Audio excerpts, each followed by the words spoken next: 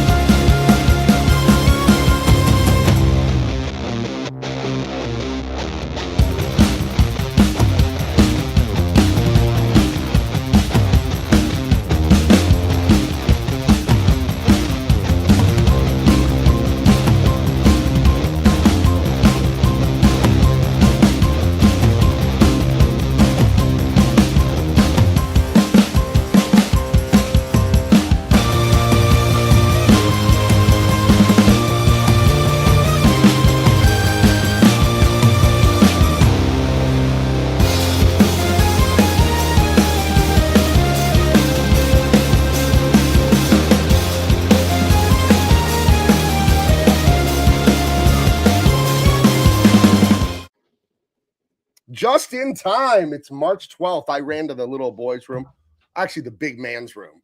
And then I was telling my wife something, making her laugh. And I got here just as that music ended. I am here. You are here. More importantly, it's Double Impact. The amazing, I haven't introduced him this way in a while. The amazing, what did I say? The Midnight Lover, Jericho Green. There was more to the preamble, but it ended on Midnight Lover. So, as you get older, do you find yourself to be like the 10:30 lover or the 9:45 lover, or is it still the midnight lover? No, it's still midnight, man. We're going strong. You know, damn. I'm almost in my mid 40s, and we're doing good. I apologize for asking. How dare I doubt your powers? Ask whatever you want, but yeah, man, midnight's still the time. Dressing up again. No, I am dressed up. I'm dressed up as a super successful, handsome comic book writer and artist. That's what I'm dressed as right now. He's dressed up as John Fetterman on the This sixth is floor. what it looks like. Let's see. Tony's here. Mad Moxie's here. Michael Coulter is here. Joe Musacchi Hey, yo. here. Jose Taco. I love this movie. Guys, I'd never seen The Princess Bride. Now, we never get into the movie right when the show starts because why would we? We got all kinds of nonsense to talk about first. But you guys may be shocked what I think about this movie. You are. I'd never seen it before. And as is the case with a lot of these super iconic movies, you know, these, what do they call them? Cult classics. Right. And I think that's one of the unique things about what we do here is that most of the time I saw those movies growing up. So I see them through the prism of nostalgia. Right. Kid and the previews and the newspaper and blah, blah, blah. And then you see it as an adult, which you're not going to see, you know, you're not going to view it through those starry eyes. You're going to be looking at it through more of a practical lens, maybe. And it might not hit you in the same place because, you know, you're a grown up. But you still get the message and everything out of it, but it's not quite the same experience. I'll never forget. I would pore over the newspaper every day as a child. It was where my love of cartooning actually came from. Not comic book magazines like Batman, but comics like Garfield and Hagar the Horrible. Oh, yeah. Menace. That's where I started with the whole drawing obsession and comics obsession as a child. And the other section of the paper, we talk about this all the time. Dude, if you grew up after this ended in the mid 2000s, I feel sorry for you. But the comics and then the movie ads in the paper, it was a world of magic. Like 3 or 4 pages of just San Diego Union Tribune. It was a pretty decent sized paper, pretty big city. And it had a couple pages of movie ads. And I remember the Monster Squad in 1987. Oh, kick him in the nards. He doesn't have any nards. And I saw the movie as an adult, and I hated it as an adult. And I wish I'd seen it. In 87 or 88, I would have loved it. Because I'm a huge lover of monster movies. Let me show you something I have right here. Yeah, and they had all the classic monsters. That was, well, the Monster Squad were the boys fighting, but they had all the classic monsters in there. I mean, let me turn off the damn green screen. This is a Creature from the Black Lagoon. Like, this is an expensive mask here. This is a heavy duty, huge one. I wore that on Halloween. But I'm a huge fan of the Universal monsters and all that. And one of the first toys I ever had, I still have it to this day in my garage attic, all the toy collection from my childhood, is the Creature from the Black Lagoon. I love that design, the face, the scales, the webbed fingers. And seeing him in the ads for that movie, I want to see that movie so bad. But as you guys know, my mother was very strict about what we were allowed to watch and listen to music-wise. Thank God she was. But I wasn't allowed to see that movie. I didn't even bother asking to see that movie. With good reason. I mean, if those were your mom's guidelines, then yeah, that movie stepped over all of them. There was profanity in it. There was smoking. Oh yeah, it was not what she wanted. And then you're going to be 9 years old watching it, and one of the plot points is the girl has to be a virgin to open the portal. You start asking questions about that. Yeah, and very risque. I didn't like that. But to see it as a kid was fucking awesome. To see it as a kid, it would have been amazing, I think. Yeah. Now, one I do hear people don't like, most people love it, but I hear some people say it's corny, they don't like it, is the Goonies. And I did not see that until I was an adult, and I loved the Goonies. I thought the Goonies was great. So that's not one of my favorites, though. If you said I had to name top, even let's say 25 films from the 80s, I probably wouldn't put Goonies in there. It's just I've seen it a bunch of times, and I get it, but what about in the genre of kid adventures? Oh, yeah, it's tops. It's a top, that kind of movie. Yeah. Your Stranger Things is new, but it feels old. Your Monster Squad, all that stuff with this movie has a little bit of that, the Fred Savage angle in it and all that. I will not tell you if I liked or hated this movie or loved this movie. I won't tell you until we get into it. Well, I think I can probably guess because of something that I didn't get. Normally, when you really like a movie, I'll get a text message. Awesome movie, loved it, can't wait to talk about it. I did not receive that text message at this time. I don't know if that means anything. We'll find out, but I'm just saying. Maybe it means something, maybe it doesn't. I do know that. On a completely unrelated note, the Denver Broncos have stolen the roster of the 49ers. Do you mean the Denver 49ers? Yeah. So go to the Super Bowl. The Denver's best team in the league now. They absolutely are. You see, they got Evan Ingram. They're healthy. That's all they needed. That's all they needed was the tight end. They got Evan Ingram today. Took him from the Chargers. Wanted to get him too. Michael Coulter. Gabe, I grew up in the 90s, my man. One of the most badass shows I used to watch on Fox on Saturdays after all the cartoons went off was a show called WMAC Masters. That show was awesome. I don't know what that is. What the hell was that? There was a show on Fox in the morning. It was called Captain Power. Oh my gosh. It had a gun with the little target you could wear, and your friend could wear one, and the point was to shoot you, like laser tag, basically. And you could put the target on the TV and like play along with the episode. That shit. It was probably one of those shows that was on for like a season or something, but Captain Power was the shit when it came to Fox Saturday morning. Then you had the Kids Club, KCBA. The channel where I grew up was KCBA 35, and that was the Kids Club. So after school, come home, then they hit you with all the banger fucking cartoons. Silverhawk, Rambo had a cartoon. Right. Rambo. That was the day where rated R movies got their own toys and cartoons. You had Aliens, had I believe a cartoon. I know it had action figures. Predator has action figures. Rambo has action figures. Yeah. All of them. But that was in the day where when you were 10, 11, 12 years old, your dad, your uncle, your older cousins, they would let you watch Rambo or Aliens or whatever rated R.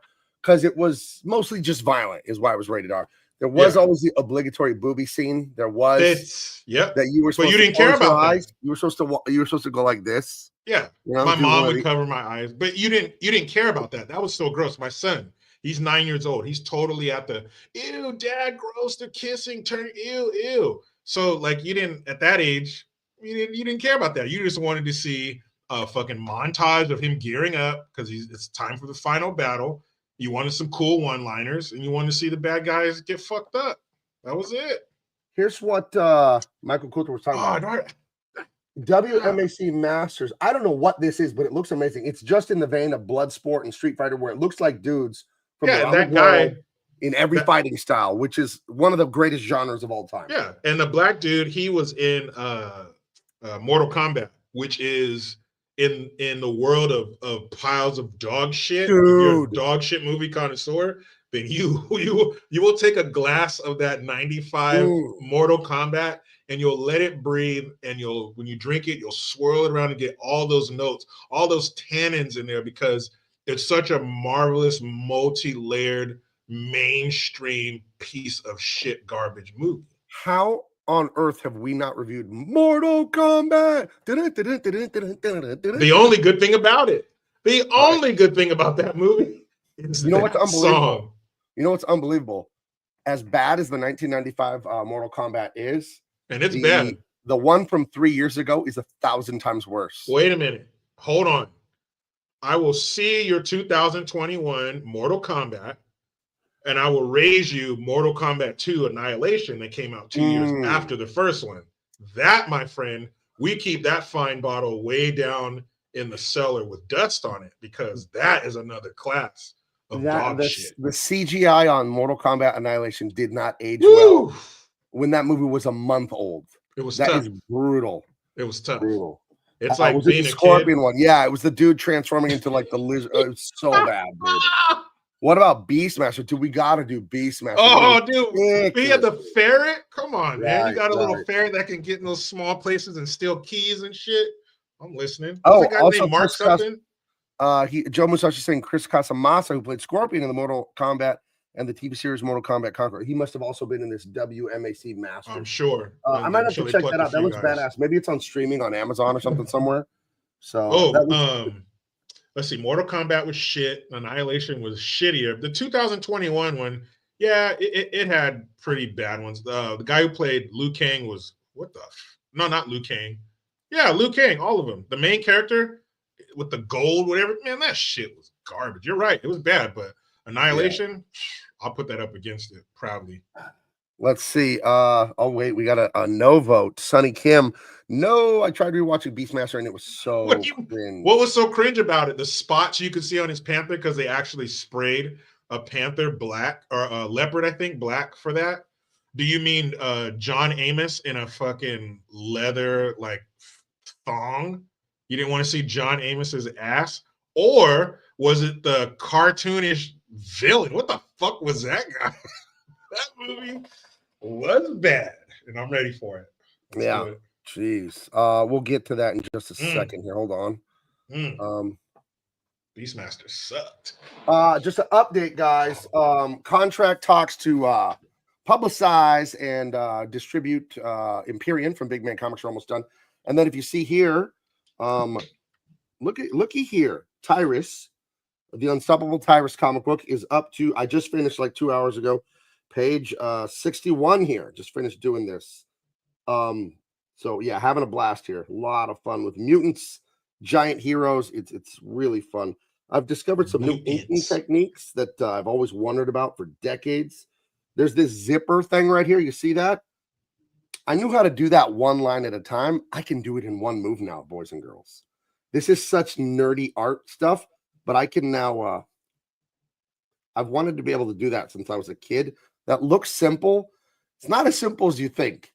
And I would build it one line at a time. This is very, very nerdy art shit, but it's come along so great. I'm growing as an artist and an illustrator. We're having a lot of fun. And if you love 90s and 80s style action and comic books, you're gonna love this book. I think it's the best thing I've ever worked on. It's fantastic. So I thought I would throw that up on the screen. I'm having a blast on that.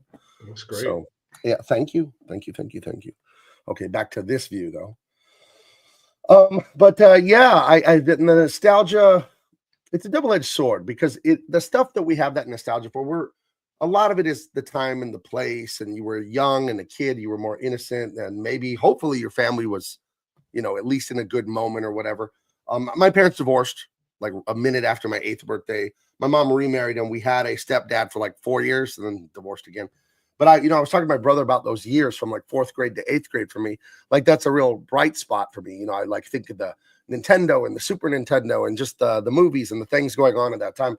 And I was asking my brother, why do you think that's like my favorite time? He's all, well, you had mother, father, brother. You had a family. You had a normal family. And I do think a lot of our nostalgia when we look back at these films is the time and place and who we were. You know what I mean? Because like I said, I saw the Monster Squad and it was atrocious, dude. It was so.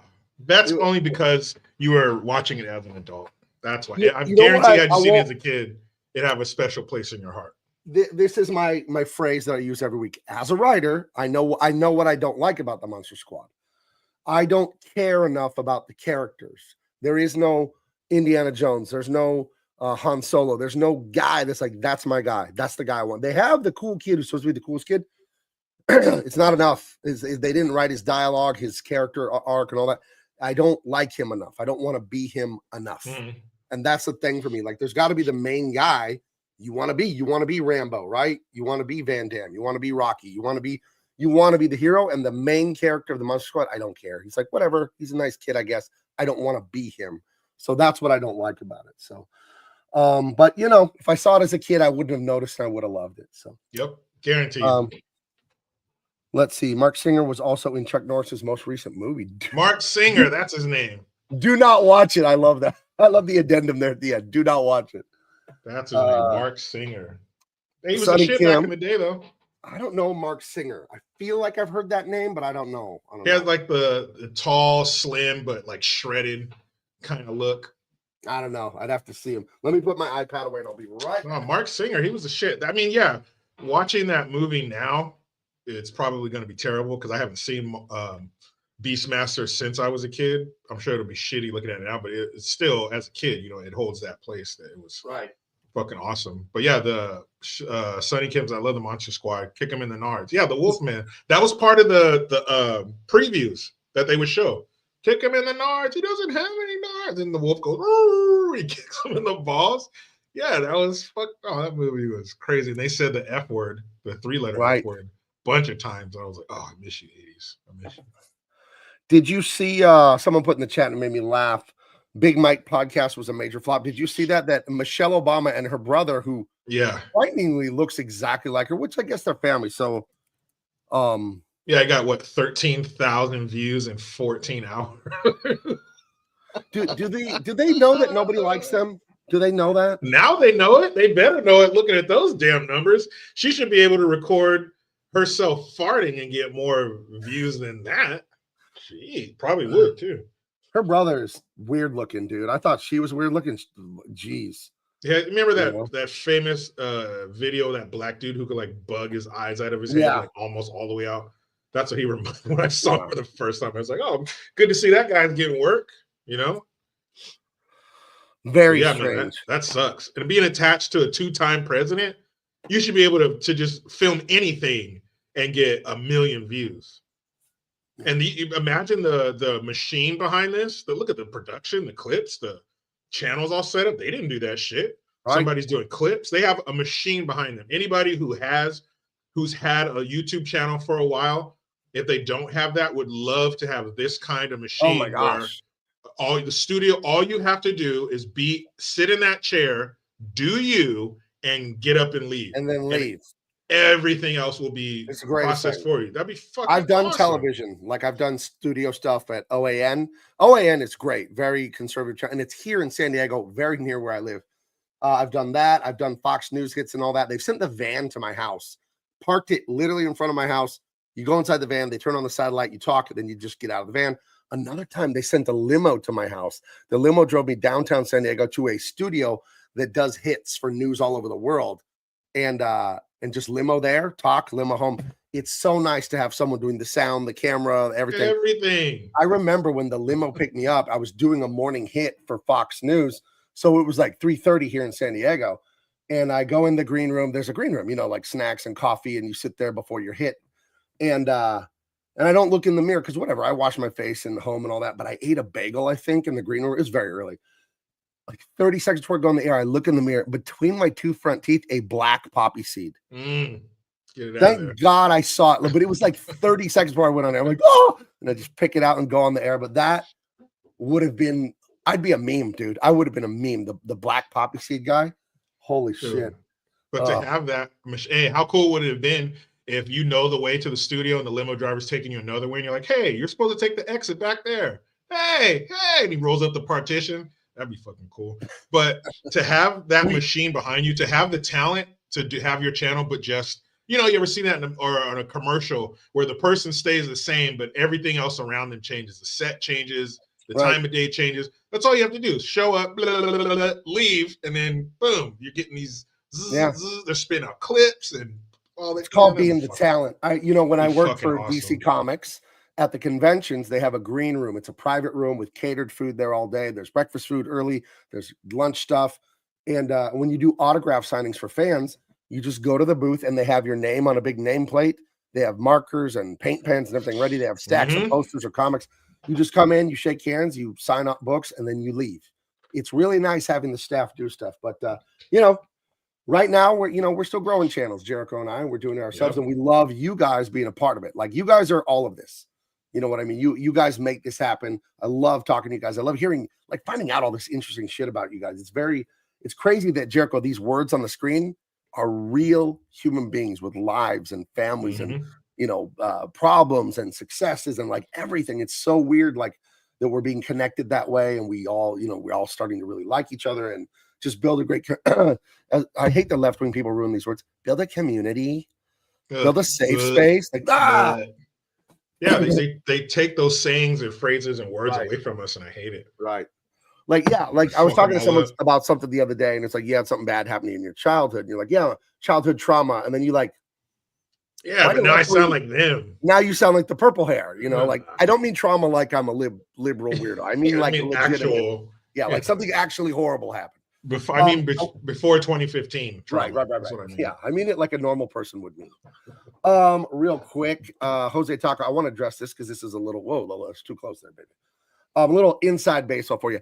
How do you guys pick movies to talk about? Whatever we like, whatever makes us laugh, whatever gets us excited. If it's an awesome movie like Terminator 2, then we're hyped to see it. My guilty pleasure is piece of crap movies that are funny because they're so bad they're funny. I hate to say I prefer doing those than good movies because it's so easy to make fun of them and have a laugh. I do love when we do a great movie like Terminator or Glory or one of the just amazing movies. Yeah. But there'll always be a soft spot in my heart for things like Stone Cold and no holds barred. Oh man, what's that smell? Right, I love the garbage. But Jose, the short answer, whatever turns us on, man. Yeah, whatever we're feeling. So, which is nice. And again, Jericho, you've been doing this longer than me, the YouTube stuff. I think authenticity is what the fans deserve and expect. They don't want us up here pretending to be something we're not, to take positions we don't really believe, to say things we don't really believe, just to chase the algorithm. So I think when it comes to movies, we do just what gets me going, what gets me excited, what do I want to talk about? So I think ultimately what will be most entertaining is us being authentic, so. True that. Yeah, indeed you do. Let's see the chat here. Michael Coulter says, oh, get this, y'all. It's official. Barack Obama and Michelle are officially divorced. So that means Barack Obama is heading home to Jennifer Aniston. They're divorced? Oh, this is huge news. Truth to that, but I saw today earlier that people were saying, they're getting more because he's showing up to events by himself, like, the funeral, Jimmy Carter's funeral is by himself. A couple of the big events, he showed up by himself. But I saw something today saying, rumors say it's getting close, but I wrote Obama and the first thing that popped up was Obama divorce. Maybe he's divorced. Him and Big Mike are done. Secretary, not sure. Shit, you guys are like homies, been watching for a while. Feels like another person. Yeah, it starts to feel that way, and that's a great thing that can happen here. Because we have a lot of fun, we entertain, but I'm able to make comic books for a living. That's so amazing that you guys, you go to 13-year-old Gabe that wanted to do this, and you guys make his dreams come true. I can't thank you enough. And it's like you're a part of it. And when you watch here and you hit the like or the subscribe or a super chat or just even being here, this is your free time. You've been working all day. It's an honor. It really is. So here we are to have a great time. 80s B movies were great. Of course they were. Chopping Mall Diesel. I've heard of that movie. where the electronics in a mall. Oh, like, yeah, crazy yeah. tell everyone. That looks, I've never seen it. That's horrible. Surf Ninjas and Three Ninjas. Oh, Three Ninjas is fucking terrible. That's up there with a movie. I don't know if you could finish it. Is it funny terrible? Like we could review it? Like it's funny or it's just terrible? No, it's terrible. Okay. It's really bad. Even and when it came out, and I think it came out in 93, 92 or 93, loved it. But I watched it in the last couple years with my son. Holy shit. Sonny Kim says, found out about you through the Rippaverse. I think he must mean me because I did artwork for them. Stayed because you am smart dude and can articulate me points. Nice. I edited your sentence. Nice. I'm just joshing y'all. Yeah, we'll get into it. We definitely have to do Mortal Kombat because oh my gosh, what a piece of crap. Mortal Kombat. It's so, and I mean, and there's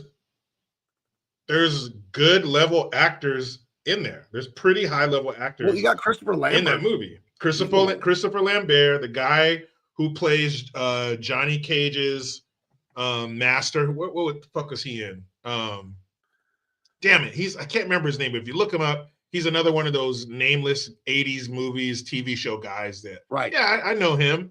Then yeah, what's her name who played Sonya Blade? You have the guy who played Shang Tsung, you know what I mean? Like you have pretty good people. You are next. Yeah, good people propping this movie up. Even Liu Kang. No. Your next is Chun Li. Bloodsport. Mine. Yeah, Chun Li and Bloodsport. Right. Your soul is mine. Let's see. Tony C from Down Under. Says, how about an Aussie movie? I always do British instead of Australian. A great 80s kids movie is BMX Bandits with the young Nicole Kidman. So cheesy. Oh, what kind of accent was that? A mix. What was that? No, I don't know. That was. Maybe I should do it all in the East LA accent, Holmes. Yeah, like an Australian. Cool, a great 80s kids movie. Australian with a mouthful of peanut butter. Right. But my daughter used to watch an Australian tweener, or it's like a teenage show called H2O. And we still to this day make fun of accent out of nowhere. She'll just go, Clary, no, Clary, no. Yeah, why did they say no instead of no? No. I don't know, but there was a girl in there named Chloe, and they were like, Clary, no. It was so fucked up. And we still laugh at that to this day. So thank you, H2O. I haven't heard enough Australian to do an Australian accent. Look at the size of that pig and that crocodile. It's weird. Me wanker. Is it in your nose? Where are you doing that? Where are you feeling the pressure? Crikey. It's like, crikey, mate. I guess it's kind of nasally. Right. But I used to yell that shit at work. Look at the size of that pigger. Look at the size of that pigger. I think about it a little bit, right? Look at the size of that pigger, mate. I don't even know what we're saying. Mate, right? No, right? Why Beverly do you guys say Beverly that Hills was Ninja. no? Holy shit. That was a shitty one too. That was this guy is hot. Let's make a movie. Let's put something out. That's what Beverly Hills Ninja was. He's hot. Let's get something out. Yeah, but he's on heroin and coke. We'll deal with it. Let's get something out. Because I think that was his last movie, Chris Farley. Oh man. Oh my goodness. Yeah, no idea what we'll get to next. But The Princess Bride. People were aghast when I said I had never seen it. Right? I hadn't. Now, it's one of those movies where I might as well have seen it because there's so many clips and so many references. You basically understand it if you've been on the internet for any amount of time. I got my first internet connection in 99, so it's been a quarter of a century for me of clips and memes and so I get it. It looks cool. People love it. You don't know where I'm going here because you thought I didn't like it because I didn't tell you I loved it, which I usually do. I give it the worst rating. I don't hate it. I don't love it. It's fine. To me, that's worse. What? To me, that's so much worse than being a bad movie. Like, at least be horrible and funny. It's like, there are some things in this movie I really like, but there's not enough meat on the bone. It's fine. It's fine. I don't know that I'd watch it again. As an adult. I'd watch it again if it happened to be on. I don't think I'd stay and finish watching it if I had something else to do. It was fine. You know, it was fine. The things I really like, the little bald villain, inconceivable. Inconceivable. He's such a great villain, that guy. Love him. William Love Shawn, Andre the Giant because he's Andre the Giant. Carrie Elwes, or however you say that name. Els? How the fuck do you say his name? It's spelled Elwes, so I'm gonna go with Elwes. Eloise? I don't know, Elwes. He perfect casting, ultra handsome at this age, like 25 or whatever. Super handsome dude, so he's the prince. Inigo Montoya, I like that guy. I don't like the villain, Prince or King. He's real funny looking. There's something about his face. It's like Prince Humperdinck. Yeah, I don't like him. I don't like Robin Wright. She's not pretty enough to be the princess that men are willing to die over and steal. Like, no. They had I don't buy that. Uma Thurman. I can't remember. There was a few other chicks who were up for the role, and she got it. She came from a soap opera. She's again, you know what? She epitomizes this movie for me. She's fine. She's not ugly. She's just, it's Hollywood. They're supposed to be gorgeous. And if you're telling me this guy went across the sea and faked his own death with the Dread Pirate Roberts, and then a king or a prince is going so crazy he has to steal her away and all this, she's not that pretty, man, for all this trouble. Like, no, I don't think so. So no, that bothered me. That bothered me. Like, I want a beauty here. I want a Kelly LeBrock or something like that. So, well, judging by who else was up for the role, I think it was maybe intentional for her to not be that beautiful, because Uma Thurman, she's not gorgeous. No way. And I can't remember some of the other ones, but they're all about the same, as far as the way they look. So I don't know, maybe they thought him, because he's Carrie Elves or Elvis, however the fuck you say his name. That dude is gorgeous. He's like, look at that chin. He's his brow. Look at the cheekbones. As someone that's always drawing faces, this is how you draw a heroic. He looks like a prince you would draw for a cartoon. Yes. Like on a white stallion, fucking shaped like a V, huge, like the dude is fucking gorgeous. So maybe there's a science or method or formula to where maybe they didn't want her to be as good looking as him, because at this time, I mean, at any time in movies, there's always some super gorgeous actress. So I don't know, maybe it was intentional. She's not damn. She's not anybody's poster. Right.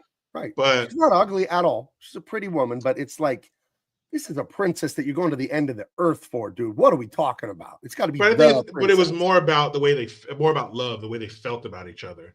I don't think on me. I think it's not about love. It's about sex, buddy. This is about fucking. I think he was obviously like the main character. He's the star. And they fucking nailed it with this dude. This might be the greatest casting of a leading man ever. He's a prince. That's basically what he has to be. Yeah, handsome prince, flowing hair, super masculine, the accent, bone structure. Got it all. Yeah, everything. And that's what I loved about this character, is he was unflappable, even in the forest. Unflappable. Yeah. He heard the boom, the flames are coming, get out of the way. He's talking to Dread Pirate Roberts story, all that shit.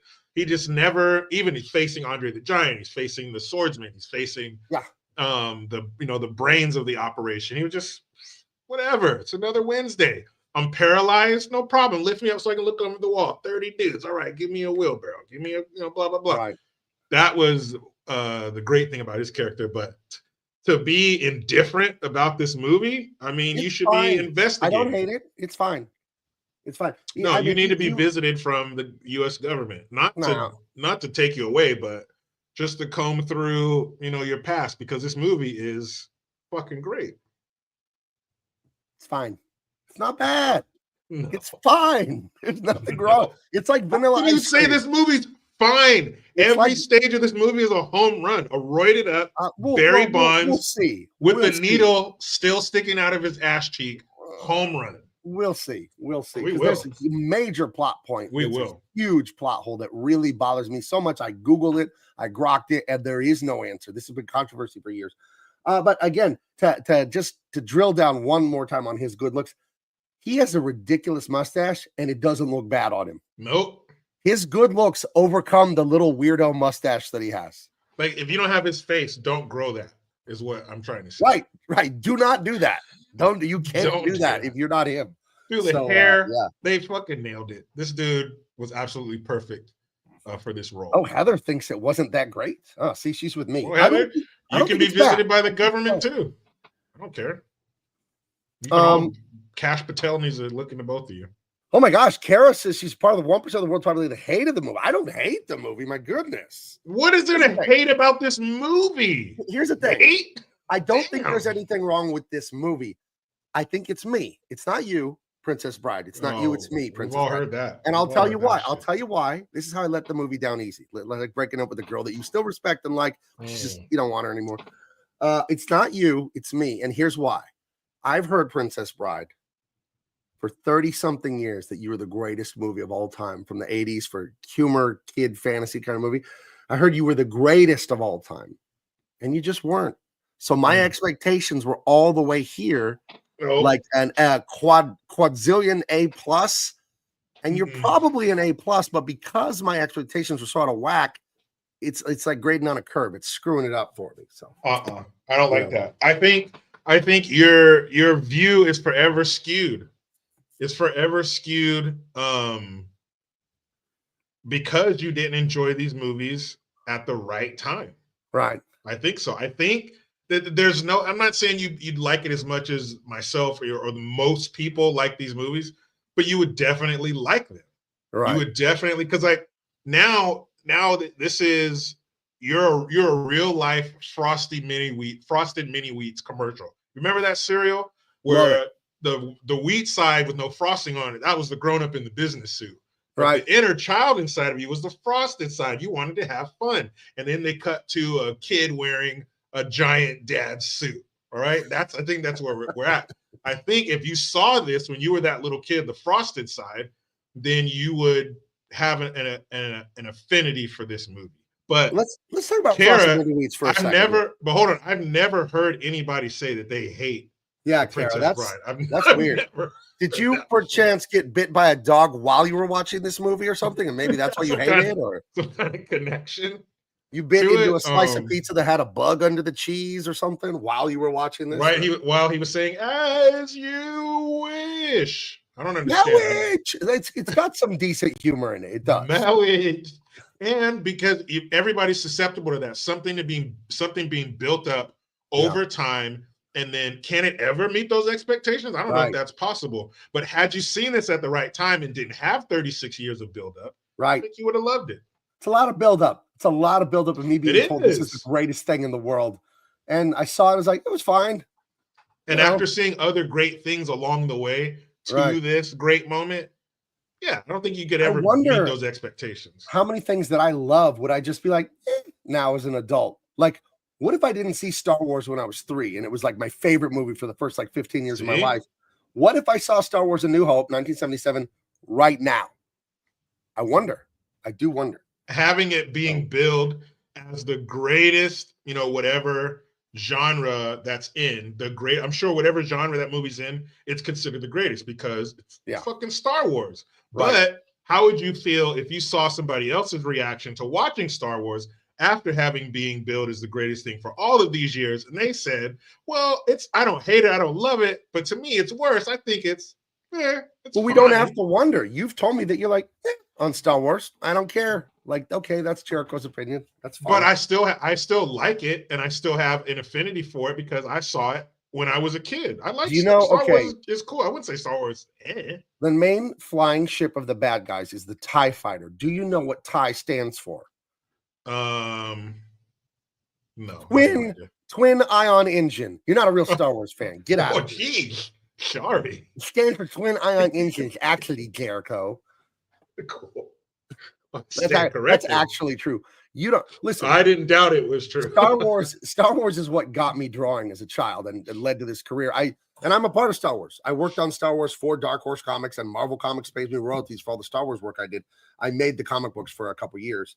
And so it's a big part of my life. So I do wonder, would I love it now if I saw it? I would hate it if I saw it now and I only saw the new woke Star Wars that has come out in the last 5-10 years.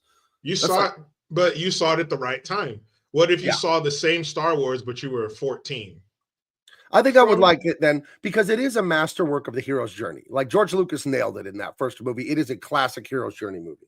So, look at Heather. Look at this. Star Wars slander will not be tolerated. You know what?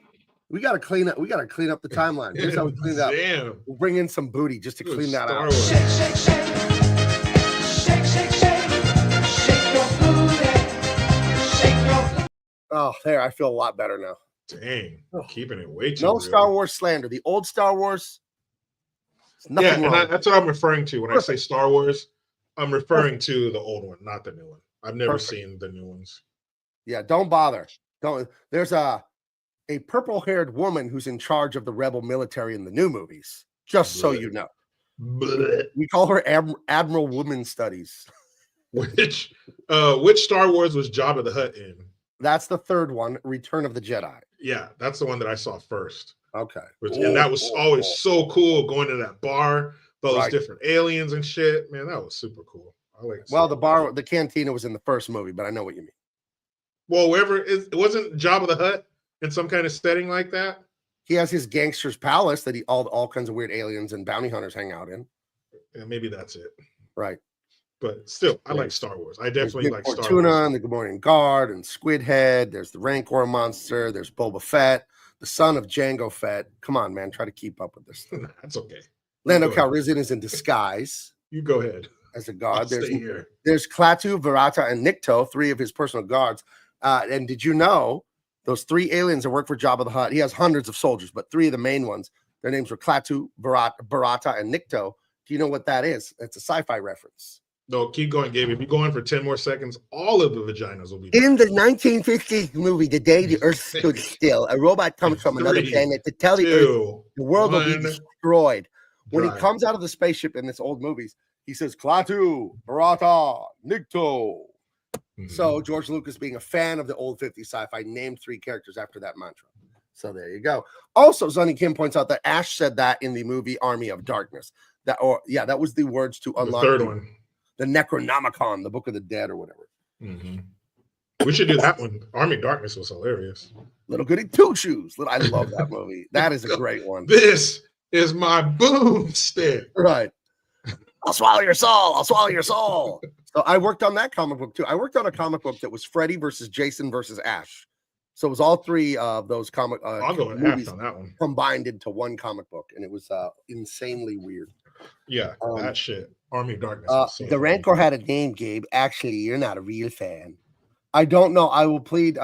Okay, who was the little Birdman that sat on Jabba the Hutt's lap? Salacious Crumb. Come on now. Oh, you guys didn't know that? What's the deal? Jeez. Anyway, The Princess Bride. Watch it. See if I care. That's my slogan. They probably already seen it. Right. I do. It's a good movie. Overall, it's a good movie. I just wanted it to be the greatest movie of all time, as I was promised, and it wasn't. You know, it was fine. It's totally fine. No, the message is fantastic because we have a boy, right, and a grandfather, and the boy is sick. The grandfather comes over. Oh, here you're not feeling good, Tiger. Let me read you this book. And then the grandson is doing that. Oh, this is a boring book, and there's kissing in this book, and all the complaining. And then as the movie progresses, he gets more and more and more into it. And it's a great thing because society and all its stupidity in the last 70, 80 years has decided men are useless, evil, and bad, and we don't need them. And we all see how that's turning out. It's turning out horribly. So this movie is embracing the P word, patriarchy. Don't you dare. The patriarchy. Don't you dare. You know what would have been great, though? I hope I have the right guy because I never saw the show really, but I think I know the meme. This actor is the guy that played Columbo. Yep. Detective.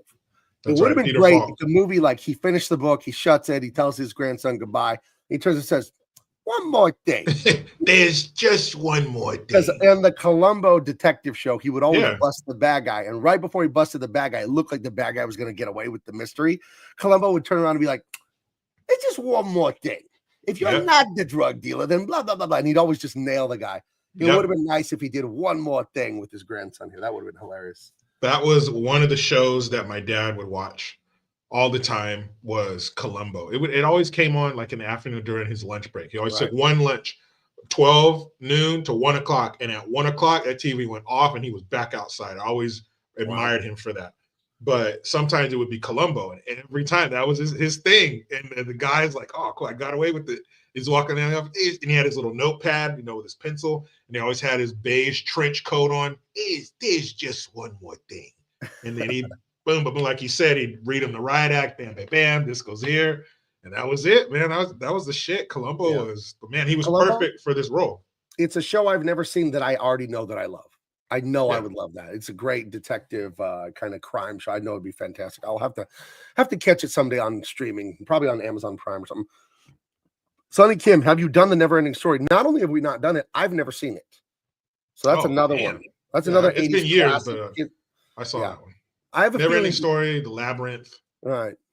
Legend, I think, is the greatest one out of Someone those. said that in the chat. I missed it. Someone said we need to do Legend. The fantasy, Never-Ending Story, Labyrinth. What's the other one? Labyrinth. Shit. Never seen it. That's a weird one right there. That's the one with David Bowie and the little girl and the troll. Yeah, but it's a great movie, Great movie. But out of those fairy fantasy kind of movies, I think Legend is hands down the best one. All right, we'll have to get into some of these 80s fantasy movies. That'll be fun. That's a whole genre in itself. It is. I did watch what is it? The Highlander, like 2 months ago, and I liked it. Oh, Sean Connery and Christopher Lambert. Right. Sean Connery, the Spaniard with the Scottish accent. He does what he wants. Who's going to sit there across from Sean Connery with all that chest hair and tell him, we need you to sound like this? He's like, I do what I want. Because it's going to be a lot of danger. That's it. Vernon Hampton says, catch Columbo before they reboot it with a strong black female gay lead. I can imagine that version. Hey, hold up one minute. There's one more thing. There's one more thing. Mm-hmm. I know you didn't think you'd get away with this. You dirty white motherfucker. Like, watch Highlander. Stop. No, I saw Highlander. I liked it. I thought it was cool. There can be only one. Yeah. Even the TV show was good with Adrian Paul. That was never saw Dark Crystal. It scared me as a kid. I that's thought the other one. Those Dark bird Crystal. Monster things were too scary for children. Yeah, that's the other one. Dark Crystal. Yeah. There was a cartoon I wanted to watch forever called The Secret of Nim. And I wanted to see it since the 80s because it looks beautifully animated. And it is. It's Don Bluth Studios. Don Bluth did American Tail. He was a Disney animator in the past. Then he made his own studio, Don Bluth. They did The Land Before Time. A lot of great animation. The Secret of Nim sucks. Sucks. Beautifully animated. Holy shit, I hate that story. I finally watched it like a year or two ago. So I'm like, I'm going to watch this. I'm curious. Yeah. So, let's see. Fair warning, Columbo is how caught him instead of a who done it. It's okay as long as the mystery. Oh, it's a great show, man. It's a great show, and you're just waiting for him to say that. Oh, I like just that. One more thing. It's very Hitchcockian to me to know who the bad guy and the good guy are, but you don't know if the good guy's going to figure it out. That's a really fun way. Hitchcock gave a speech talking about that. That the one of the most masterful ways he builds suspense is to tell the audience the secret and not tell the character. And then you're watching the character like, no, don't go in there. And so that's, very much a Hitchcock thing for the bad guy. You know, as the audience, what the bad guy did, and the character doesn't know yet. I think that's actually really fun. And even though you'd watch Columbo every week, you still want to know, how the hell is he going to put this one together? How the hell is he going to? And then every time, there's just one more thing. And he lays it out, and you're like, fucking genius. I'll see you next week. And there was another one called Quincy. And I think that was a precursor to House. Not that they're connected, but he was the doctor. I think he was a pathologist, and he would kind of reverse engineer the story and figure out who did what. He's kind of a doctor cop, a doctor unofficial cop. But that was another good one, and another one my dad would watch. But Columbo, classic. Did that come on in the 80s or the 70s? I think it's the 80s, like early 80s, because it doesn't look like late 80s. It looks like late 70s, early 80s, Columbo. So Quincy was a coroner. So Quincy was probably always figuring out murder. Yeah. Wait, what? 1968? Columbo's that old? Yeah. Holy shit, we were wrong. Jeez. Wow. How long was it on? How many seasons? 10 okay. 1971 to 1978. Okay, so I said late 60s or into the 70s. Okay, I was a little off. But damn, I didn't realize it was that old. Oh, another one was Perry Mason. And actually, if you look at it, Peter Falk does look really young. So, yeah. But Perry I Mason still was the want other one. the strong black lesbian female Columbo. Hey, What would if we it's call it coming, though? We'd have to call it something else though. Columboa or some shit. Yeah. Some shit. They probably take it they wouldn't even name it close to the same thing because they're just gonna reinvent the wheel. This show is awesome, but we're gonna make it awesomer because we have, we're It'll star that the new darling of the left, that Congresswoman, whatever from Texas that you loved. Jasmine Crockett. Yeah. And you know what? Dude, she grew up as a fucking rich kid. You She's told a me that preacher's she grew up daughter. like going to private schools and shit. All levels, elementary, junior high, high school, college, all the way through private school. Yeah. $50,000 a year tuition, $75,000 a year. And now she's Heather. like, get me the fuck out of here. Uncle Buck is another one of those. Is it a John Hughes movie, right? John Hughes did the Planes, Trains, Automobiles. Because I loved Planes, Trains, Automobiles, I watched Uncle Buck. Don't like that movie. There's a hatefulness to that movie. I don't like hatefulness. And the girl character towards her uncle, they do love it up at the end and they get along, and that is the arc. But there's such a real cruel hatefulness in that movie that I don't like. Toward who? Between the uncle and the girl. And I know that's kind of the point of the plot, but it's too hateful. It's too much. I don't like it. It's coming from her or him? A little bit of both, mostly from her being a little jerk. But because she's a petulant little turd teenager. I don't know. I don't like that. It turned me off completely. I don't know. I didn't like it. So there's a reboot of Matlock with Kathy Bates. No, why? Perry Mason's a dude.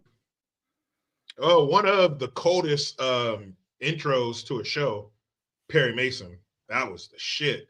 But Perry Mason, another kind of a Carrie Elwes kind of dude, unflappable, smooth, good looking. On the other end, dark hair instead of the blonde. But Perry Mason was cool as shit, man. Yeah. I used to watch that too. But the suits, but back then everybody wore a suit. All the women wore skirts or dresses. It was back in the gotta be the 50s. But everybody was kind of dapper back then. You ever catch yourself going out of the house to the grocery store? You're wearing like basketball shorts, and you feel embarrassed. Like my grandpa wore slacks every day. Like my dad wore slacks. Like what am I doing? Even if you're working, even if people were out working the hardest job you could do, they had slacks and a button-up shirt on. They were just for work. But everybody still looked, no matter what, everybody looked pretty presentable, pretty good back in the day. Suits, ties. I don't see anything wrong with that. I wouldn't mind going back to having one of those kind of like Gotham City where it's like the retro new kind of thing. Let's do that. Let's go retro with our style. Let's bring suits and ties and skirts and dresses. It is nice dressing up. You feel more serious. You feel it's a form of self-persuasion, I think. People take you more serious. Right. When you're dressed up in a suit. Come on. Yeah, it's true. Okay, well, getting into it here. The Princess Bride. Well, it's okay. First scene. It's fine.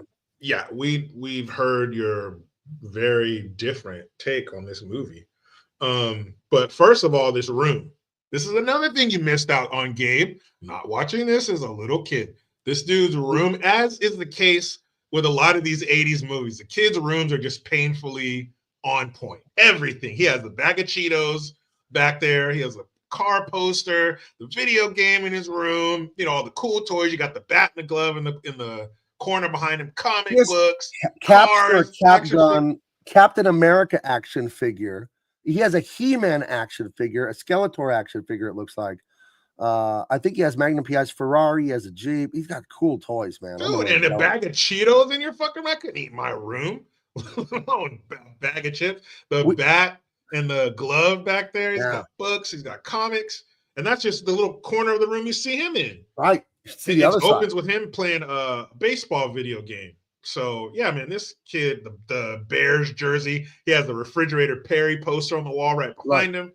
And the Bears had just won the Super Bowl in 1985. This movie comes out in like 86, 87. So the Bears were red hot, Stop Bears. Stop Bears. Stop Bears. So, yeah, this movie's already started. As a kid, you're just like, holy shit, this is the coolest room I've ever seen in my life. Right. So he's a little grumpy Gus. He doesn't want his grandpa to read him this stupid book with kissing and princesses and all this nonsense. And he's being that way. And grandpa starts in, and it starts off there's a farm boy, and I guess she's just a farm girl too. She's not nobility or anything like that, right? No. And he And follows her if you thought every Carrie command. Ellis, if you thought he couldn't get more good looking, there you go. Yeah, he's got the, as the Beach Boys say, a bushy blonde hairdo. You know, That dude must have been. He must have had vagina like up to his nose. Like if so he what did sunk you down say? I anymore, can't hear you. he's gonna drown. There's And too how did many he women. die? How did he die? He drowned in vagina. Oh my goodness. Say it Yeah. isn't so. My. Yeah. Must have been Come real on. hard for him in high school, you know, in college. Yeah. Who do I go to prom with? Yeah. What are you doing Yeah. on Friday night, Carrie? Who knows? You know, Whatever I want. right? Yeah, man. Great. Again, Yeah. great casting. It can't be Yeah. overstated. He But is, yeah, he this is is Prince Charming. Absolutely. yeah, this is Buttercup. That's her name. Right. And you know, there's the back and forth. Oh, she'll remember in this scene right here. Hand me that picture. You can see it kind of right in front of his forehead. Hand me that picture right there. Of course, she can reach it, but she just, you know, wants a reason to interact with him, and then that's when Right. they fall in love. Right. Then he's smooching her at the sunset. That's my move. Perfect. That's a good move. That's my move. And he's gonna leave the country where they live and go across the sea to make his fortune so he can come back and marry her and raise her. And she's worried he's gonna die, and he swears to her that he will always come back for her. He swears. Yes. Yes. But that's already love. Family, and the mom, hey, I gotta go to work. Grandpa's gonna come by and keep an eye on you. They didn't mention dad. I imagine he's already at work because this was still during the nuclear family's okay time. Right. So I don't want grandpa to come. He's gonna pinch my cheeks right on cue. Hey, how you doing there? Boom, pinches his cheeks. While he's pinching me, looks at his mom like, I told you. But she's like, hey, what can we do? So, you know, family, we need to lean on our family. I gotta go. You know, grandpa's gonna come watch you. Bing, bang, boom. And then we go from that into love. I'm going to go and create something so I can come back and marry you. My ultimate goal is to come back and marry you and live happily ever after and have a family. So it's family from the jump. And I love it. No, and that's the best part of this movie is the positive message. The family here in the real world and the family here that's burgeoning family in the fantasy world. This little brat, you just tell him, oh, I'm so sorry your grandfather loves you and is still alive and in your life. It must be terrible for you. But he kind of gives him, he's the grandpa's sarcastic with him because he goes, wait, grandpa, stop. They're kissing. That's gross. And he's like, oh, you don't want me to read the book? That's okay. I'll go. He's like, well, okay, wait, grandpa, wait. And he goes, oh, may I continue? Oh, thank you very much. Like he's being kind of giving some of it back to him. Like, may I continue? Thank you. And he already also tells him, which the kind of thing you do say to a kid is, yeah, I think when you get a little older, you're not going to mind so much, you know? Yeah, right. Give it about 3-4 years, kid. Right. Yeah. Just give it a little bit. It's one hair sprouts out of your chin. You're going to see the world completely differently. And I always think that when my son does that, oh, dad, gross, they're kissing. He'll cover my your eyes. That, oh, that's so gross. And I'm thinking to myself, man, 3 more years. Oh, I thought it hung up. He got something. But I will say it's great writing because he's being such a brat, and that's good. Because every scene you write, you need tension. You need a push and a pull. The characters have to want something and have a little opposition. In every scene you write, there has to be a little bit of conflict. So it's good. If he was just sat in there agreeable, like, yeah, grandpa, read me more. It's like, it's flavorless. It has no zing to it. So it is good that he's a little brat. That's a good idea for the writer there. So apparently this was a novel that was successful or something, because I was reading the history of this movie, and I guess Carrie Ellis, Mr. Handsome Prince, read this book as a kid growing up. So it was a dream when he was offered the role and all that. And apparently they've been trying to get this book made into a movie in Hollywood for a couple years already, going back to the 70s, I guess. So, and the writer, John Goldman or something like that. Goldman, I think's his name. The guy who wrote the story, he gave a copy to Joel Silver's. Wait, is that who directed this? No, Rob Reiner. Rob Reiner. He gave a copy of the book to Rob Reiner's dad. And Rob Reiner gave it to Rob Reiner's dad gave it to him, and it's his favorite book of all time. Oh, so he's and he didn't know when he started to make it. He didn't know that they've been trying to make this for years. What was it? The guy who directed Butch Cassidy and the Sundance Kid wanted to make it and shit, and they couldn't get it right, and the planets aligned. And Rob Reiner, started to make the movie, but the writer of the book was on set, and he ended up they had to kick him off of set, because you could audibly hear him like, oh, I hope this goes well. Please let this go well, and stuff like that. And he was just too much of a nervous wreck, so they gave him the boot. But yeah, man, this this movie had a connection to both the director and the star. That's good to know. Yeah, and you can see that. Yeah, I mean they're giving the best effort. I don't want people to get the wrong impression. I do not dislike the movie at all. If I have to go positive or negative, positive, black or white choice like that, like yeah, for sure, it's good. I just was told it was the greatest movie ever. That's all. So it was a little bit of a letdown. That it's fine. It's a good movie. It's fine. But that's like saying, I don't not like a good New York steak. Oh, well, congratulations. You don't not like steak. Like, No, but yeah. if you had never had a New York steak, right? And then you went and had one and you were told by everyone it is the greatest thing of all time. I mean, you've been to a restaurant or been somewhere that someone raved about and you did it and it was like, Or even worse, a movie. Dude, you gotta watch this movie. It's great. And I watch it. Like, this is a piece of shit. I'll never trust you again. But I don't think those people were lying. I think people who saw this as a kid, except for the Kara, the one American who doesn't like this movie, I think they were telling you the truth. I think they're telling you their truth.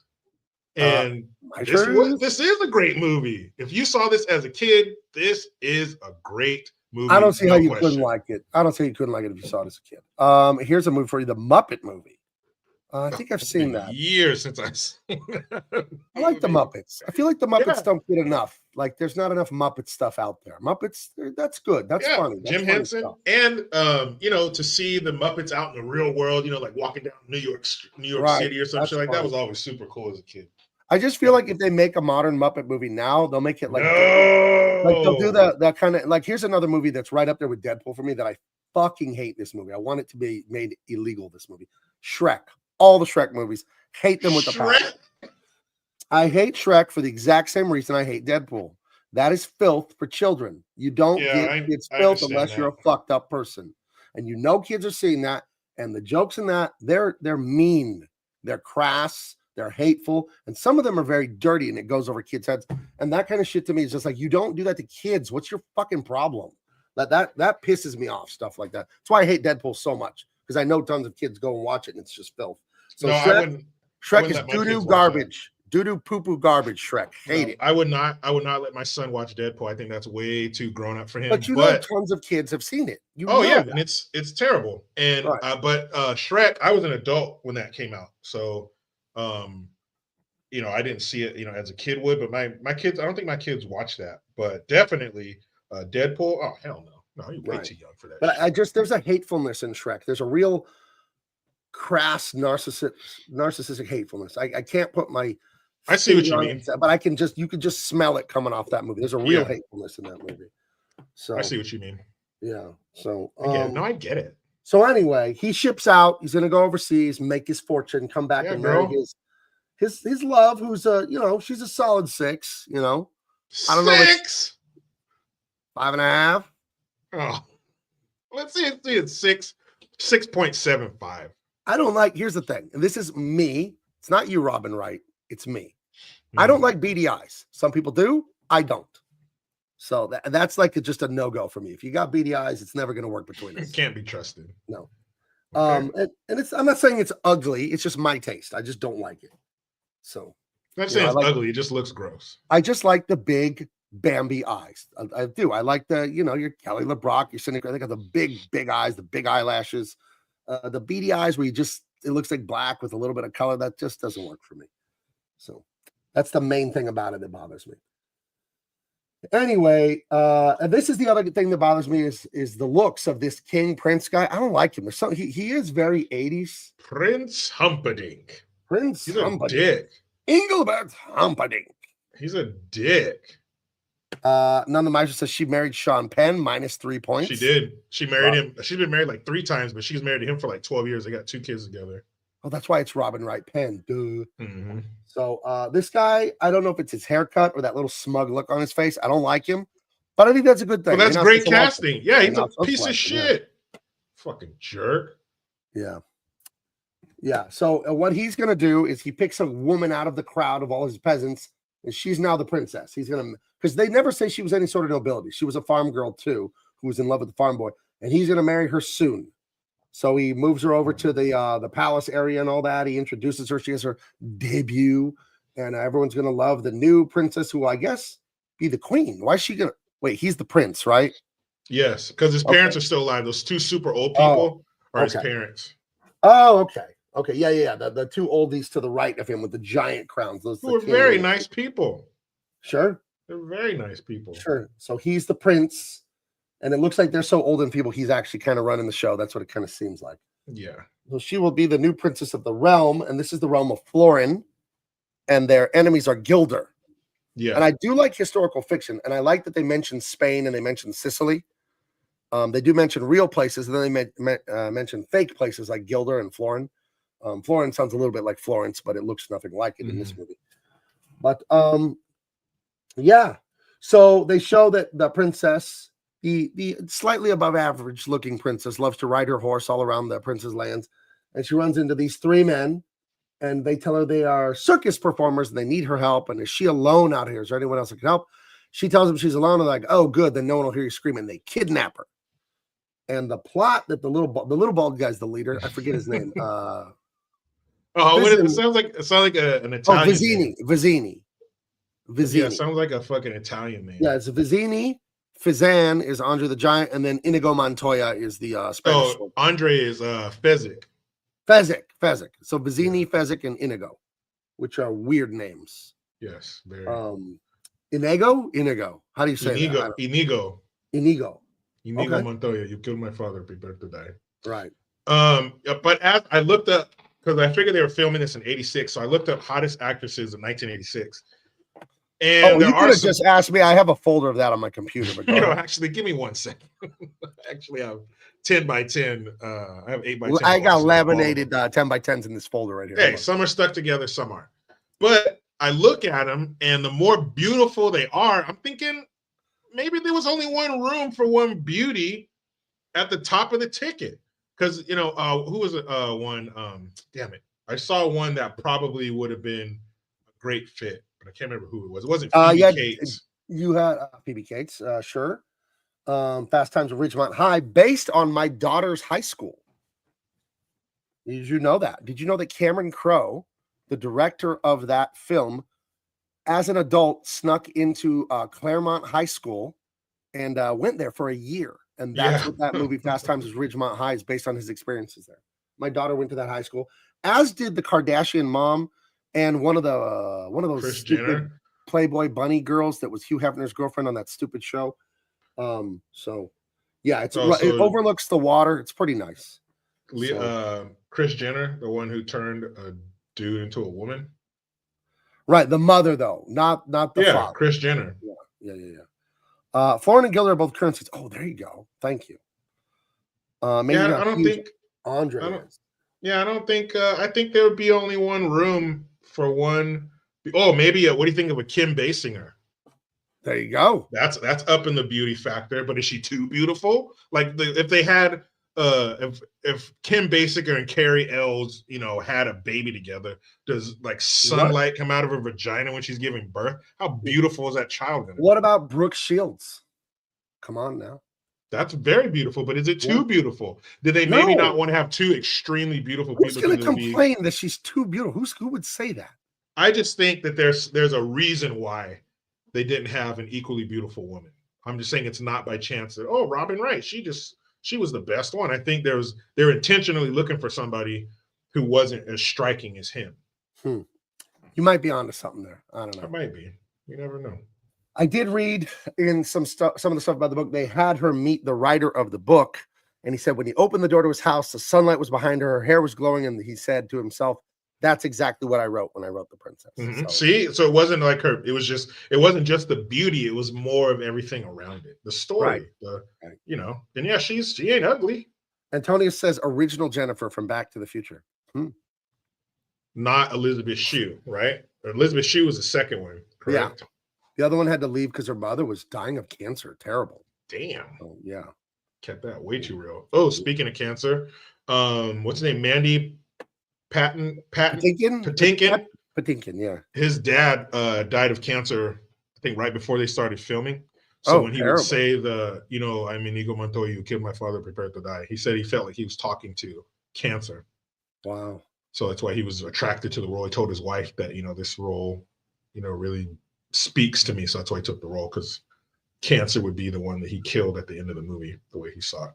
So, but yeah, what's his name? Wallace Shawn. That's his name. Wallace Shawn is unbelievable. inconceivable, and he's really smart. Slimy little toad villain. He's perfect. But he is really smart like that. He went to Harvard and Oxford and shit, and he gave like speeches, and before they started filming, he had just given a speech at Oxford and all this shit. He is really intelligent like that, but he plays that little, brainiac, quisling fucking guy very, very well. And he has these two a standout in this movie. He's inconceivable. That's one of the memes that you see all the fucking time. The other meme is, you keep using that word. I do not think you know what it means. Another great funny. He also voiced Rex in Toy Story. That makes a lot of sense. I can see that now. Okay. Inconceivable. He was the Grand Nagus. Ooh, watch that word. Hey, that's their word, man. That's their word. Hey, is that a real word, or you just being an asshole? In Star Trek. I say Star Trek, I think, and you're supposed to say Trek. It's spelled Trek. Who the fuck? I say like Star Trek. I think everybody says that. Everybody says Star Trek. Star Trek. Who the fuck names their kid Hopper? I don't know. My son brought me a meme today, and they said, "Mrs. Gingrich, it's a beautiful baby. What are you going to name him?" And she said, "Newt Gingrich." And my son thought that was so funny. And I get it. It's a weird name, but I assume his name is Newton. Like, what else would it be? Nobody's name is just Newt. Come on. Hey, Newt. Hey, Newt. Get over here, Newt. No. I wanted you to get picked on and beat up your whole life. That's why I named you Newt, to make you tough. What name could I give him to make kids want to kick his ass? Trek, damn it. Vernon, I gotta tell you, I don't really like Star Trek. I don't. Ooh. I don't. It's like this movie. I don't dislike it. I'm just like, with Star Trek, like, whatever.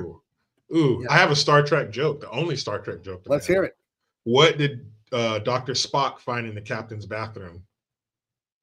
I think I know this one from 3rd grade, but go ahead, Maestro. The captain's log. Oh, no, I thought you were going to say what this kid told me at school. Klingons on Uranus. No, that's good too. But my brother told me that joke. Fuck, when I was a kid, I love that joke. Captain's log. Captain's log, because that's how he starts every episode. Captain's log. See, poop jokes are always funny. That's the whole point of the show. It's that's all we're trying to do here. Yeah. We're trying to keep poop jokes alive. It is the lowest of the low of comedy. It is the easiest. But when done right. Well, I showed Big Baby the other day just the fart elbow where you just blow on your bicep.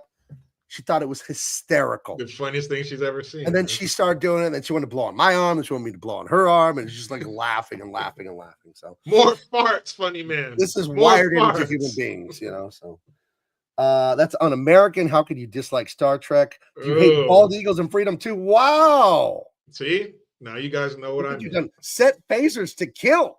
Now you know how I felt when he said what he said about this movie. Now you get it. I don't. Now that it's come home to you.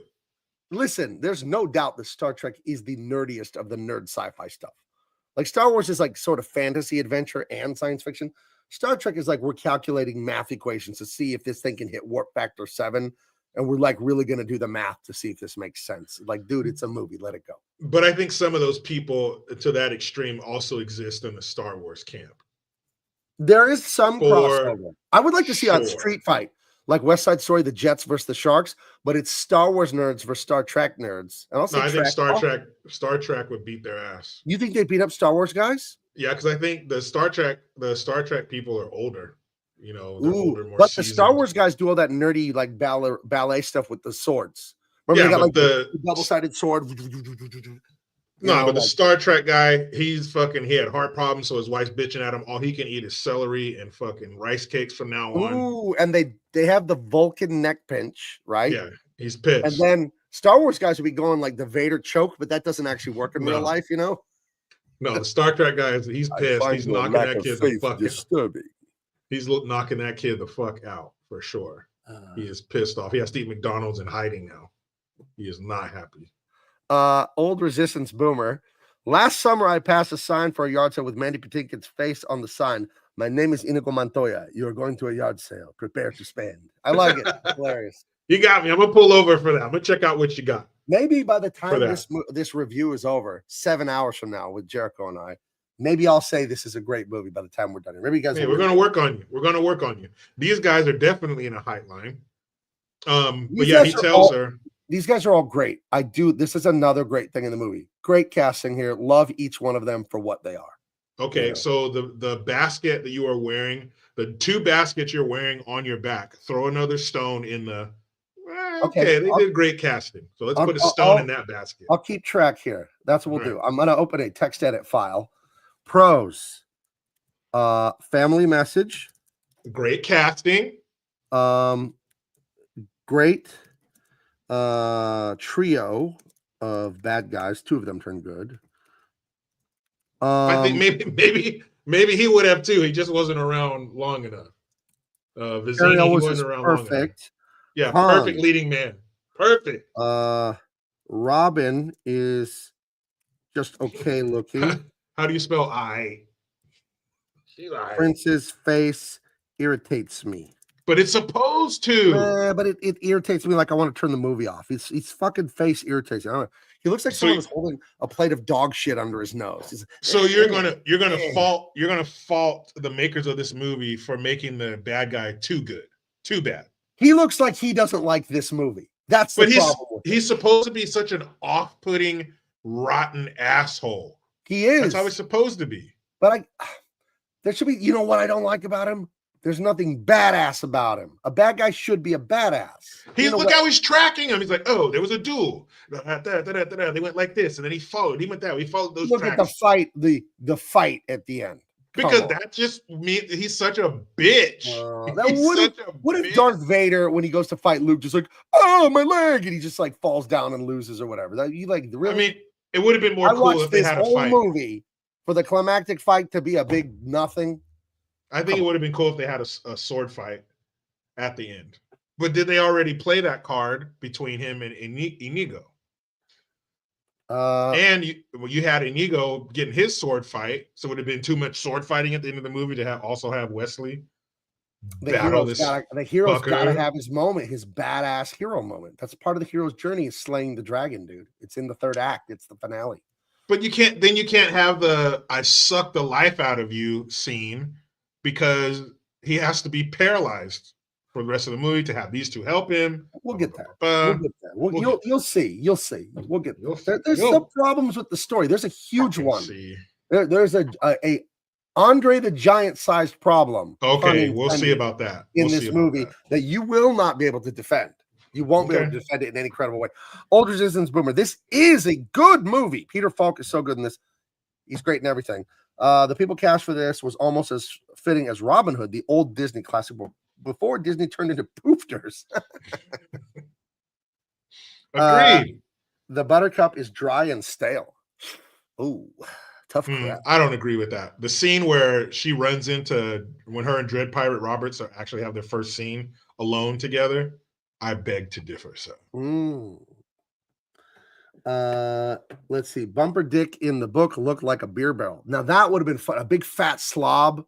That would have been funny. You know what? That Humperdinck doesn't look like. He looks like he's cosplaying. He looks like an 80s businessman from an 80s movie like Wall Street. Really, he would look great in an 80s power suit and a tie, doing a crooked deal to cheat like a family out of their farm or something like that. Or to tear down a community center and put a shopping mall. Yeah, he wants to tear down the community center because he doesn't like all those kids in there breakdancing, you know? Yeah, if he would have been like fat with like food stains on the front of him. Yeah, a fucking slob. I would have loved that. Then that would have played into the not having a final fight scene more because look at a fat, gross, wine swilling piece of shit dude to Wesley. But these 3 fuckers. This is a clever plot point, what you're going to find out revealed like in the middle of Act 2. But right here in Act 1, she gets captured by these 3, and they're going to take her to the land of Gilder and throw her dead body there to blame the Gilders on the murder of the Princess of Florin to cause a war. And like all evil people, he will be a war profiteer. Sounds a little too close to home. Sounds like something Elon Musk needs to investigate. Sounds like something Democrats are trying to cover up. A war for money. On this fucker. Yeah, for sure. So, we got to see a young Cash Patel in this movie breaking this all up. So And let's throw the costumes in this movie are great. pretty good. Love Pretty it. good. I Great don't costume. like this thing. I don't like it. I don't like anything about Humperdinck. Hate him. I still think that's a pro because you're not supposed to. He's a piece of shit. Hey, look at That fucking asshole look next on to him with Look that at the guy. look on his face. Look at the look on it. Don't you want to slap the taste Yeah, out of exactly. He's a smug prick, his- and you want to risk jail slapping the shit out of this dude, and you know he's not going to do Oh. anything back to you. Jericho, you're looking for your sandwich for lunch. I may have eaten it. Dude, That's just what to this guy is. enrage you. You know who this guy is? This is the guy that eats other people's food at work out of the fridge and thinks Yeah. the shit is funny. And you want to break his neck, and he's standing my behind the gosh. boss. He's standing behind the boss, saying that your sandwich was so delicious. Who does that, by the way? I've met two people in life that think that's funny. That's psychotic to eat people's man. lunch at work. That's crazy. crazy. That's a level of disrespect that is rarely What attained are you by a doing? human. Those Dude, of you that would playing that with would- your life. That's what you're Yeah. doing. Playing with your fucking life. But Well, this guy, I think he is that guy. He's that quisling little pussy who's going to talk a big game, but he can't do anything. He's going to run behind somebody. He's a bitch. Ugh. I can't stand Prince him. Humperdinck. Maybe I'll come around. Maybe Jericho's right. Maybe it is a good thing. I can't stand him. He's a Oh. bitch. I want to give He's him a the leg smug drop. little bitch, dude. Right. So they got their little plan. They're throwing her on a boat. They got to get to this place to take her to that place because they're going to frame another country for her capture and murder, offending the Prince Humperdinck, and that will launch a war. It'll be a little bit like Helen of Troy, you know, a woman that'll Mhm. launch 1,000 battleships, something like that. And so Andre the Giant is in between WrestleManias right now. He's already had Right. the big one with Hulk Hogan. I think his last one where he beats Hulk Hogan is in 1988, the year after this. So he died in 1993. So he's 6 years away from death. He had Well, I real don't think bad. this movie killed him. No, that's not what I'm getting to. This movie killed Andre the Giant, but he couldn't lift anything. He had real bad back issues. So when he's carrying Princess Buttercup, she's on wires Oh, really? to Okay. hold her weight. Yeah, Oh, yeah. He had that cryomegalia or cryomegalia. Yeah. Some and you a could see in condition some of where the he just- scenes. he would like not quit growing, and he grew incorrectly, and he was in a lot of pain. You know. Yeah, he was limping a little bit, and you see him walking because by the time, yeah, I think he's like 40 years old right here, Wow. or almost 40 or It's 41. crazy. When did we do the movie with Knick Knack? Was that just last week with Knick Knack and Yeah. the Man with the Golden Gun? I Yeah. said last week, the most famous, shortest person ever is French. Tattoo, Knick Knack. The most famous, biggest person ever is French, Andre the Giant. Yeah, It's got to mean something. it's all that fucking bread and wine. All over that there. cheese That's and wine and croissant. It's all the cheese and wine and losing all of the wars. I surrender. It's like, nobody threatened you. Why are you surrendering? Oh, I'm sorry. I'm sorry. These are my first words as a baby. I surrender. It's a little baby. You French fuckers. One of my best buddies is French. Is he there? lives in- But he one lives also. in Gay Paris. So you have the most famous tiny person, French. The most Yeah. famous big person, French. Right? The most famous, the largest vagina, French. Justin Trudeau. Oh, he's Québécois. He's a French Canadian. That's right. If you like the giant booty, Justin Trudeau. Do you think he does Bitch. blackface on his entire body? Yeah, except his penis, but everything else is. Oh, Oh, jeez.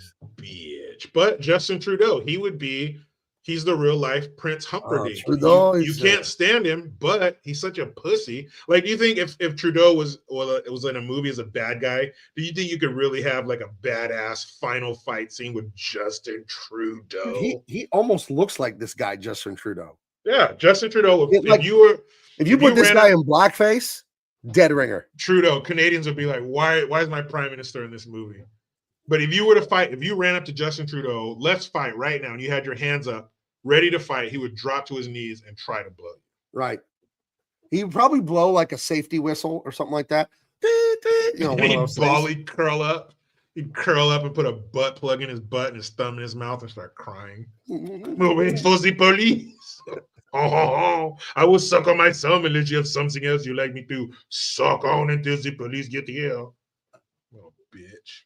But now they have a new president up there in Canada. Is it a president or a prime minister? I don't even know. Prime You know minister. what? It's a governor. According Yeah. to Trump, it's a governor. He's the governor of our 51st state. Right. Don't worry about me. You can just give me the wiener. I will suck your wiener until the police get here. Oh. I don't want Canada to be the 51st state. Too many liberals. They'll vote all stupid. Yeah, dude, fuck Canada. But just for him to throw a little cup of gasoline on the fire, that's all. It is funny to watch all the Canadian pussies up there like rage and writhe, and it's all like useless. It doesn't offend us. The tariff stuff. We're gonna tariff the electricity, and then 3 hours later, I was kidding about the tariff. I was kidding. It was a joke. I was saying that in jest, mon ami. Merci Trump. It was nothing but a joke.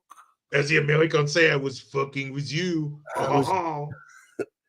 It's just jokes. Dude, and all he's doing is putting the same tariffs that they put on us. Right. That's all. Why is it okay for you to do this, you bitch? It's over. Alberta's wanting to become the 51st. No, I don't want any of those people. There's too many you. liberals up there, and even their conservatives are liberals. We'll just take what we want from you. No, we'll take. Yeah, we're gonna take and not give. How's that sound, Canada? I think if we took over Canada, we wouldn't send the military. We would just send like Texas. Or it's just funny to me because like Canada's like a chihuahua compared to like us being like a fucking mountain, like a tiger, and they're trying to just front and act. All the countries, they're finally remembering. It's best to leave the giant badass alone when they just want to be left alone. Because if you mess around, I told my kids this when they were young, and my daughter too. I said, "You're a woman. No one should hit women. There are people exist that will. And if you look for the line to cross, you'll find it. I'm not justifying it. I'm saying there are crazy ass people out there. Don't look for the line with people because you'll find it eventually if you look for it in life. And I think the world right now is finding out, oh, America can do anything they want to everyone.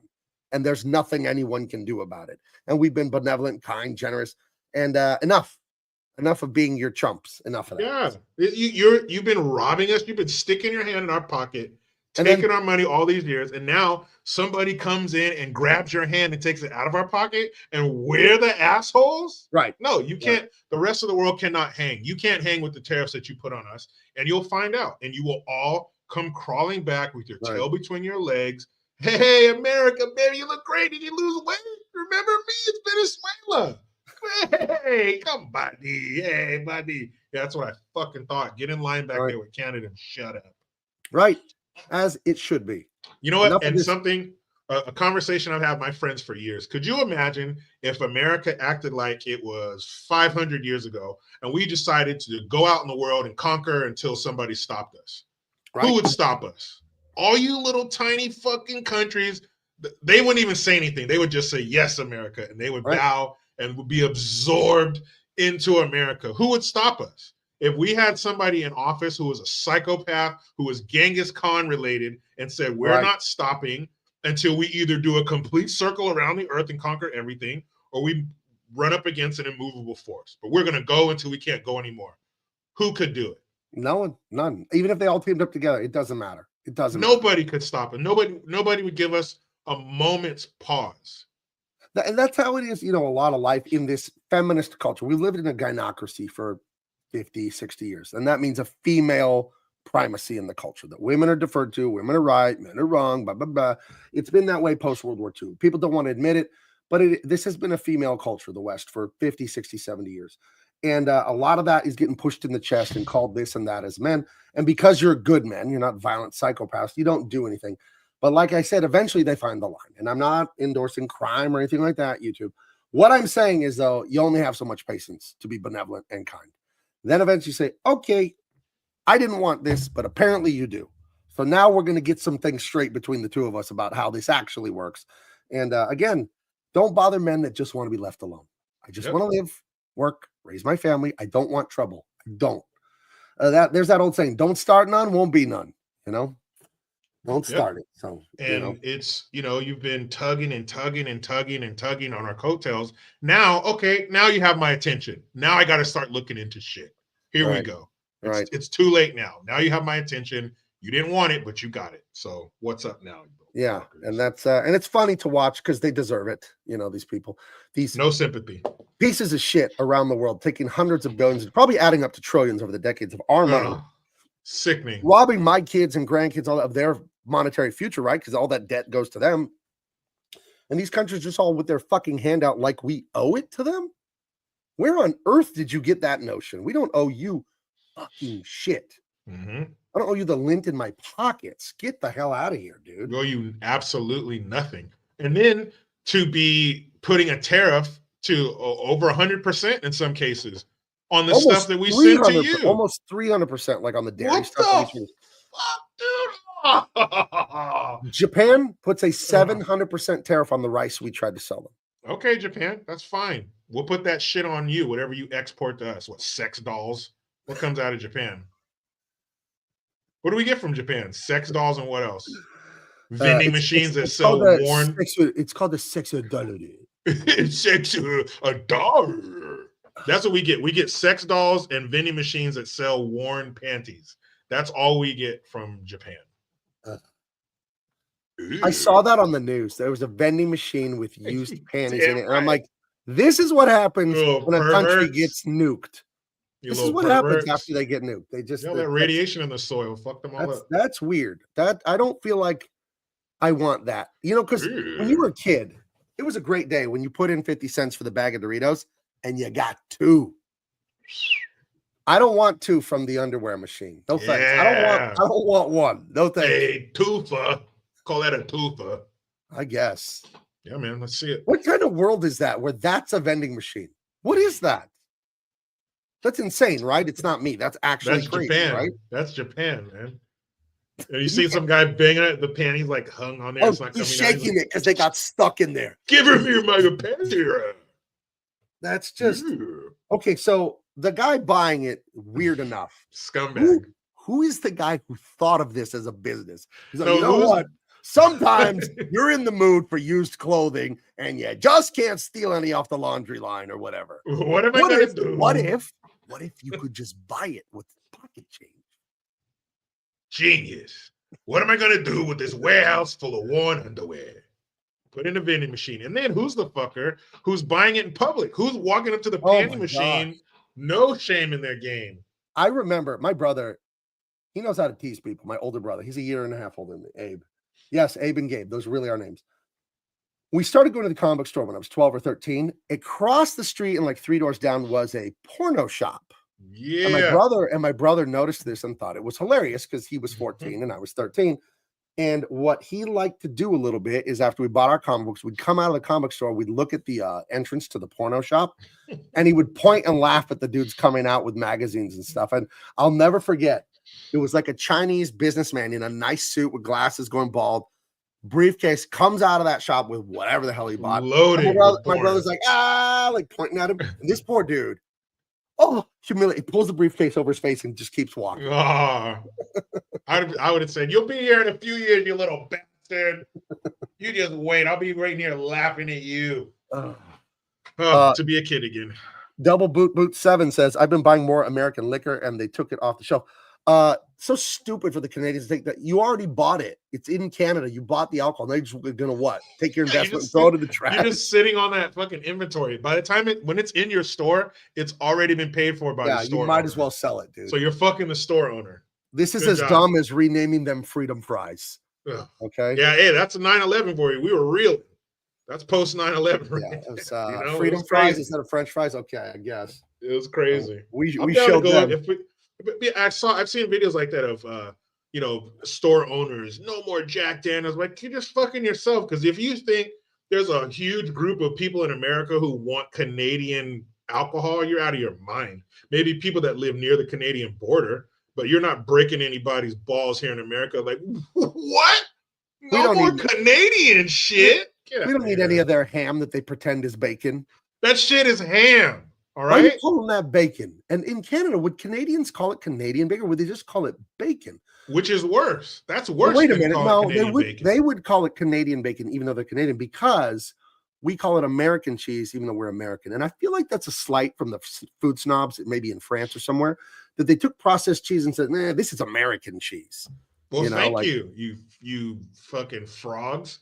Thank you for the American cheese. But I think if you threw a piece of Canadian bacon on someone's plate after they asked you for bacon in America, there would probably be a fight because I would look down and say that's not fucking bacon. So bring me bacon.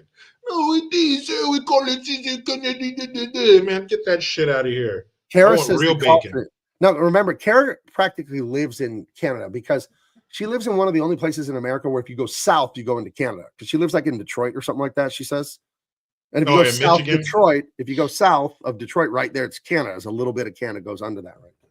So when Steve Perry says, born and raised in South Detroit, he's actually saying she was born and raised in Canada. Boo. So Boo, just like in this movie when Princess Buttercup is having her dream. Boo, boo. Ramdog 1138. I need my Molson Ice, said no one ever. No one's fucking Molson. The only people who want Molson are people who say about a boo. A boot That's and sorry. Nobody wants to say, ooh, sorry. No one say, isn't he dead too? Fuck, man, we're losing everybody. Kara Richard can Simmons, get to Alec Trebek. She can get to Canada in 35 to 40 minutes. Sorry to hear that. Yeah. Sorry to hear you're less than an hour from It is Canada. telling that most Canadians live like, within an hour of America. Like they don't even want to live in their country. They want to just live on our border and kind of like mock us. Yeah, get up there in the Yukon and shit where they're just moose and grizzly. Get out there. I was talking to my wife about this, and you don't know what you don't experience. You could read it and understand what you read, but you don't know it as a personal experience, and that's a whole other thing. We'll never know what it's like to not be Americans. And it's pretty obvious to me for a lot of people, God. There's like an inferiority complex that I don't think they should have. But like we are the cool kids. We are. Like it just is true. We are the Yankees. We are the Dallas Cowboys. We are that legendary franchise that everyone kind of loves and hates at the same time. And we'll never know what it's not like to be the first place people. That's just how that is. Never. So, so that does inform the way we look at things, the way they look at things, So I don't know. All my Canadian relatives drink Coors and Miller. There you go. Ooh, the guy Christopher Guest, who played the I won't give away, but he's Prince Humperdinck's right-hand man. Right. Okay. He has a disease called married to Jamie Lee Curtis since 1984. No. Sorry to hear that. So he's probably just like her. Is she attractive? Because I don't think Jamie Lee Curtis. She was. If you pull up Jamie Lee Curtis, Trading Places, yes. But why does she always have her hair short? What are you doing? I don't know. I think Jamie Lee Curtis was beautiful in her day. Now, if you pull up Jamie Lee Curtis Activia, no. But Jamie Lee that Curtis stuff Trading helps Places, her poop good, okay? Activia helps it come out of your poop chute. Jamie Lee Curtis with long hair. Let me see. Tell you what, man, you want it flying out of your turd cutter, eat some of that damn Activia. I don't know if she okay. I found an old picture of her with long hair. Remember in True Lies? She's got short hair. That's short hair is a non-starter for me. Like the short hair, sorry, you're out. Let's see. Jamie Lee Curtis, very pretty, not my type at all. But she had beauty at one point. She's a beautiful woman, not my type. You know what I mean? It's like I say about seafood. Grosses me out. I understand it's good and you like it. Not for me. I think you said something different than that, but okay. Gabe, history lesson. Alberta is actually conservative, so they're cool. It's Quebec. It is Quebec and Ontario that's liberal. We can't take the chance. The Quebecois and the Ontarians, to make up a word, they can stay with the European Union or whoever they favor. Yeah, whoever has their hand jammed up their ass to the wrist. Right. No, thank you. Probably to the elbow, let's be honest. Got to put on one of those gloves where they inseminate a cow. That's how far their hands are. I saw that on the internet, a video that this is how that's done. There's got to be a better way than this. Yeah, let's do it old school. Get him in a little cage, get that bull in there. I'm sure he knows what to do. Can you imagine shout out to the guys doing that because it's necessary for farming. Better you than me. I don't want that job. That one or getting it from the male, from the horse.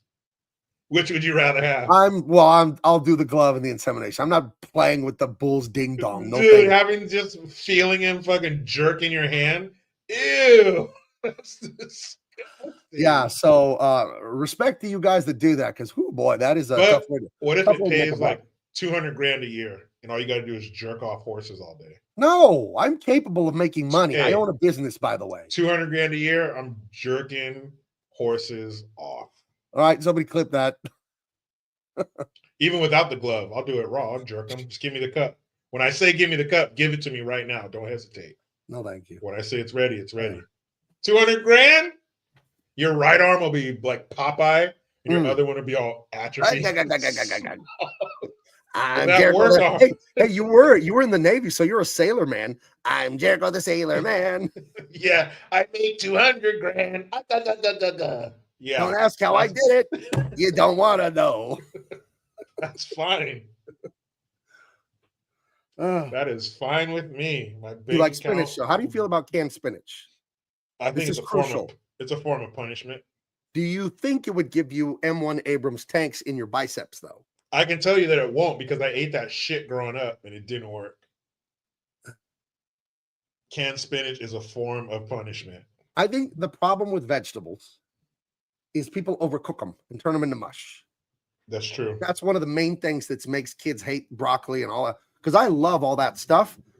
My dad's a gourmet chef. My mom's side of the family owned a restaurant. It was cooked properly for me, crunchy. Still had that the term in it's a turgor, the stiffness of a crack when you crack a plate. That's turgor. Yes, there's some snap to it. Yeah, that the cell wall is still intact. If you boil the shit out of the vegetables, you turn them into mucus and it's gross. Yeah, it is disgusting. Yeah. And I had that. I had Brussels sprouts. I don't think my parents ever made Brussels sprouts. I'd be going to a friend's house or something, and they were boiled and disgusting. But having them now, roasting them, oh man, roasted bell peppers. Here's the Brussels sprouts. Brussels sprouts are delicious. You put bacon fat on them from the morning's bacon, chop a little bacon, sprinkle it on, little balsamic vinegar, you get some sweetness and acid, roast that in the oven until it's nice and crispy. You cut them all in half, wash them, cut them in half, salt them, and then they get a little crust on them, and then you hit them with some feta cheese when you pull them out of the onion. Dude, you will thank me. It's delicious that way. I'm not a huge fan of feta.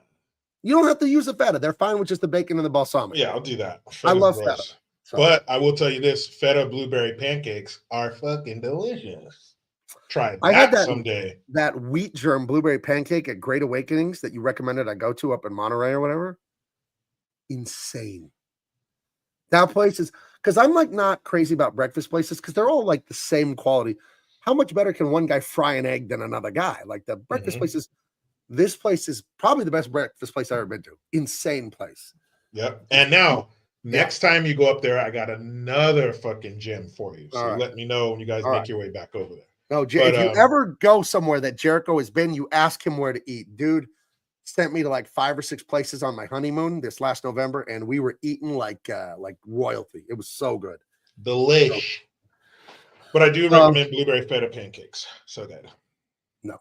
Old Renaissance blueberry. I get my best. You wouldn't try blueberry feta pancakes? No, feta's savory. I don't think it goes. Exactly. And the sweet of the blueberry, the tang of the blueberry, the sweet with the syrup. Gabe, you just said you didn't like feta on the Brussels sprouts. No, I wouldn't. But feta blueberry, it works. I don't know what to say. Huh. But feta blueberry pancakes are fucking I could see the feta sort of being a tangy cheese, like a cream cheese. It softens a little bit. When it gets warm, it's going to soften up a little bit. You can have little pockets. Get a little bit with the blueberry, some maple syrup, if you're not an animal. And it's fucking delicious. Country Post. I wouldn't steal your mouth wrong. Carson's Country Post. Yeah, we always the great breakfast place in San Diego. There's a place called Breakfast Republic where all the childless millennials go, and it's like really expensive. The one I like, I'm only 46, but I was telling my wife, wow, we really are grandparents because we go Sunday morning. If you get there before 9 a.m., they have $10 breakfast and they're full giant plates of food.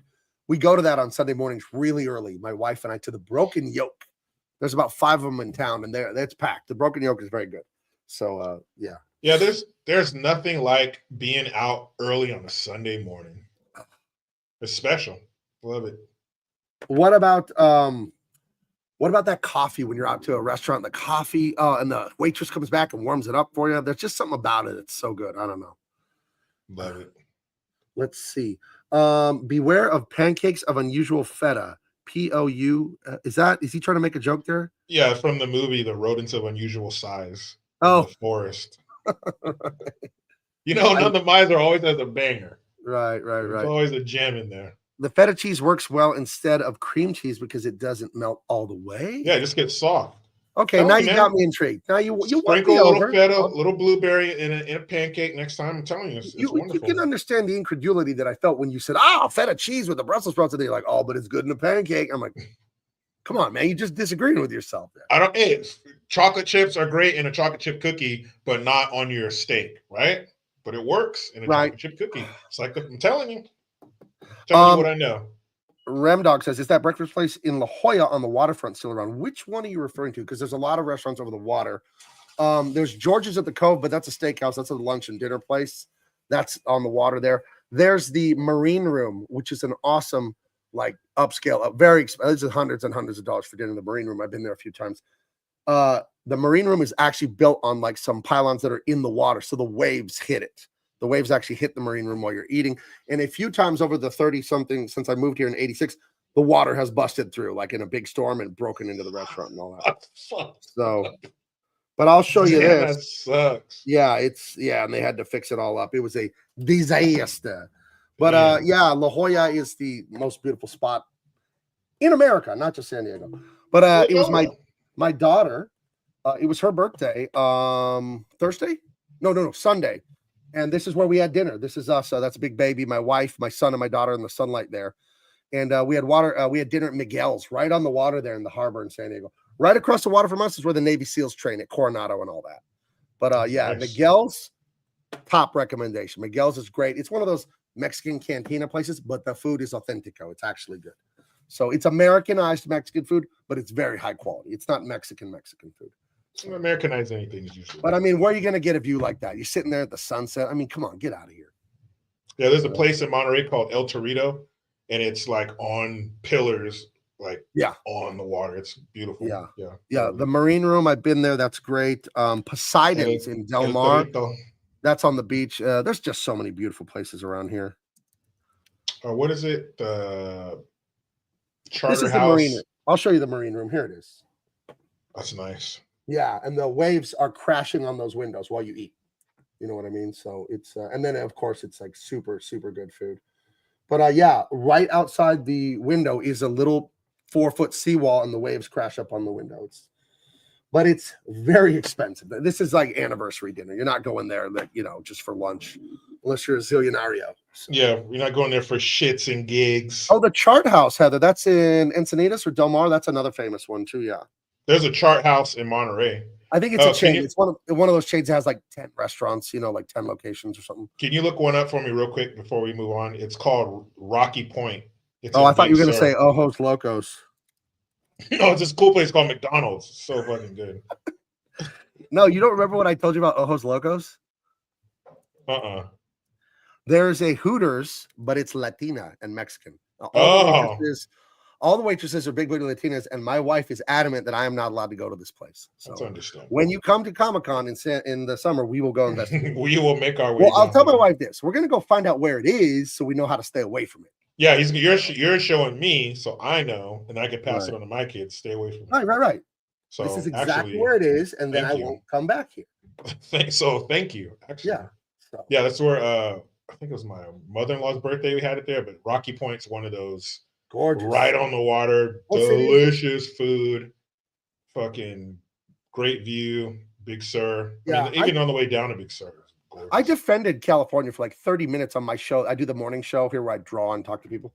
And I don't take the California slander. I won't take it. I know we got the liberal idiot government. It's still a great place to live. But it's only all the California psychos are in Southern California and Northern California on the coast. They're not in San Diego. They're in Los Angeles and the Bay Area on the coast. They're not in San Diego. San Diego is a military town, very conservative compared to LA or the Bay Area. Very conservative. No, but we get a bad reputation from a very, very small portion of California. California is, if you don't live here, it's hard to understand how big it is just by looking at a map.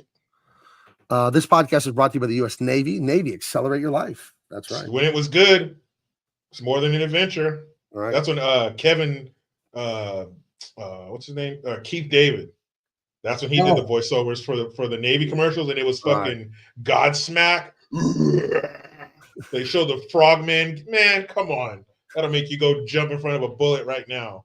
I don't even know what the new commercials are. There was a kid in high school, he was a great football player on the football team, and talking to him about going to college to play football after, because he was like all city defense, all city offense. He was awesome. And I was talking to my brother, and he was telling my brother, "No, I'm joining the Marines after high school. I don't want to play football anymore." And my brother's like, "Why? Why do you want to join the Marines?" And he literally said to my brother, he's like, "Dude, I want to kill people." Hey, I don't know if he was kidding. You know, he was 17 or 18, but he was a crazy dude. So I don't know how much. Perfect place to go. Yeah, if you find yourself having thoughts like that, there's a place. I wish that more people who wanted to kill people would just join the Marine Corps, right? Because they will scratch your itch. Right. I remember you have stupid thoughts as a kid because you don't fucking understand anything because you're 7 years old.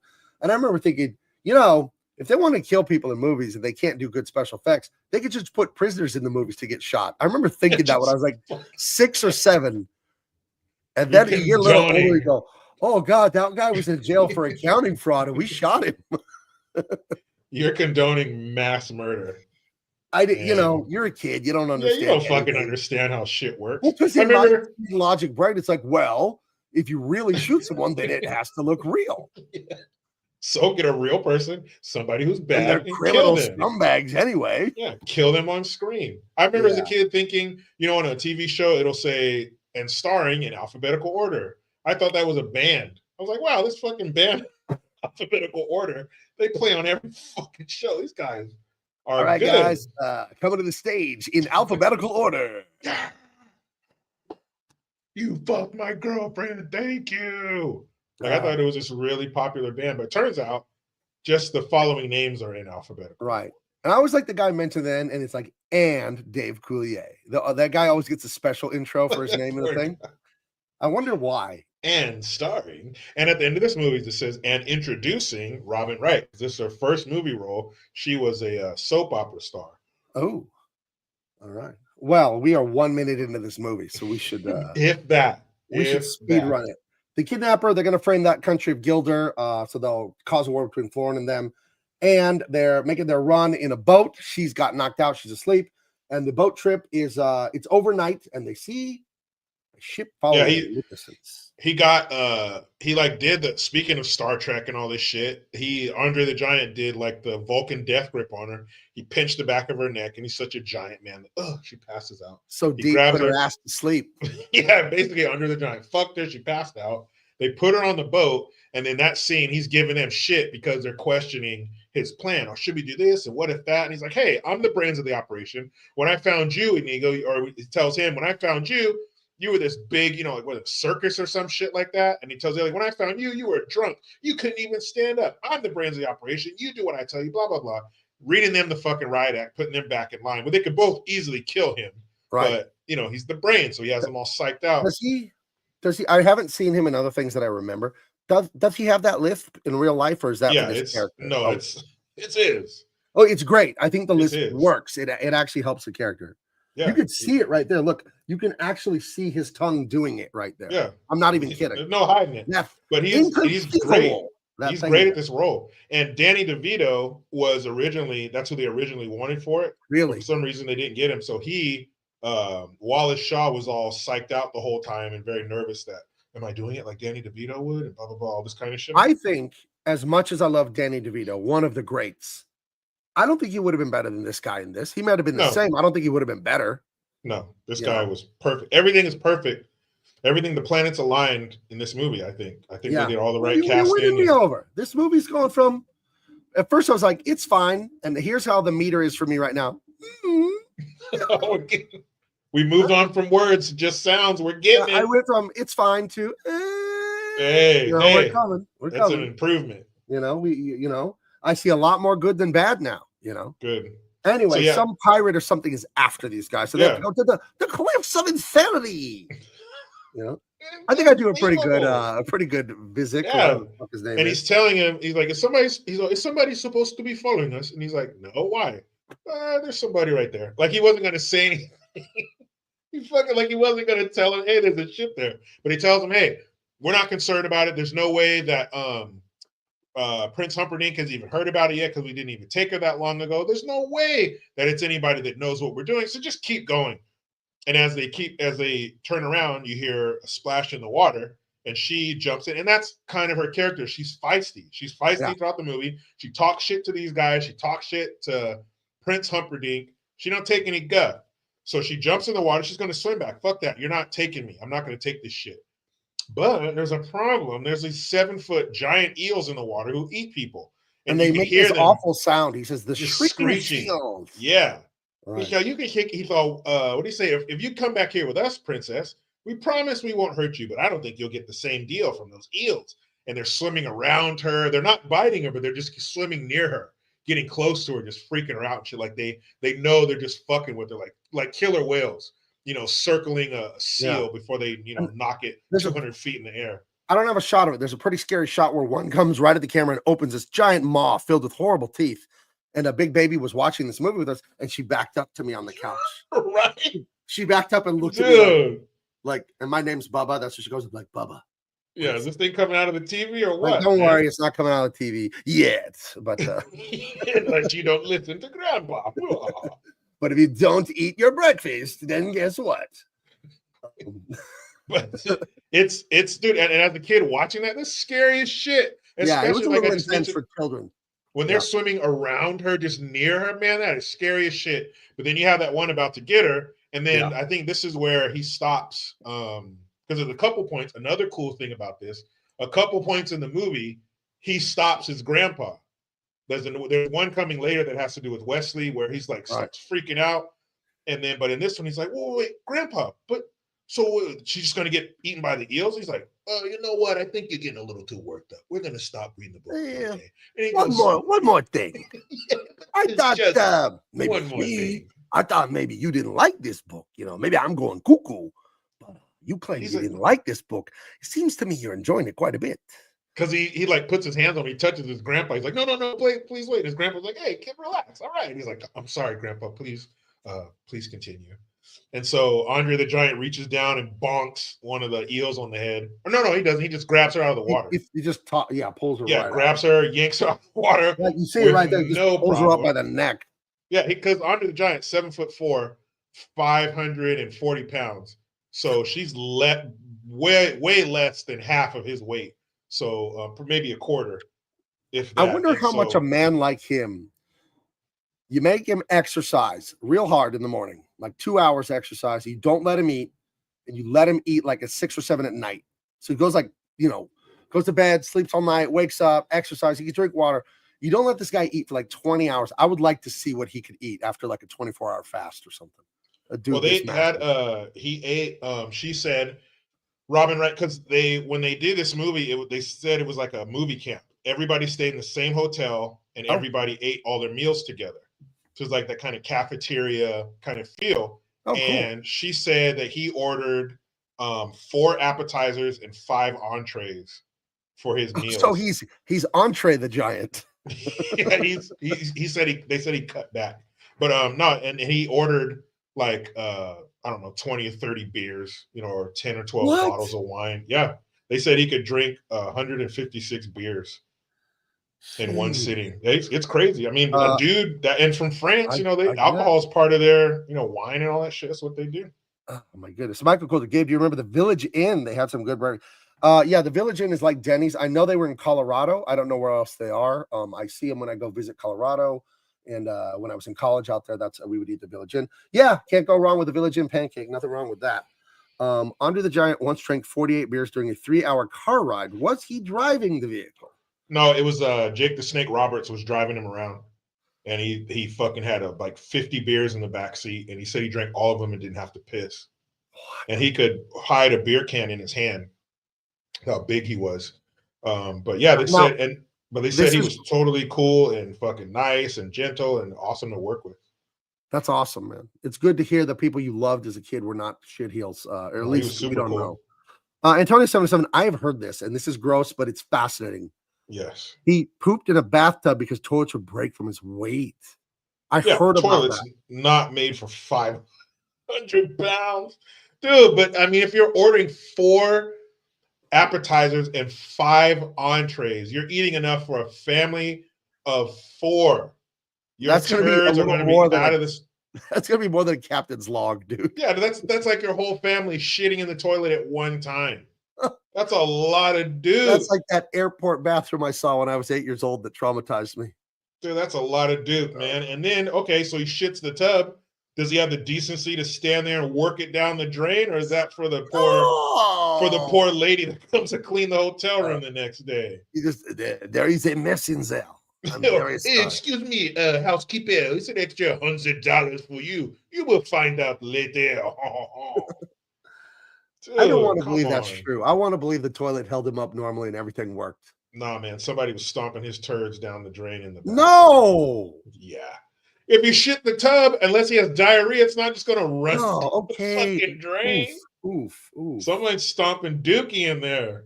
Oh. Now, Gabe, what if this job paid $200,000 a year? No. You travel with Andre the Giant. Let me No. finish. You travel with Andre the Giant, and your only job, you don't do nothing else. You don't lift a bag. You don't drive a car. You don't pump no gas. You don't do shit. All you do is stomp his fucking dukes down the fucking drain in the hotels. No, you're right. $200,000 a year. No. I'm gonna ask Adrian what she thinks if we should take that job or not. I can do that. She's gonna say making comic books. I can do that. Yeah, but how long does it take to do a comic? How long does it take to stomp one of his turds down a fucking drain? You wearing like waders, like those fishermen Yeah, that have like those the rubber. You don't got to do it barefoot. You don't got to get all hippie with it. You're not stomping grapes. No, but you got your dedicated rain boots that you wear that are just for turd stomping. It's not like this. Hey, stop! Oh, I can't. Ow, stop, I can't breathe. Stop. No. Oh, boy, dear. I think she's actually hurt. No, there. I think she is. Yeah, she's Ouch. hurt. She took a hard fall. It's not like that, like stomping like that. As soon as you said stomping grapes, I knew you were going with that. I love It's that. one of the funniest things she's ever like, caught on camera. and then there's a pause, and then there's one more that goes, She goes, stop. Like somebody keeps doing it, or you did that. But, as a kid playing outside, you would get the wind knocked out of you. Oh, hell yeah. That's exactly how it felt. Mommy. Like, I want my mom. Ruffled potato chips. Look at Tony. Tony's in the market for this job, perhaps, or at least she has a suggestion. Right? We're talking $200,000, dude. I'm stomping those dookies down the drain with pride, and I'm passing on my techniques to my son so he can hopefully inherit the family business. Hell yeah! I'm sorry, I'm not doing that. No, maybe I don't have enough pride. That's a horrible job. You offer me $200,000 a year to stomp turds? I'd rather work with the bull than do that. This is horrific, dude. I'm doing either one. I'll do both. I'll make $400,000 a year. How about that? I'm doing the jobs Americans won't do. But okay, so you're gonna be high society now. You're gonna be rich, Jericho, dude. You're gonna have $400,000. You're gonna start wearing ascots, right, instead of ties. And you're the gonna be attitude at the to country match. club. Hold on. See, this is the big flaw in your logic here. You're gonna be at the Monterey or the Pebble Beach Country Club with your other upper crust. With your upper crust, and one will turn to you and go, Jericho, it's a splendid watch you're wearing. Thank you. I heard those are over 700,000. What do you do that you can afford these things? Oh, I thought you'd never ask. Let me regale you. Well, let me guess. Let's make it sporting. Let me guess. You're in finance or you're import-export rare metals. Oh, well, I would say import-export. I do export one thing. I knew you were an exporter. I'm in fertilizer. I'm in fertilizer export. Yes. I occasionally, maybe 2 to 3 times a day, I might put on a pair of rain boots, if you will, and stomp a giant man's feces down a drain. What? Yeah, I stomp, Andre the Giant, the wrestler. I occasionally, 3-4 times a day, as a number 2 in the bathtub, if you will, old man, and they don't exactly go down on their own, so I put on my trusty boots, and I 2-step the turds down the drain, sir. How does one get into this line of work? Well, it kind of fell into my lap. But I'm not really expanding right now, hiring employees. But if I do, you'll be the first to know. And I would do that with a smile on my face. I don't think you belong in our club anymore. Well, I don't care. And now I'm going to go out to my car and get the boot and rub it on your face. When you said boots, I thought you were going to say you went down to one of the many factories that you own. Oh, no, I've gone out of the factory business. I used to have a steam factory, a spark factory, and a melted metal factory. Oh, that's my uncle had a fire factory. That's how we started to build a. I remember your uncle. He was there the day I opened my spark factory. Where do you think I got the idea? Is it hard to stomp a log down the drain? Well, at first, it depends on his diet. But as long as he's eating lots of fruits and drinking beer, it's quite easy. Did your wife know about this? Of course she does. Darling, hold up the ruby on your pinky. I don't think any wife would have a problem with that. Yeah, you got to change your clothes in the garage, of course. But after that, it's all good. You just stand in the yard and she hits you with the hose or something when you get home? That's right. In the yard of our palatial estate. Hell yeah. Hell yeah. It's smoke factory, my good man. My good man. Well, you can't. I wouldn't recommend a smoke factory for the amateurs. Start with steam first, right? And then work your way up to smoke. None the Miser always has the great one-liners. When asked how you got into this job, you should have said, "It wasn't my first choice. It was number 2." Told you. None the Miser. Bravo. Always good for one. I like how he just waits like a sniper. None the Miser. He's just waiting. You gotta wait for your shot. Right. You gotta wait for your shot. Just like you tell him. The young bull wants to run down there and get all the cows. Right. Or get one cow. But the older bull, no. Take your time.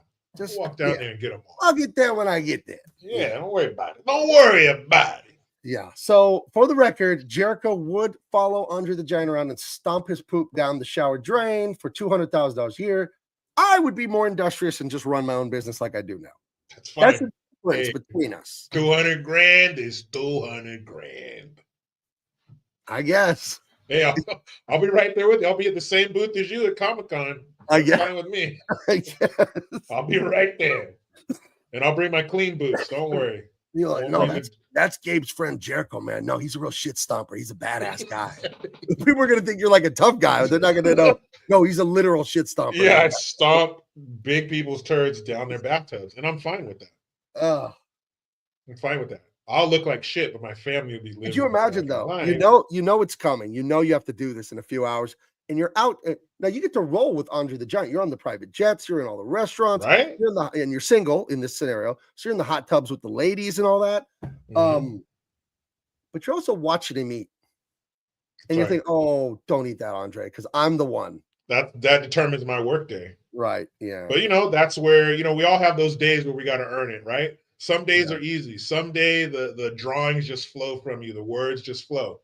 Other days, we might have to work for it a little bit more. We might do a lot of, I don't like that. Let me start over. I don't like that. Let me start over. And those are those kind of days when you see him eat a lot of processed food. When I see him reach for a handful of Takis and Sour Patch Kids, I know it's going to be more of a peanut butter consistency. But I'm ready for that. You know what I mean? Right. So that's what I do. That's how I make my money. Just at the Carl's Jr. drive-through, just loading up on jalapeno poppers. No. Yeah. It's like those oil rig guys where they unlatch that thing and all the fucking oil goes spraying everywhere. And they got to get that hose back on it. Sometimes it's like that. Let's see real quick. Someone's addressing me. Andrew Kota. Gabe, I learned about you from the Doug TeNapel Earthworm Jim Bigfoot Bill comic making days. I'm designing, writing, and drawing my own comics. I just bought a book called Kaboom about onomatopoeias. That is awesome, dude. I'd love to see your work. I think anyone that is doing this, I think it's a hard thing to do, but it's worth it when it's done. I'm having a blast working on mine, and I appreciate you tuning in, man. I had a blast working with Doug on Bigfoot Bill and all that. Earthworm Jim was a giant inspiration for me in the 90s playing video games. Doug is a great man, a great father and all that, and an amazing, amazing artist. He taught me some of the most useful things that I think about to this day and understand about coloring and about drawing and all that. So, yeah, Doug's a legend. Love the guy. And I hope he wants to do Bigfoot Bill 3. because I'll definitely do that with him. I worked on the first 2 with him, and we had a lot of fun making those comics. So good to hear from you, Andrew Coda. Anyway, back to talking about pushing turds down the shower drain. It's a very pleasant subject. Where were we? I remember that episode of Seinfeld where George got kicked out of the gym in Manhattan because someone caught him peeing in the shower, and they told on him to the gym management. And he was trying to argue with Jerry and Elaine. It's all the sewer. It's all the same thing. But it's like, dude, you're in public, though. That's true. Your home shower, whatever. You're the only one using it. The group shower at the gym? Come on, dude. Yeah, that's not a pee party in there. What are we doing? But I can say that I've never seen a full episode of Seinfeld. And that's on purpose, by the way. What's the deal? We're stomping turds. What's the deal? It's not like I never had a chance. I just like, how could you okay, that's bewildering to me. As a comedian yourself. Wait a minute. Coming from the guy who's never seen Princess Bride, that's bewildering to you? Go on. Seinfeld is the highest rated TV show like ever. Mm-hmm. You're the one person that didn't watch, and it delivers, dude. It's hilarious, Seinfeld. No, fuck Seinfeld. So hilarious. It's because everybody else is so on its nuts that I can't. And everyone's been telling me all these years it's the greatest. It's the greatest. So if I sit down to watch it, it will live up to it. Not only will it live up to the hype, it'll surpass it for you. It is like the funniest, dude. It's so quirky. And I've funny. made it this far without Seinfeld. I'm going to keep it going. I like Jerry Seinfeld, and I'm unfazed by that whole Richard, whatever his name is, the whole bullshit that happened like 15 years ago. Oh, Michael Richards? Yeah, unfazed by that. That has nothing to do with my decision. It's just that everybody is so like, who cares? Give a fuck. But everybody's so Seinfeld's the greatest. And I'm just kind of like, I don't want to fucking watch it. So maybe that'll change. And Tony says Frasier Crane is better than Seinfeld. Frasier's pretty funny, I guess. Yeah, my mom loved Frasier. Those tall salad and scrambled eggs. Yeah. What does that song even mean? Again. Alf. Are we just going with greater than? Alf. Hey, Alf was from the planet Melmac, and don't leave your cat around him. All right. Now, I don't like to be too dirty on the show. I do. Alf really liked to eat cats. Was that an adult joke that was going over kids' heads? Was that what that was about? Someone told me that when we got older. That was an innuendo. Because it was like all the time. If they did it like once, maybe, and like the audience was like wink, wink, and you hear the adults laughing super hard on that joke. Right. No, I think it was kind of he's eating your pet kind of thing. Heather says Seinfeld is the best show ever. The Gum is my favorite ever. I have the best show ever? I would agree with her. For comedies, there's nothing better. Seinfeld is hilarious, dude. You'll be crying, laughing, watching all the time. Yeah, Seinfeld is fantastic. It's and Heather, look for modern Seinfeld on Twitter, Heather. People they ask like the AI and the Grok, or they'll make it up themselves. Modern scenarios for Seinfeld, because Seinfeld is very much of its age, the 90s. So they didn't have the internet and the cell phones, all the stuff we have. And people will write like little short things about a Seinfeld scenario. And I even asked the AI Grok to write me a little bit of dialogue for a scene, and it was so funny. There was one where George, he catches his girlfriend cheating on him because when they go to a mutual friend's house, her phone automatically connects to the Wi-Fi. Like, oh, so you have been here before. Like, that's such a Seinfeld thing, dude. You got to watch Seinfeld, Jericho. You have to. We'll see. You have to. It's so. We'll see. There's greatest one show ever, though. Wow. For comedies, there's nothing funnier. It's so funny, dude. But there's such stiff competition and so many other there isn't. Great shows. It's a reason it was the #1 rated show on television like 5-6 years straight at the end of its run, the last like 5 years. It's a top rated comedy show, dude. Are we talking like this type of comedy, or are we throwing like what type? Family? Good? What kind? Clever? But good? I'm talking about like, are we throwing like the Cosby Show in there? Yeah, like it's the family kind of comedies, the Golden Girls. Dude, that was a fire show. Way better. Oh man, way better. No, well, here's the thing about Seinfeld. I mean, sitcoms, the greatest sitcom ever. Seinfeld is a bit of a farce, though. It is ridiculous. Like some of the stuff that happens is not science fiction or fantasy or anything, but it does delve into the really silly. Like occasionally, it's very realistic, almost 95% of the time. But they'll reach a little bit sometimes, and it gets really silly with some of the stuff, dude. And the delivery of Jerry Stiller, Ben Stiller's dad. He's like a guest character once in a while. He's this grumpy old guy, Frank Costanza. Dude, there's a thing I've been crying, laughing about since I was a senior in high school. I saw it. George, Jerry's friend, the ball guy, he works for the Yankees. And Steinbrenner, the Yankees, is a crazy eccentric character on the show. It's really funny. And George fakes his own death. For whatever reason, everyone at the Yankees thinks he's dead. So Steinbrenner goes to George's house, George's parents' house, and tells him, I'm sorry, your son George, he's no longer with us. He's dead, this and that. And instead of like, oh no, the dad yells at Steinbrenner, why the hell did you trade Jay Buhner? He had 50 home runs in the strike shortened season. He just starts chewing him out about the Yankee baseball team. It's got that kind of comedy. Another thing that's very satisfying about it is the characters in Seinfeld are horrible people and they get what's coming to them. You know, I mean, they're selfish, they're conniving, all this stuff, but it's really funny. But they do get punished, so it's moral. Because you have other stuff where people are like bad people and they just get away with it. In this one, they get what's coming to them, and it's really funny. So I don't know. This sounds so heady. I don't know. It's sophisticated humor, but dude, I don't know. Like I said, I've never seen a whole episode of it, so I can't really shit on it. But I think the only show that comes close to being as funny is The Office.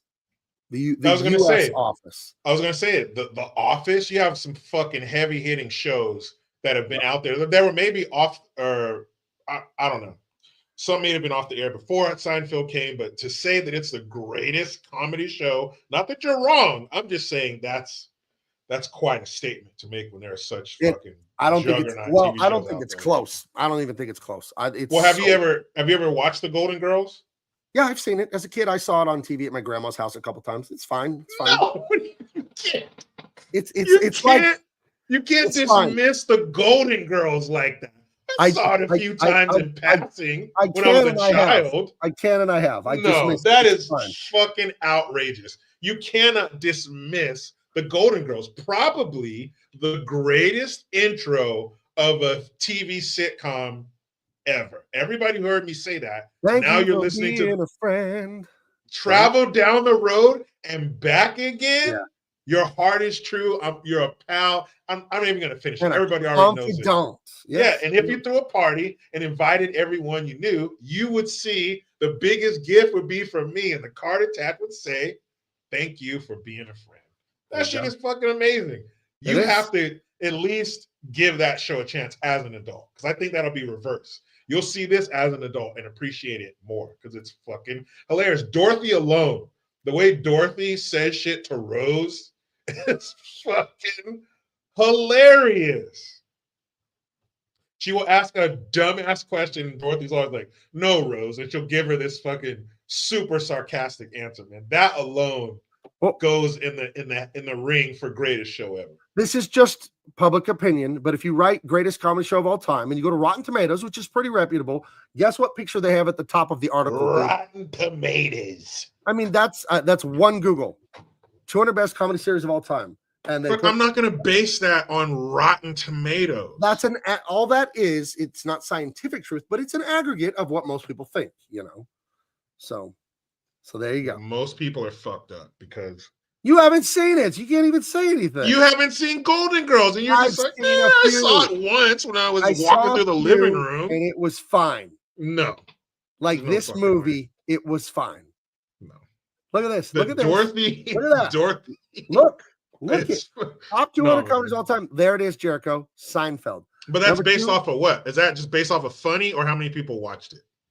This is based off of people go to RottenTomatoes.com and they vote. And there's official critics, and then there's the fans too. So the fans is the popcorn rating, and the critics is the tomato next to it. Mm-hmm. So there you go. That's a critics rating and a fans rating. I Love Lucy. Then you have Simpsons, and Lucy. You have so many to do. The Office, Taxi, Friends. I was gonna say Friends. Friends is, but it's up there. It's unwatchable. But it's a super popular show. It's hateful. See, that's the thing I always talk about. I don't like. It's hateful. But that's my point. To say Seinfeld's the greatest, that depends. It's subjective because the Friends, Rachel's haircut, people went fucking crazy. I don't see the Parks and Rec is funny. I don't know if it's one of the funniest. South Park. Where's the Golden Girls? Huh, it's interesting. It's on there for sure, but I'm sure it's on there. But South Park, that's another show you're putting that up against. But Scrubs, that was a good one. I don't like Scrubs South Park. Was good. South Park's dirty. I don't like dirty stuff. Roseanne was good. I think Girls? I've seen some Martin Fit. Cosby, I mentioned Cosby. Better than that. What are you talking about? Exactly. So this whole list is fucked up. Yeah. You have This whole Cosby behind website's those out of shit order. shows. How do you have Cosby behind some of those shit shows? Right. Big Bang Theory. Big Bang Theory? yeah, Come on. Okay, I'm throwing the list out. Big Bang Theory's the weak. worst television show of all time. Oof.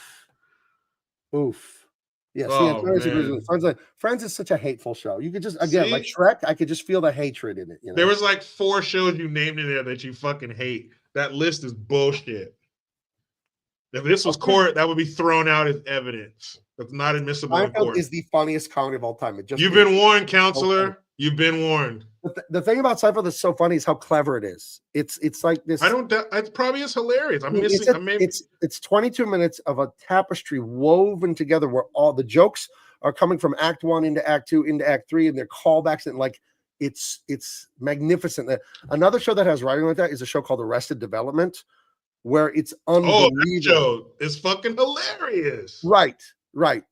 Seinfeld's better than that, and Arrested Development is brilliant. How do you get better than brilliant? I don't want to be better than brilliant, because then I feel like you got an extra chromosome or 2 and your head's misshaped. It's just funnier. It's just Arrested Development is amazing, but how do you get funnier than brilliant and amazing? Here's the problem with Arrested Development for me personally. It's there too is dirty. No problem. It's too dirty. Seinfeld has like 2 or 3 episodes that are sexual, like dirty, but mostly Seinfeld is just a farce. It's just silly.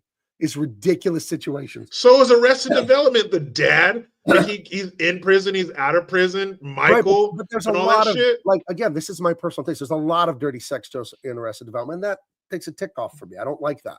You know, I think if it's geared toward us grown folk, you're gonna find some of that. Grown people, we have sex with each other.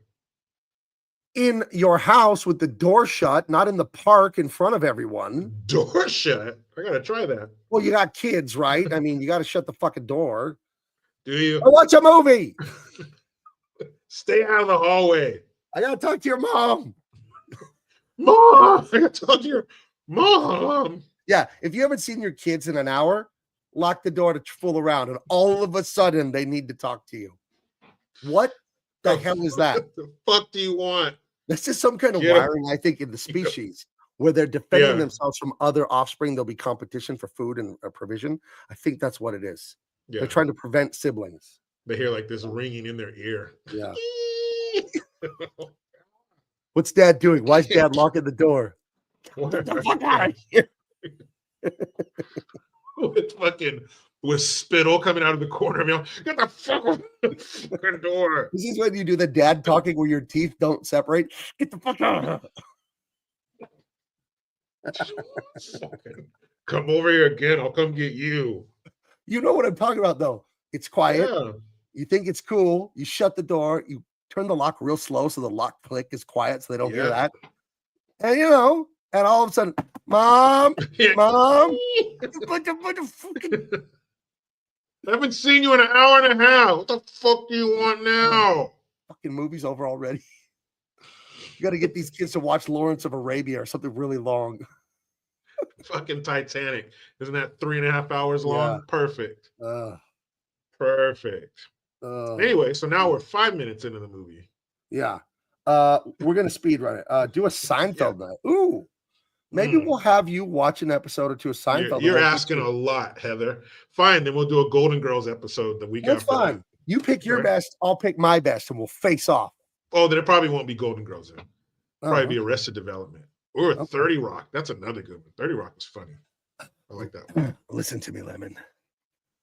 That shit was funny. Tracy Morgan. Dude, that whole cast. Billy C. Williams, my biological father. My biological father. And it didn't have any woke shit in it. It was before. No, it's who's that ninja? Oh, yeah.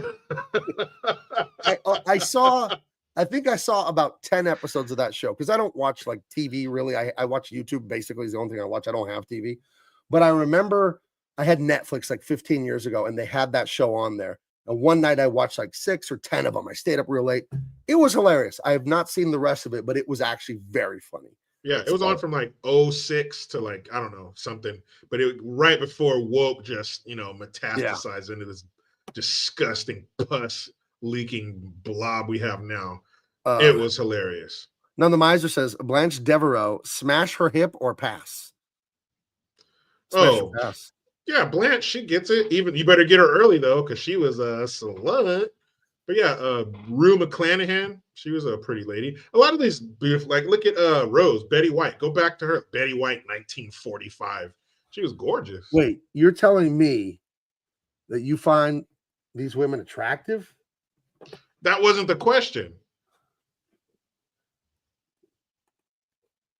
Jericho. I'm just saying. My point is, at Jericho some point, Green. these are all Shame on beautiful you. women. These Even are B. Arthur, back in the day she was all right. She was a Marine. Shame She on drove you. trucks for the Marines. These are grandmothers. How dare you say that? No, how about you put a picture of them from season 1, 1985? I'm not saying they're that was ugly. season They're 1. old women. What do you expect? They're not ugly. They're Well, this elderly isn't a photo I would have chosen. I would have chosen from season 1, 1985. That was like 7 or 8 years before that. They're still like in their 50s. So you're saying 50 is too old to bang?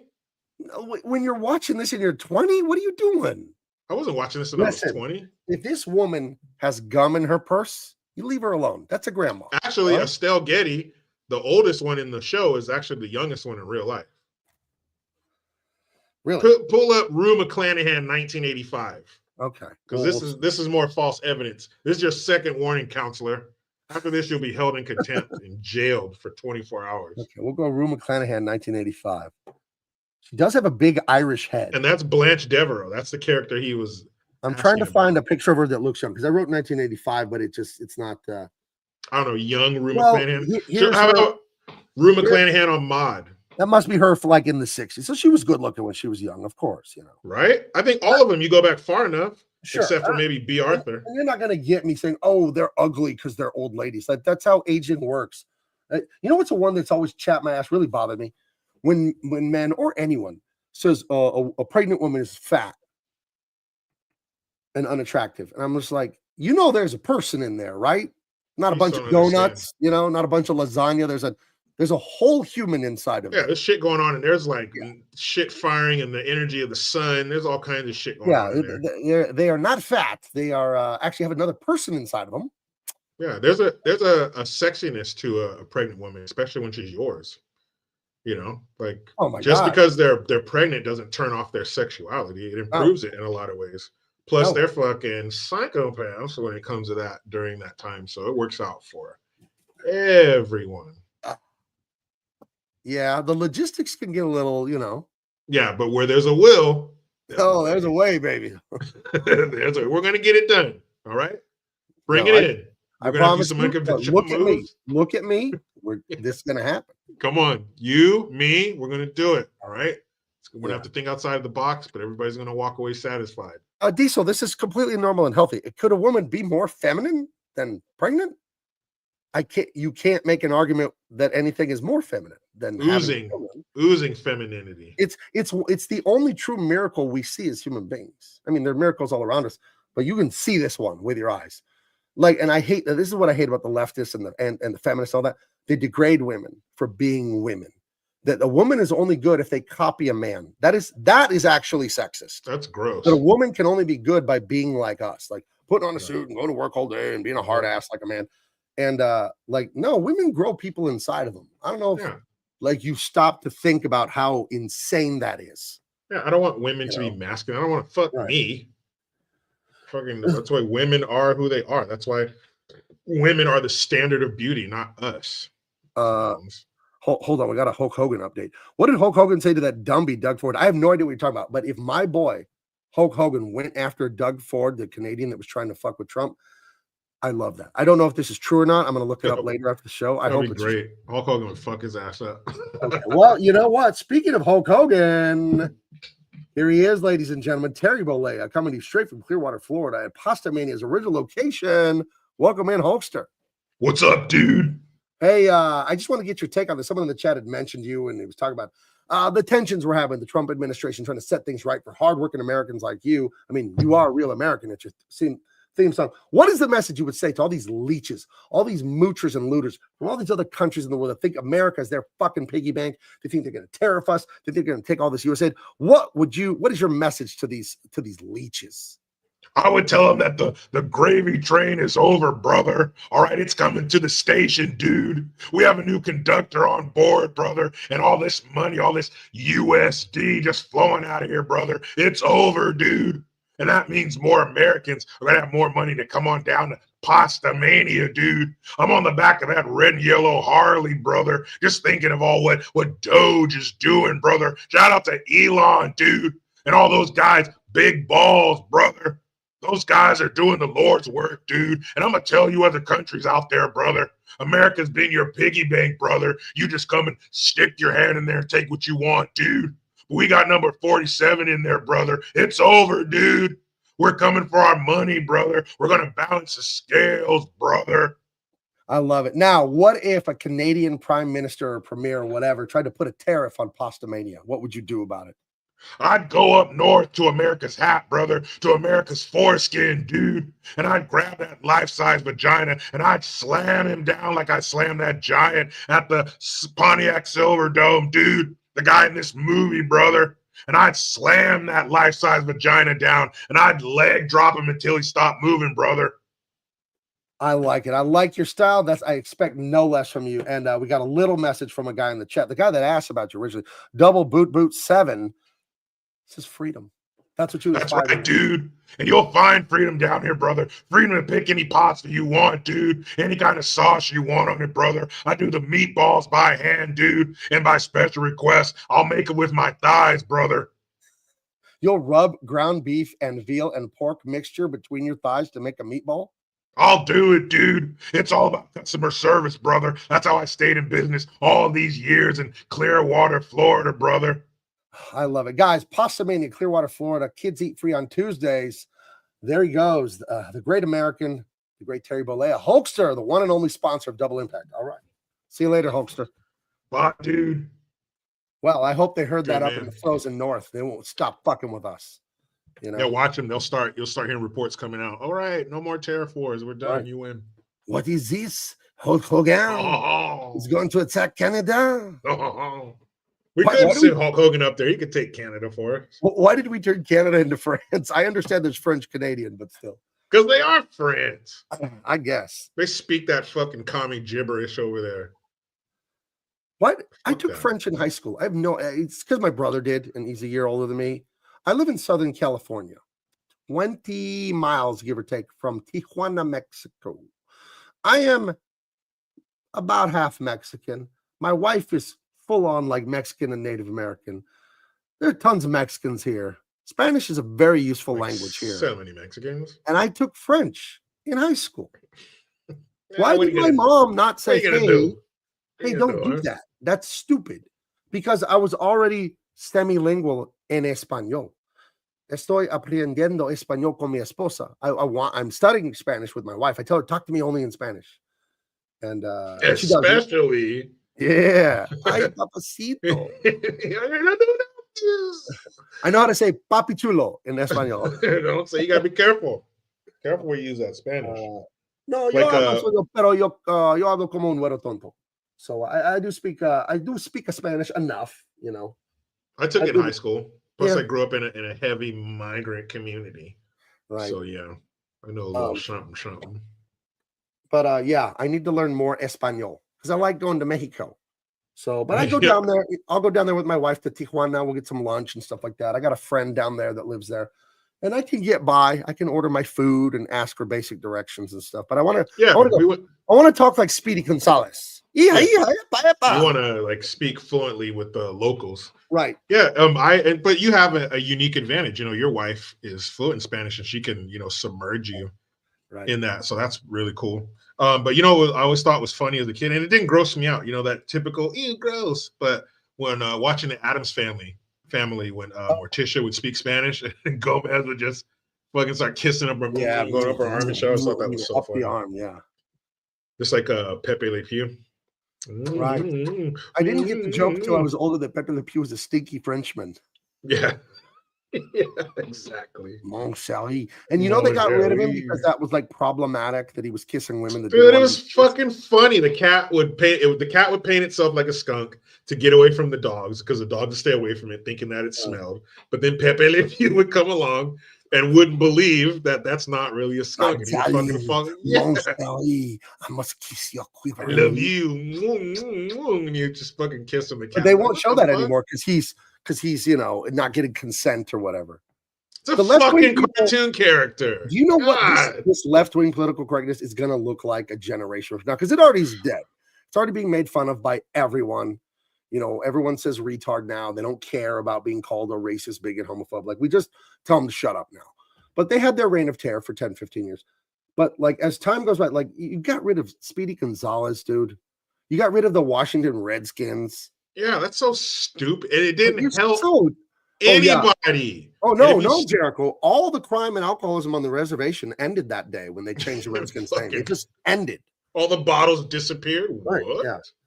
So Yeah. fucking stupid. It helped no one. It changed nothing. It just pissed off the fans. And Pepe Le Pew, All right. it's funny. We're talking about a cat and a skunk. Are you serious? He It's did not fucking get hilarious. consent. He did not get. You know Could you what? imagine? Can You're you the imagine going on a left- date with one of these people? I would like to kiss you now. I would May like I to get kiss your you consent? again now. You ever seen the videos where like someone will be getting their hair cut by some Ku Klux trans member? Is it okay if I touch your head? Yeah, you're a barber. It's not like you're gonna touch my balls. Yeah, you better touch. That may be the only thing you touch is my head. Like, what? You're the barber. You're gonna cut my fucking hair. Can you imagine? I thought that was understood when I got here. You walk into a barbershop and Oh, sit in the fuck. barber chair, and then they ask you if they can touch your head. How else were you going to cut my Dude, hair? I'm getting up. I'm leaving. This is fucking weird. Like, what else were you planning to do that you got to ask to touch my head? What the fuck are you talking about? And then, you know what the left is like? The left is like somebody following you around, and every time you go to put something in your mouth that tastes good that you probably shouldn't have, actually, that's like loaded with processed sugar. Like, why'd you fucking ruin it? Now I don't even want it. You just you took all the fun out of it. Right. You're a piece of shit. You're a wet blanket. You know, have these you ever had people- your washing machine? They were the You hall ever- monitors, these people. Yeah, That's who they were. exactly. Have you ever had your washing machine quit mid-cycle and you have a blanket in there and it's waterlogged and it weighs 75 pounds? That's them. Just a Yeah. huge, heavy blanket that you just drape over everything and it just Ugh. weighs it down and makes it unfun. You suck. Don't tell me what's in the ice cream I'm about to eat. Just let me enjoy some ice cream. Don't tell me that, that vanilla was actually picked by the hands of slave children in Madagascar. Like, I just want to eat my vanilla bean ice cream. It's not my fault where they got it from. You know what you do if they tell you that? You go, ooh, maybe I'll like it even more. Just Like, fuck with them. oppression. That's what that flavor is. It's so umami. Thank you. What about the Their song Baby It's tears. Cold Outside being canceled? Right. So So Baby It's Cold Outside. The premise of that song is she's at this guy's house. It's snowing outside. She knows it's late. She needs to go home. he wants to But- fuck. She wants to stay there and fool around with him. Mhm. He wants her to stay there and fool around with him. But people had class and they needed plausible deniability and they needed it to not look like it was because they didn't want to seem Yeah. cheap and easy. So it's like, I really should stay. It's cold out when it's like, I want to jump your bones is what's really going on here. And these moron leftists don't understand that's how normal people are. That's how normal people behave. Mhm. You know, there's a little bit of play, there's a push and pull, there's a will he, won't he, will she, won't he. And it's all part of the dance, you idiots. These are the most unromantic, unsophisticated. No people dancing. of all time. They're the parents from Footloose. Now no I will walk dancing. towards you. I will kiss your lips. Now kiss my lips. Now With your consent. Ugh, consent makes I it withdrew dry consent. up. I withdrew consent halfway through the kiss. The second half of that kiss was assault. Yeah. Like when he put his in my mouth, I was like, no, I know. Even when I Ugh. didn't say stop, I didn't do anything. In my head, I was like, no, stop it. But I didn't. Heather. Like, please. Heather's going to set up a camera in her salon and ask clients if she can touch them. Yeah. See how they look at you like, what the fuck kind of question is that? That means your customers are normal if they react like that. If Is they it okay say if I- yes, you may, they're fucking weird. Is it okay if I speak in English? That is the voice of that is the language of the colonizer, racist oppressors. It is the only language I know. I was Ugh. oppressed and only really taught English. So we do have to speak this colonizer oppressor language to communicate with each other. But we could see it as a jubilation, as a form of resistance to use their own evil, oppressive language against them in their own system. That's too much. You're the wet blanket. This is the kind of shit USAID would give me $20 million to tell people. That's a wet, it's just heavy and what the fuck? I don't even want to know why you're here. That whole spiel Ugh. was terrible. That's like if a woman goes into a gynecologist and the gynecologist says, do I have consent to touch your vagina? Like, Yeah, that's why I'm here. Yeah, it Now says- you're making it weird. Now It it's says weird it on the door. because you said that. It says gynecologist on the door. We know what's going on. Yeah, but now I'm thinking you're fucking. Why are you asking me that? Like, what, that makes it weird. Well, it And didn't then, help that he was rubbing his hands together when he said it. That was weird. And he's spitting his hands. Let's get in there. And you know what they did? Was it the Oscars? He's got that. What's that doohickey, the speculum thing? He's got that thing on ice like champagne. Yeah, he's white, cleaning it on his lab coat.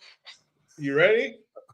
But you know what they did? The most gay shit ever at the Oscars.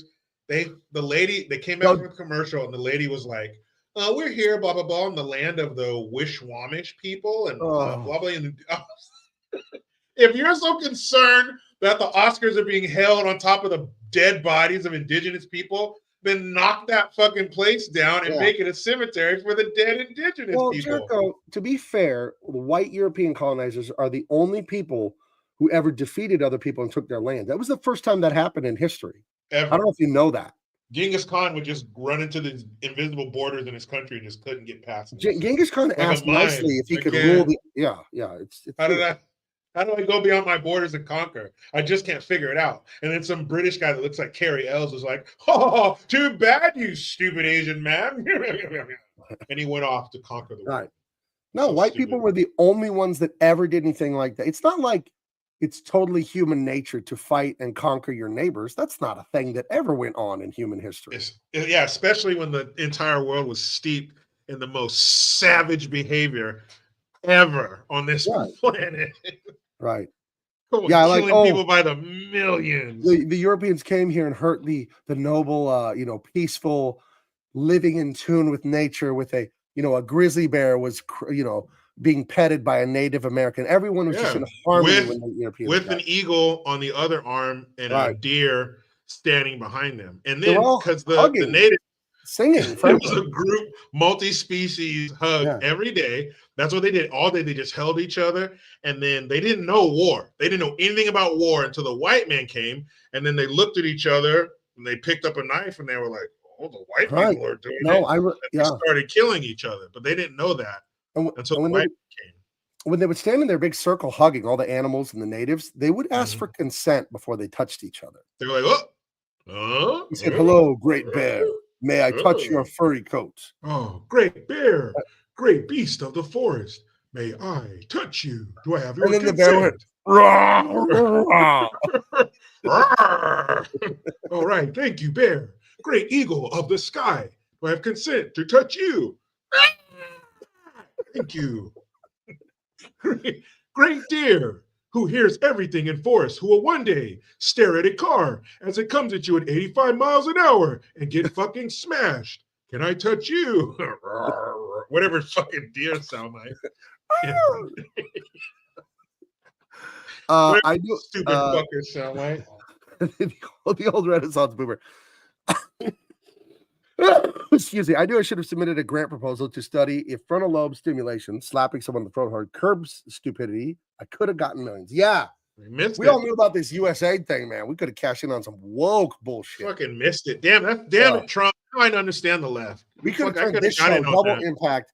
We could have done it as a feminist analysis of indigenous encroachment on the sexual identity of commodified indigenous trans systemic species, oppressive oppression. Yeah. If you say another word, I'm gonna in a communist economy simulacrum. Do they just have like a big fucking left-wing idiot thesaurus where all these words come from? Yeah, and just women of color at the bottom, and you're fucking. A girl went viral on Twitter because she got her doctorate. Like this was in May, and she's like, "Got my doctorate," and she held up her thesis. The big report that they write when they get the doctorate. They defend it to the other professors and doctors to get the doctorate, and it was literally written in all that college-y speak, but it was basically the racism of not liking stinky people. That was her doctorate. Not kidding. But she wrote it in that language of the oppressive, olfactory, blah, blah, blah. Who the fuck gave it to her? Who read that and said, "You deserve a doctorate"? No, she wrote it. It was her research. But, they don't, so they just write a thesis. It's not given to somebody to get, you know, a When pass you or when you fail or get your something like doctorate, that. you pick what you want to write your thesis on. It gets approved by the professors. That's what I mean. Who the fuck read it and said, this is good? I don't know. Look at this right here. Imagine how they are. The person who read that and approved it. Imagine how Look at fucked this up shit. they are. Racism and body odor. So people, And look she's how racist by look how saying, fucking racist this drawing is, by the way. All the black people are in the front and Hey. nobody likes them. unless those are Indian, they're What the all Indian fuck, people. That's dude? bullshit.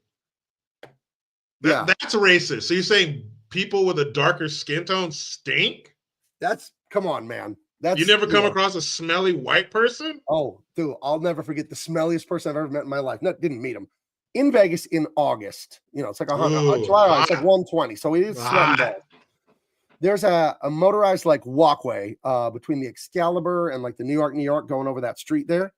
And when you get to the Excalibur, it's like an airlock. It's like a double door to keep the air conditioning in. So there's this little 6-foot area where a door opens, you go in, another door opens, you go out, and then you enter the casino. And a guy like 30 yards ahead of me went in there.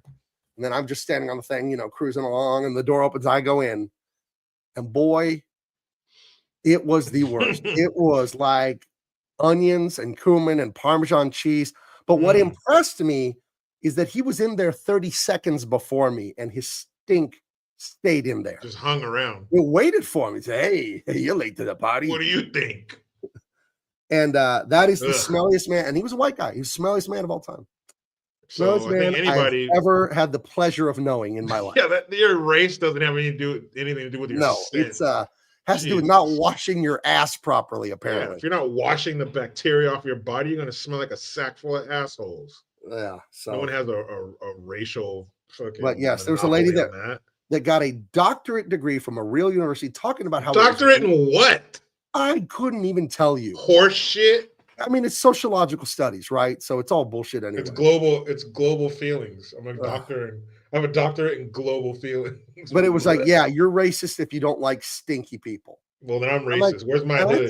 I thought that premise is racist because you're implying that non-whites are the only stinky people. Look, what are you? Hello. If that's racist.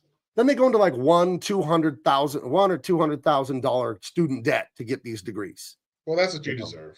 So, because that's fucking stupid to get a degree and a doctorate and with a thesis so fucking nonsensical. Get out of here with that shit. They're the most racist people of all. It's the truth. All right. It is 10 o'clock. We got speed run. We got speed run and see if I like it by the time we're done. Okay, so they're being chased by some pirate. They get to the Cliffs of Insanity. They climb up the cliffs. They put a harness on Fezzik, and he carries everybody up there at a high rate of speed, including 540 pounds of himself. So he's carrying well over 1,000 pounds on him. Wait a minute. We'll get back to the movie, but I got to delay the movie even more. Tony points out that I may be vilifying someone who's not even guilty. Like, look, follow this. If that smell lingered, the next person behind you would have thought it was you who stank. What if it wasn't the guy in front of me? What if this was a man so stinky, so unbelievably filthy, so wretched, that the guy that left that stank of feet and armpits in this little glass hot box, what if it was like 5 guys ago? But what did he look like? Who knows? Inception. He just looked like the guy that I think was the guy looked like anybody else. So maybe it's not true. Wow, Tony really pointed out that stink could have been there all day. It could have been a 24-hour stank. Yeah. Maybe the guy was that smelly. He was there yesterday and it was still in there. It's still hanging out. There was no airflow in there. None the Miser points out there's an episode of Seinfeld where he gets his car detailed or a mechanic works on it, but the guy has such horrible BO that Jerry's car stinks for days afterwards. It's hilarious, dude. And he can't get the smell out. It's so funny. So you're going to watch Seinfeld. I'll watch some Golden Girls. We'll meet in the middle. So yeah, they climb up the Cliffs of Insanity. And they get to the top. They're climbing fast as shit too. Like cruising up there. And Wallace Shaw had a real bad fear of heights. Oh, really? He didn't want to do that scene. And Andre the Giant said, "I would take care of you." And so he's like, "Okay," and he did the scene. This reminds me of something. This image. Hold on, I'll show you what it reminds me of. Hold on. I think I can get it. Oh, reminds me of the cover of that movie with 4 brothers. It reminds me of this. Oh, the NWA album. Yeah, where they're like pouring out 40s and shit. Right. Or look up Four Brothers. Excuse me. Looks like yeah. With Marky Mark and Tyrese. Mackie Mac and the Funky Bunch. Right. Yeah, they probably got it from that. I wouldn't be surprised if the fucking guy who directed, or I think John Singleton did that movie, if he got it from this, because it looks eerily similar. Great director. Gone way too soon. He died like at 51 or something. Yeah, Judge very young. R.I.P. John Singleton. Love Boys in the Hood. That's a good one. We should do Boys in the Hood. Yeah, if we do Boys in the Hood, then we have to do Menace to Society. Never We could do a Hood movie stretch. We could. You Those never 90s seen Hood movies. You never seen Menace to Society? Never seen that or New Jack. I wouldn't. Jericho, you got to remember, wasn't allowed to watch this stuff growing up. Dude, Menace to Society is gonna fuck you up. Yeah, I heard about the premise and I heard about the scene inside the Korean grocery store. I feel sorry for your mother. But it's Like not. It's not that scene in the store. It's when when footage of that scene comes up later in the movie. Oh, That's one of the parts that's gonna fuck you up. okay. We'll Yeah, this check it out. movie. When I watched that movie at 13 when it came out, it fucking took some of my innocence. Wow. No bullshit. Okay. No bullshit. You ever see something and you're just like, what the fuck? Why did I watch that? It was crazy. We'll have to see. Casey Suba, I haven't seen you in a while. Good to see you again. She says, "Love this movie so much. Carrie LOS signed my Dread Pirates DVD as you wish." See, how fucking gangster is that? What a smart dude. Right. What a fucking smart dude. Right. As you wish. So anyway, up the cliffs. We're speed running it now, though, Kathy. Cassie. So we've I'm been sorry. fucking around. Because we've been messing around way too much. We're like 5 minutes in the movie and it's already 10 p.m. So yeah. Fucking So this around. mysterious, dangerous stranger in black is going up the hill. The Dread Pirate Roberts. Right, Dread Pirate Roberts, allegedly. Mm-hmm. He gets to the top. Him and Manny Patinkin have a lot of respect for each other. He lets him rest. They have a cool sword fight. He tells him his origin about how this evil bastard with 6 fingers killed his father right in front of him. He was a little like 10-year-old boy and then slashed him on the face when he tried to get revenge for his dad and just laughed him off. So he's dedicated the last 20 years of his life to finding the 6-finger man so he could tell him, "Ay, mi nego Montoya, you killed my father. Prepare to die." And he's telling him because they get to the top first, so they cut the rope thinking that Dread Pirate Roberts is going to fall to his death. But then they find out that he actually grabbed onto the rocks and he's having a tough time. And Inigo's like, "Hey, you want to speed it up? I'm waiting to fight you to the death." And he's like, "Actually, I'm having a tough time. So if you don't mind, I need to concentrate." And he goes, I'm kind of impatient. Could you please hurry up? And he's like, "You want to throw a rope or something to help me out? A tree branch or something?" He goes, yeah, I got a rope. He's like, "Well, that'd be nice." So they're back and forth. It's fucking hilarious. So he throws him the rope, pulls him up, and right when he gets up there, he takes his sword out. The Dread Pirate Roberts, he's like, fuck it. He's not, no excuses. I'm here. Let's get it. And but he says, no, take your time, because I want to get you at your best. I don't want you to be all tired and shit. He's like, all right, I appreciate that. So then he's talking. He tells him his origin story. He lets him hold the sword because that's the sword his dad made for this guy, but the guy didn't pay him, or he wanted to pay him 1/10 of the price. And he said, fuck it, killed his dad. So he's telling him, this is an amazing blade. I've never seen its equal. And he goes, "You've been more than helpful." And he's like, "If I'm not ready, that's my fault. Let's go." So these two, apparently they studied for months and months watching all of these swashbuckling movies. And that was the cool thing about this too. Rarely do we see swashbuckling, sword fighting, this, where it's fucking cool, man. It's a skill. These guys, and so they both practice ad nauseum every time they had downtime on the set. The sword, some guy who was an Olympian fencer, he was also in Pirates of the Caribbean. Every time they had downtime, he'd pull him to the side, working on it, left hand, right hand. Because in the scene, Dread Pirate Roberts says, "I know something you don't know." And he says, "What?" "I'm not left-handed." He switches over to his right hand and starts fucking him up even more. And then Inigo's like, "I have a secret too." "What?" "I'm not left-handed either." And he puts it in his right hand, and they really start going at it. So when they were training for this, they had to practice back to front, left to right, nonstop, left hand, right hand, because there's no stuntmen. The only stuntmen are the flips. Right. All the sword play is them, and it looks great, man. It looks awesome. Yeah, it's a good sword fight. It is fun. It does have that throwback to the old Errol Flynn, like Robin Hood from the, what is that, the 30s or whatever they made that stuff. It does have that classic look to it, the swashbuckling thing. And he defeats Inigo Montoya, but he doesn't kill him. Inigo accepts his fate. He knows he's going to die. And then he says, "I'd sooner destroy a stained glass window than to kill such an artist as you. That's such an amazing swordsman." So he has great respect. And if you think about a stained glass window, what's the big deal? Well, in the old days, that would have been like, destroying like a Tesla or something. It's a technological marvel to be able to do something like that. So, yeah.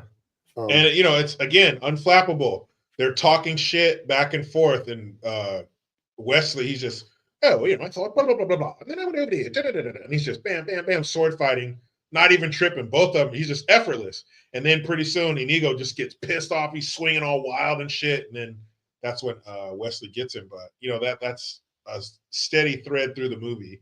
Is just how unfazed he is by the most crazy shit. So round 2. He has to fight again, the classic action movie trope, different levels, different bad guys, each stage.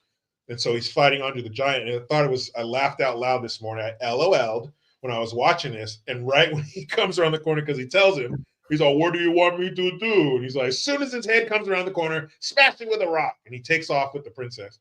So as soon as fucking Wesley's head comes around the corner, dude, that has to be a 30-pound rock. Oh, at least 20 pounds.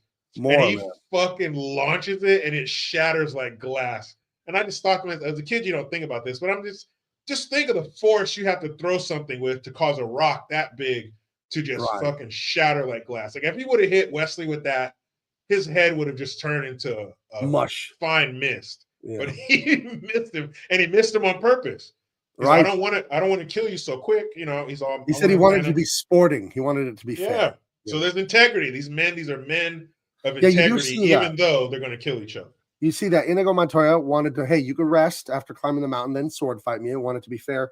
And Andre the Giant is like, I'm not going to sucker punch you. We're going to fight like men. It's going to be, but the other guy, a worm, inconceivable. This guy's he's a little worm. Shit. But Andre the Giant, he has some integrity about him. So he's like, and he's showing him, I could have vaporized your head, but okay. Time out. This is another one on your side that this is a better movie than I thought. This is good writing, because I always tell you guys, you have to earn every moment, everything that happens in a story. You can't just say, and then this happened. It has to be logical. These guys, spoiler, 40-year-old spoiler, they turn into good guys, Inigo Montoya and Andre the Giant. But you couldn't just have them be horrible villains, kidnapping this lady and trying to kill Carrie Elwes by cheap shots and sucker punches, and then they're good guys. So the writer shows good integrity to start with. That, they're breaking the law here, but they don't want to kill this girl, and they don't want to ambush this guy. They're decent guys that are doing something kind of bad, but they're not horrible monsters. That's actually good writing, because when they turn good later, it makes sense. It wouldn't make sense if they were like Vizzini, if they were like him at first, it wouldn't make sense for them to become good guys. Yeah, they're not irredeemable. There's still hope for them. And but he tells them, I could have splattered your head seconds ago, but that's not how I am. So he's like, we're gonna go. And he goes, so you want to fight hand to hand? He's like, what the fuck? What am I gonna do with you? But then he has to use his brain, to figure out a way. He's giant. I'm not gonna punch him. I'm not gonna pick him up. I'm not gonna kick him or anything like that. That's gonna even phase him. I'm just a gnat to this guy. But he does have blood flowing to his head, and if I cut that off, no matter how big you are, you go night-night. But he tries right there, but he keeps backing into a boulder, fucking smash against the boulder. I was wondering how they did that stunt in real life, where he's cramming this guy up against the wall, and he's 500 pounds, dude. That had to make something pop in his back. I wonder if I'm not even kidding. I wonder if the stuntman, whoever, or maybe it was Carrie Elwes himself doing it, wore a vest of some sort, like some protective vest, because like a compression vest or something to protect your fucking organs. Yeah, because my God, this guy's 500 pounds or whatever. So I don't know. Yeah, and you see it. It's clearly him. It's a continuous shot. Yeah, he's like back. Even if that's like a fake Hollywood rock, it's still stopping you. Well, you wouldn't want too flimsy of a rock. Then you'd go through it and knock it over. Fucking land on you. All of it would land on you. Oh no, zip Pepe, I'm a rock has collapsed. Dude, your shit would come out like a tube of toothpaste, dude. He'd shit all over the place. I need to refill my water. I need to refill my water. Go ahead and take over. I'll be right back. 30 seconds. Yeah, so there's Gabe mentioned Carrie Ells looking like, how did they do that stunt? How did he not get hurt? There is a stunt later in the movie that I'll point out where he did really get hurt. And another part I can tell you about is during the filming of this movie, throughout, it just said most of it, but throughout most of the movie, Carrie Ells, that's what I'm gonna call him, fucking not Elvis. Carrie Ells had a broken toe, a big toe, and they had to make this custom kind of ATV thing to drive Andre the Giant around the movie set with. So he told Carrie one day, let's go fuck around on the ATV. They hit a rock, and somehow Carrie L's toe got caught somewhere and it broke it. So he thought he tried to hide it from the director, from Rob Reiner, because he thought he'd get a new leading man, but he didn't. They just figured out how to hide him limping through most of the movie because his fucking toe was broken. I didn't know that. But yeah, but I mean, yeah, could you have gotten another leading man? But who else could have been that picture perfect, real life version of a cartoon prince? Like, no, I'm coming around on this guy, coming around on him, because you're right. The fact that he irritates the shit out of me, it does make him a good bad guy. Yeah, you almost in real life, if you ran into him, you're like, you fucking asshole. I just don't like that he isn't a badass. He's not dangerous. But this is his skill right here. This is however it lands, whatever letter grade you give this is his skill right here. Is tracking, and he's quite good. Yeah. Yep. So this scene, I think this is the highlight for Vizzini. It's a great scene. He's defeated Andre the Giant. He's defeated Inigo Montoya. He comes here, and for whatever reason, he sets up a little picnic table with some apples and bread and wine, and they're gonna talk it out. Gonna get the girl and this and that. And he puts poison in there, and he turns the cup behind his back, idocaine powder. Yes. And they have this great argument about, well, if you put it in your cup, then you would think that I think that you think that I think. It's just like one of those, those Looney Tunes kind of logic. And, and then he says, funny. Look over there by that rock. And he turns around and the guy switches the cups. Yes, thinking that Wesley had the poison cup in front of himself. Right. So, yeah, it was one of those. And then he drinks it, and then he promptly kills over. And this is the part where, because he's going on, and then you, and then I, and then you, and then he goes, you truly have a dizzying intellect. I haven't even gotten started. Blah, blah, blah, blah, blah. He's going back and forth, and then he drinks it, and he goes, ha, ha, ha, ha, ha, ha, and he just falls over fucking dead. That's hilarious. You truly have a dizzying intellect is a great line. Yeah. It's like, oh, man, go on. And he's like, I haven't even gotten started. That shit was so funny. You truly, in a nice way, like you're a dumbass. Right. And so he ended up not drinking any of it. That was the trick he did. When they both go to drink. Oh no, he had worked up a tolerance to it. She's like, why didn't you die? He's like, I actually spent the last 5 years working up a resistance to iocane powder. What the fuck? Who would have thought to do that? Another fucking gangster move. And so he tells her, all right, let's go, princess. Let's get out of here. We asked for her consent to touch her first. Yeah, he's like, can I untie you and remove the blindfold? Is that cool? What are your pronouns? Leave me bound and blindfolded. I will follow behind you. He's like, oh, well, that kind of fuck up our plan. We were kind of in a hurry. Like, what the fuck, man? That's so stupid. So they go on the run on foot, and the evil Prince Humperdinck is coming after them. But he knows everything they're doing. Oh, somebody fought a giant. They fought here. And then he went that way. And then he smelled, iocane powder and all this kind of shit. Like, that's his thing, tracking. She even tells him he can track a falcon on a foggy day. He will find me, because they're about to have their first scene alone. And she doesn't love Prince Humperdinck. She doesn't want to marry him. Her heart died with Wesley, and she's just going through the motions. She was chosen. She's being forced basically to marry this fucker.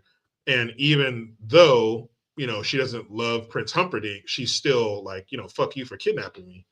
He's going to come find me. You can't run. He'll follow you to the ends of the earth and kill you. And so he's taking it as, I love this guy.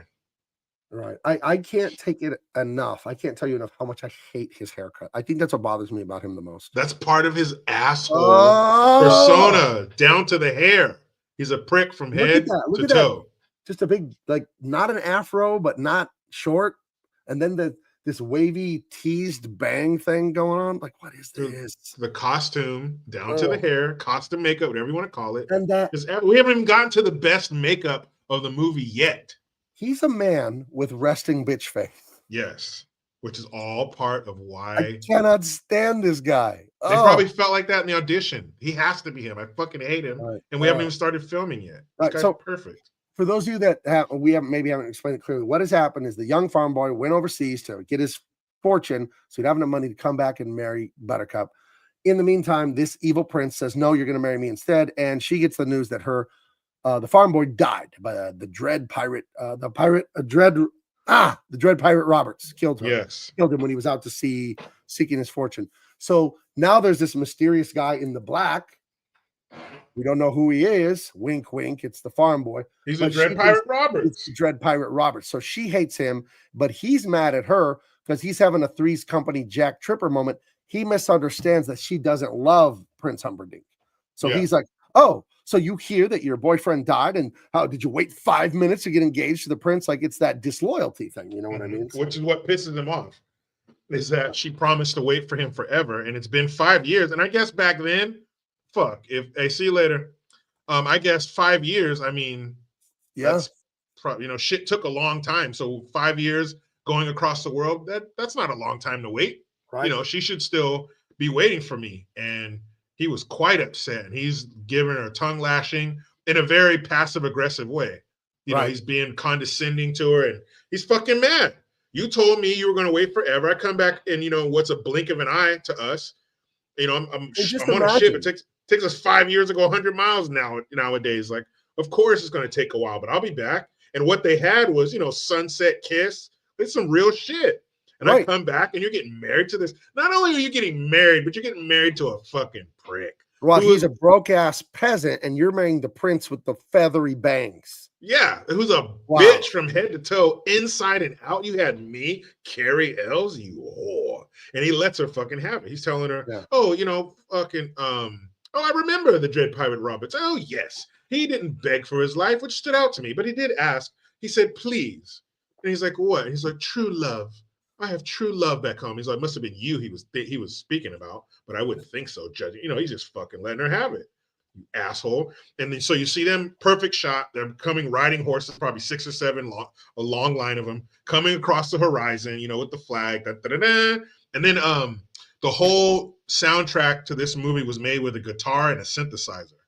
The synthesizer is heavy in this movie. Yeah, but telling you every, how to feel in every single scene. There's a scene later with every time his head moves, you hear like, a sound that goes along with it. Fucking beautiful. This must have been filmed in like New Zealand or something, because these hills are fucking crazy. Yeah. So as he turns and looks at the men following them on the ridge, she goes, I can't remember what she said, like, basically, fuck you, and pushes him down the hill. And as he's rolling down the hill, he says, as you wish, telling her, because this is what Wesley used to say, it's me. It's me, girl. And so she's like, oh, my dear Wesley, and throws herself after him down the hill. None the miser, I disagree with that, because Buttercup didn't have AIDS and a kid when he showed up. Right. Jenny had AIDS and a kid when she showed up. Dorset after Forrest was a millionaire. Yeah, that's convenient. I've always been so disturbed by that concept of military guys, like in World War II and all that stuff, of the Dear John letter. I had a guy with one of those. Sorry, you're sacrificing your life potentially for our freedom back here. I'm going to bang the mechanic down the street who I just bailed out instead. So, if you survive, I hope you have a good life when you get back. Have a good one. Heartless. Been real. Keep your chin up. Heartless. Don't step on a landmine. Yeah. I had a guy in my division. So there was in our battle group, somebody jumped off of, it's called a Oh God level on the aircraft carrier. It's like all the way up to the top of the fucking the bridge where they drive the ship from, one of the highest points on the ship. They jumped off of there and killed himself. And then did he jump into the water or onto the deck? I think they hit the deck, if I remember correctly. But I don't even know if that's possible to even clear it from there. I think what they hit was like one of the railings or something on it, because the bridge on an aircraft carrier is closer to one side of the ship. So maybe it is possible. But from that level, I mean, it's got to be like 100 feet. Doesn't matter. It doesn't matter what you hit. It's really, really, really high. And then when I was in boot camp, there was a guy who boot camp is 3.5, well, at the time, is 3.5 months long. Total, you're severed completely from society. You don't know what movies are coming out, what music, TV, you don't know shit. So this guy got a letter from his girl, and it was on Ricky Sunday. Ricky, they what they call recruits or Rickies. So Recruit Sunday, you can go to church, or you can stay and shine shoes, write letters, iron your uniform, talk with your buddies. I even think you get up a little bit later on Sunday, if I remember correctly. But it was kind of a relaxed day. You know, they didn't really fuck with you. They weren't up in the barracks a lot messing with you. So this guy gets a letter, reads it, and then everybody has lockers in between. There's 2 sets of bunk beds and then 2 sets of lockers in between for those 4 guys. So the one thing, have you ever seen Full Metal Jacket? He flips out on Private Pile because he didn't lock his foot locker. Right. If you don't lock your foot locker, somebody could steal your shit. So keep your shit secure. So there's a lip, probably say a 2.5 inch, maybe 2.5 inch lip that sticks out with the 2 things to lock both drawers together for you to put your lock through. So this dude got a Dear John letter from his girl, fucking grabs the locker and headbutts the fucking locker, and that lip sticking out hit him on the bridge of his nose, cut his nose. All this blood starts leaking out, so he cups it in his hand so it doesn't get all over the deck, so he doesn't have to clean up the blood. And then he's walking to the bathroom, and some dude's laughing at him. He's like, you fucking idiot. Why'd you do that? And he takes the blood in his hand and he fucking flings it at him. And it was like all on the fucking ceiling and shit and down the wall and all over his rack. And then they ended up trying to fight, but they got pulled apart. But then what do you think happened when the fucking RDCs came up there and saw the fucking mess that they made? We all got killed. So, but yeah, the Dear John letter shit is real. It's heartless, man. It's fucked up. At least wait till he gets home, you dick, and tell him to his face. Don't tell him he's in the most stressful point in his whole life to this point, you asshole. Yeah. Golly, you're just selfish. Horrific. A horrific thing to do to someone. But anyway, now we're 20 minutes into the movie. Right. So anyway, they realize who's who, and no, I didn't cheat on you or leave you for the prince, and I didn't get killed by pirates, so I guess we were both just messing around. Awesome. Oh, look at it. Got a little PB&J going. Even the glasses are 80s. Remember the clear glasses with the colored stripes around them, the red, yellow. You get the collector cup blue McDonald's with like the Ewok, man. Like the Ewok or ET on the cup from McDonald's or whatever. Yeah, man. Again, this movie is painfully the set design is to a T. It's right to the rim of the glass, almost spilling over. So now they have them and they're going through why can't I remember the name of the forest? The dreaded forest. What the fuck is it called? The Flame Swamp, the Inferno Swamp. It was something Fire Swamp. No, but the forest itself has a name. I don't know why the fuck I can't. I don't know. But anyway, that's where they're headed, and so they figure, well, if they're headed in there, the dreaded forest or whatever it's called, then hey, it's a done deal. They won't even make it. But they get there, they get to it, the entrance to it, Wesley and Buttercup, and she says, she's like, oh my God, and they're standing there. And then, so this had to be like a real forest because they come back, they zoom out, and it's like huge. I mean, they could totally have built it on a Hollywood set, but I think the shots I think the shots like this, that's a soundstage because there was weird giant mushrooms that were like 3 to 5 feet across, like next to some of the trees. And then there were like jungle vines, but then there were like deciduous forest trees. So it didn't look like any forest I've ever seen. I am not a arborist as it were, but it looked like a soundstage to me. It looked fucking creepy, but she's looking like, oh my God. And he's like, doesn't look that bad. I've seen worse. Let's go. Right. So in this weird forest, there's obviously creepy monsters and weird things, but there's these flame jets that just burst out. You hear a little bit of noise, then whoosh, like 6 feet in the air, and then it goes out, and she catches on fire at one point. He saves her, and she freaks out, and he's like, no problem. Puts it out, and he holds his arms out. You ready, my dear? Again, unflappable. But again, as a man, you might be in a situation, with your girl or with your family. Everybody's looking to you to be the strong one, to be the one to figure it all out. So on the surface, you got to be staring that down going, don't look that bad. Let's go. On the inside, you might be like, fuck. But on the outside, it's, we got it. No problem. Let's go. You got to, you got to project that confidence, and that's what he did perfectly. I Even though he may not have remember, been scared. I remember like 10, 12 years ago, I was driving my family to a batting cage. My son was in middle school baseball team. And as we drove down the street, and now I'm one of those people, I don't drive 25 miles an hour in the neighborhood. I drive like 20. I drive a little bit below because there's kids, there's dogs, there's all kinds of stuff. It's a neighborhood. I cuss at people that drive by my house fast. Like, what are you doing? Don't drive fast in the neighborhood, asshole. And I was driving down the street, and the neighbor that I knew, like 3-4 doors down from me, opened their front door, and they had a dog, and someone was walking their dog across the street. Well, guess what their dog did when they opened the door? Ran in front of my car. Now, I'm an expert driver. I swerve, hit the brake, and I hit the dog, but I don't run him over. I just bump him and knock him to the ground. We don't know that yet, though. We think I've killed this dog because it shot out of their door right in front of the car. My wife and daughter, just like tears and screaming, oh my God. And I'm like, cool as a cucumber. Inside, I'm like, oh, fuck, I can't believe this. I'm a safe, good driver. That damn dog ran in front of me. In my head, I'm really upset, but I just go to them, don't look at it. Don't look at it. I get out of the car and I say to myself, if this thing's guts are all over the sidewalk and it's alive, I'm going to break its neck. I'm just going to finish it because it's sad for this thing. I was determined to do that. I didn't know what I was going to see when I got out of the car. So I get out, I walk to the front, and the dog's just like, ugh, on the ground there, and it gets up. And it had skidded its paws, so it had some scratches on its feet, but that was it. I bought the dog a big bone at the pet store, and I apologized to them. Told me it's not your fault. The dog flew out because it saw the other dog. But because I was driving slow, I did not run him over. I was able to stop in time. Yeah, but it would have killed him, right? But my wife and daughter were just screaming and crying, which is fine. They're women. But I knew in my head. Yeah, you couldn't do that. I can't believe it. I just told them, don't look at it. Don't look at it. I'll see what's going on. And I just got out of the car and I handled it. Yeah, I saw somebody's cat got hit like a week ago in our neighborhood. Probably somebody driving too fast. And then today, I was going out to my truck, and a neighbor that I know was fucking flying down there.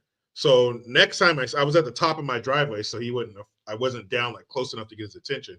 But next time I see him, I'm like, hey man, slow the fuck down. Why are you driving like that through here, you crazy asshole? Ridiculous. Jeez, man.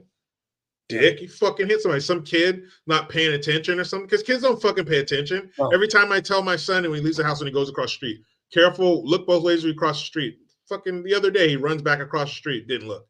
So that shit can happen. And if you're going 45 miles an hour through a fucking neighborhood, you piece of shit, and then what? What are you going to say? I'm sorry. You're going to bring him back? Hey, well, there, that's all. Hey, get up. He said he's sorry, you fucking prick. No, here, I found your head in the bushes. You're fine. He said he was sorry. He said he's sorry. Yeah, you're going to be sorry. Fucking skin that piece of shit right there. So next time I see him, yeah, I'm definitely going to have some words for him. No, I cuss at people. I slow the fuck down. That's what I tell them when I see I do that too. Slow the fuck down, you asshole. What's your problem? Yeah, can't stand that. I remember my kids were 4 and 5 years old, something like little kids. And you're teaching them, look both ways. Cars are dangerous. You're trying to explain it. They don't know. They don't know shit about fuck. They're little kids. They don't know anything. And it's not their fault. They're little. And I was driving in Greeley, back when I lived in Colorado. I was in college. And there was a squirrel that someone had run over. And it was blood and guts. And you could tell it was a squirrel, but not really. And I saw it and I stopped the car. And my wife's like, what are you doing? I'm like, I'm going to show the kids this squirrel and tell them if you don't watch for cars, this is what can happen. She's like, don't do that. Don't do that. You're going to scare them, this and that. And she freaked out so much, I ended up not doing it. But that's really the difference between husband or fathers and moms. It's like, no, I know it's scary and gross. That's why I want to show the point. Yeah. You don't want to end up like that squirrel cake out there. Right. Like, no, look at him. He's dead. Yeah. That's what happened to his dumbass. He ran out there not paying attention. Right. And somebody was going too fast and got him. You know what happened to that squirrel? His squirrel dad saw another dead squirrel, and the squirrel mom stopped him from showing it to him. Yeah, that's right. Thanks. Thank your mother. You happy now? You happy now? But yeah, I remember she flipped out because I saw it was just a red massive squirrel all over the road. I'm like, oh, I can show my kids this, explain it to them. You know, perfect. This is a teachable moment. Here's what I thought you could do for kids. Go to the store and buy like some pork ribs and stuff, put them in the driveway and run the ribs over and say, okay, you are made out of the same thing. You're made out of it. You know, or just buy like a fryer chicken. That way it's like a whole body. Then you run it over with the car slowly, safely in your own driveway. Then you show the kids, okay, you're made out of meat and bones too. You cannot get run over. It'd be terrible. So that's what's going to happen to you. Right. It's not going to happen because you're going to look both ways. You're not going to run a damn street to get your ball. Well, my daughter, she's 13, but my son, he's 9. So next dead animal on the road, I'm going to tell him that. That's what happens when you don't pay attention when you run across the street. Right. Right. Even though you think, this is my neighborhood. I live here. It's safe. No, people don't pay attention. That's what can happen to you. Yeah. I can't stand the people going. Dude, I want to kick the shit out of people when they do that because all you're going to say is, I'm sorry. Well, it's not fucking good enough. That's going to take away any injuries or, God forbid, bring anyone back to life because you're fucking sorry because you don't know that you're not supposed to drive like that to a fucking residential neighborhood. Yeah. I guarantee wherever you're headed isn't that important. You know, what are you headed to do emergency surgery? Is that what you're doing? You're going to be headed there now. Speaking of people not taking any accountability, did you see that girl? I don't know if it was high school or college. The track runner who was angry that she was I was in high school in Virginia. And she bapped that girl in the head. And they said she may have fractured the other girl's skull. Yeah, she had a concussion. Because those poles, the baton, it's metal. Right? And they're pretty light. So how hard did you swing that? It's made of aluminum. It's a hollow aluminum tube, and I assume it has rubber padding on it or something. No, it's just metal, but you just, it's just an aluminum tube. But something so light that maybe weighs a pound.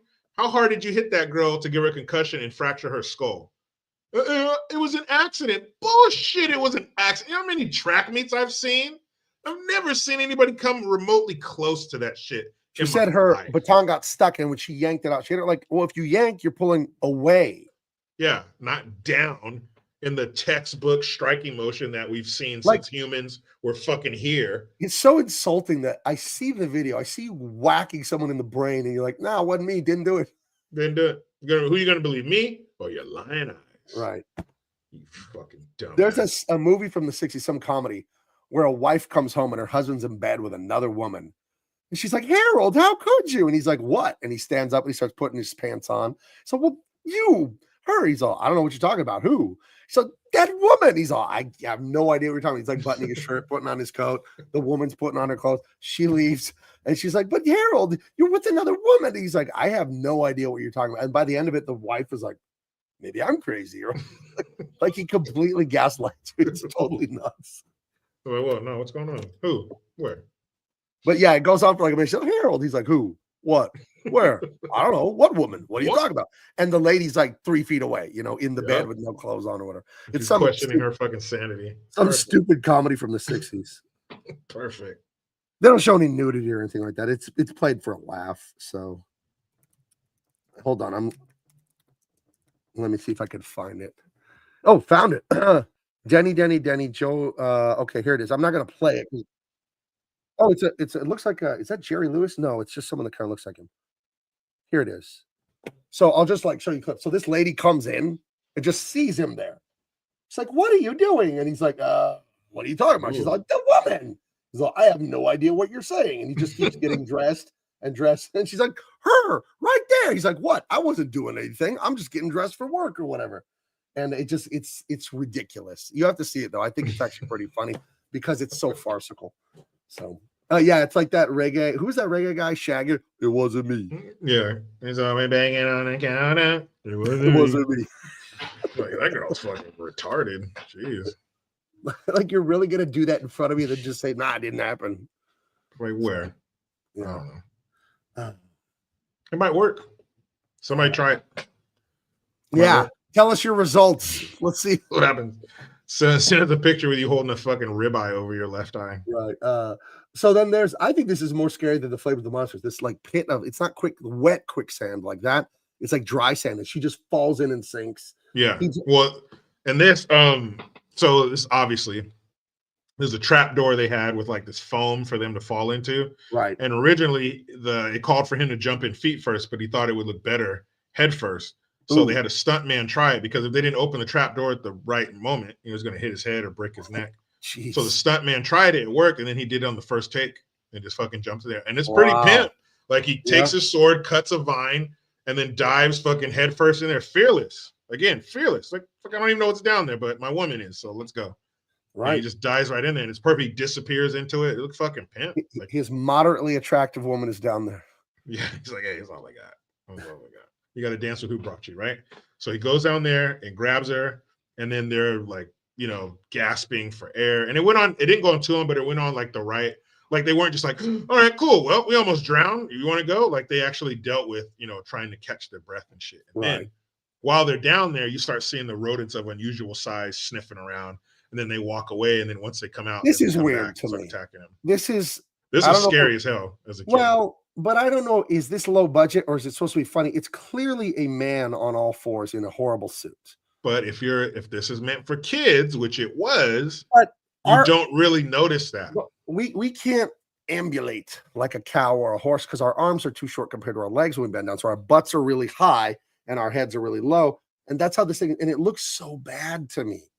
So bad. But it's like through the eyes of an adult, yes. It's like this is like a high school play level, though. This is bad. No, it wasn't that bad. We're talking like 87. They could have just given the guy something in the arms to make the arms longer, so it would be like a. But that probably didn't look. It probably looked really bad. It looks bad the way it probably looked too stiff. I don't know the way they're running around. Like I guess they were more agile. I don't know with this design, but it was scary as shit seeing those things bite his arm. And when he stabbed it with the sword, he fights. This was scary. This part was scary as shit. He shanks it. He kebabs this thing. Yeah, like twice for kids. Yeah, and he shows blood like there on his shoulder where it fucking bit him. It's gnawing on him too. It's gnawing him. Yeah, it's an intense scene. This shit was scary as a kid. It's like the shrieking eels or whatever when she's in the water. Is this a little too scary for little kids? It's a little unnerving. I was watching this with Big Baby when the eels came out. And she backed away from the TV and got next to me like, "What is this, Grandpa?" Yeah, like, this is intense, but this is right about the limit, you know. Right? Like, yeah, you don't get any worse than this. But this was filthy scary. rodent dies a filthy rodent's death. Good riddance, vermin. What he deserved. When I moved into the house I live in now, rats would come into my garage or little mice, and I fucking hate them because they're filthy. I don't want this shit in my house. And it took me a while to figure out. I went on my roof and looked around because you find little holes, you know, near the eaves and this and that, and they could fit through tiny holes, these things. And I found a hole on top of my roof over the front door, like 4 inches wide that I didn't know was there. So I patched and all that, never had a rat come in again. But they would come into the damn garage and I would catch them in the glue traps and then I'd kill them. You know, I'd get a shovel or a blade and just decapitate them. Because I thought, well, I could throw the glue trap in the trash and now what? This thing's going to starve to death for 3 days? Like I might as well drown him. I might as well just kill it. So let's throw him in a bucket of water. It takes like 30 seconds. They're out of here. Cassie says she, as a kid, she knew it was a guy in a costume. It really does look like a costume. They don't sell this thing as an animal at all. But you're gonna look right past that. Even if you notice it, it's not gonna, change it at all. Another Miser points out Muppets were still acceptable in live action 80s movies. That's true. This is 1987, so I guess I'm just spoiled now with all our. I still defend this. It's still a good scene. You're so scared as a kid, like you're not really focused on it. It's scary as fuck. I would rather this than the Marvel movie or the Transformers like slop where there's 80,000 like android little drones flying around. You can't even see what anything is. Those Transformer movies of the last 10, 15 years are horrific Transformer designs because the Transformers look like they're made of silverware. Like it's all this stuff and angles and pieces and gears and metal and you squint, you're like, what is that? Like I can't to make out their face and shit. It's like overly detailed. Yeah. So I guess I would rather this cheesy rat man than the slop they do in CGI now, because what the computer allows you to do now is do a ton of superfluous design. You can just add so many things because why not? You just push a button and do a little bit extra, and you can add a million facets on the Transformer, and now you can't even see his face clearly. So yeah, it looks. I didn't like that. I was expecting the cartoon because that's how everybody knew the Transformers is through the fucking cartoon, and it's much more like plates, I guess you would call it. Like there's more flat edges and it's more smooth, the design of the cartoon Transformers. As soon as the first one came out, I was like, it's just too intricate. Like they just did too, like that. That's very. I'll tell you what happened there if you really want to know. The DEI was hired as the art director for the Transformers movies. They had no fucking idea what they were doing with design. They thought more details was more technical mastery, but it ended up being a mess. It was like wallpaper covered in diarrhea. Yeah, exactly. Glued to the wall with diarrhea. That shit was. It should have been more just like that. That's what I was expecting. Do you have $20 I could borrow? I need to get a ride home. I'll take you, man. Don't worry. Well, we can't go to my home. Cheryl kicked me out. I'm staying at the Arms, the men's apartment, the single men's apartment downtown. I told you, man. Stay off that fucking SW or the fucking motor oil, man. That W40. I told you to stay off that shit, man. I've admitted I have a problem, and I'm working on it. All right. Like I said, man, I'll give you a ride wherever you need to go. It's no problem. I owe you for all the good times after school watching the Transformers. Do you have any bread? I didn't know you eat stuff. It's not for me. It's for my giant pet rat. It's not really a rat. It's a man in a rat suit. He hasn't had any work either in a few years. We live together. He's my roommate. Yeah, man. I think I got a loaf of bread I can get to you. That's no problem. Really? Yeah.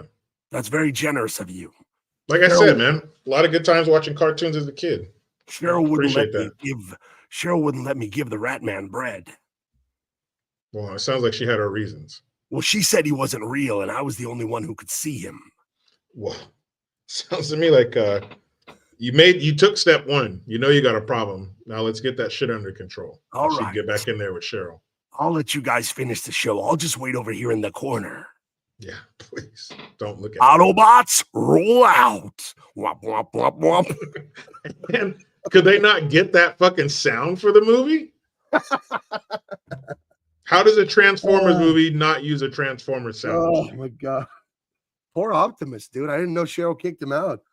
I told him. I told you, you know what the fuck you need to do. Go do it, man.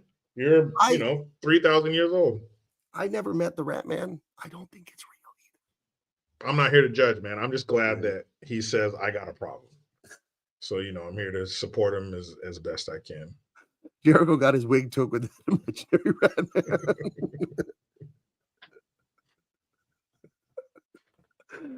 It is a very specific sound. I can't, who can do it with their mouth, right? But the Transformer sound is iconic. How the fuck do you not put that in the Transformer movie? That's like, we're going to make Spider-Man, but he's not going to have any webs. Well, that kind of defeats the purpose of being Spider-Man, doesn't it? I don't need a ride home or $20 anymore. The Rat Man's here. He said he could take me home. All right. Don't forget your loaf of bread. I'm going to go out through the window instead of the front door, okay? But don't worry about it. There's a reason why. Okay. All right. Autobots, roll out.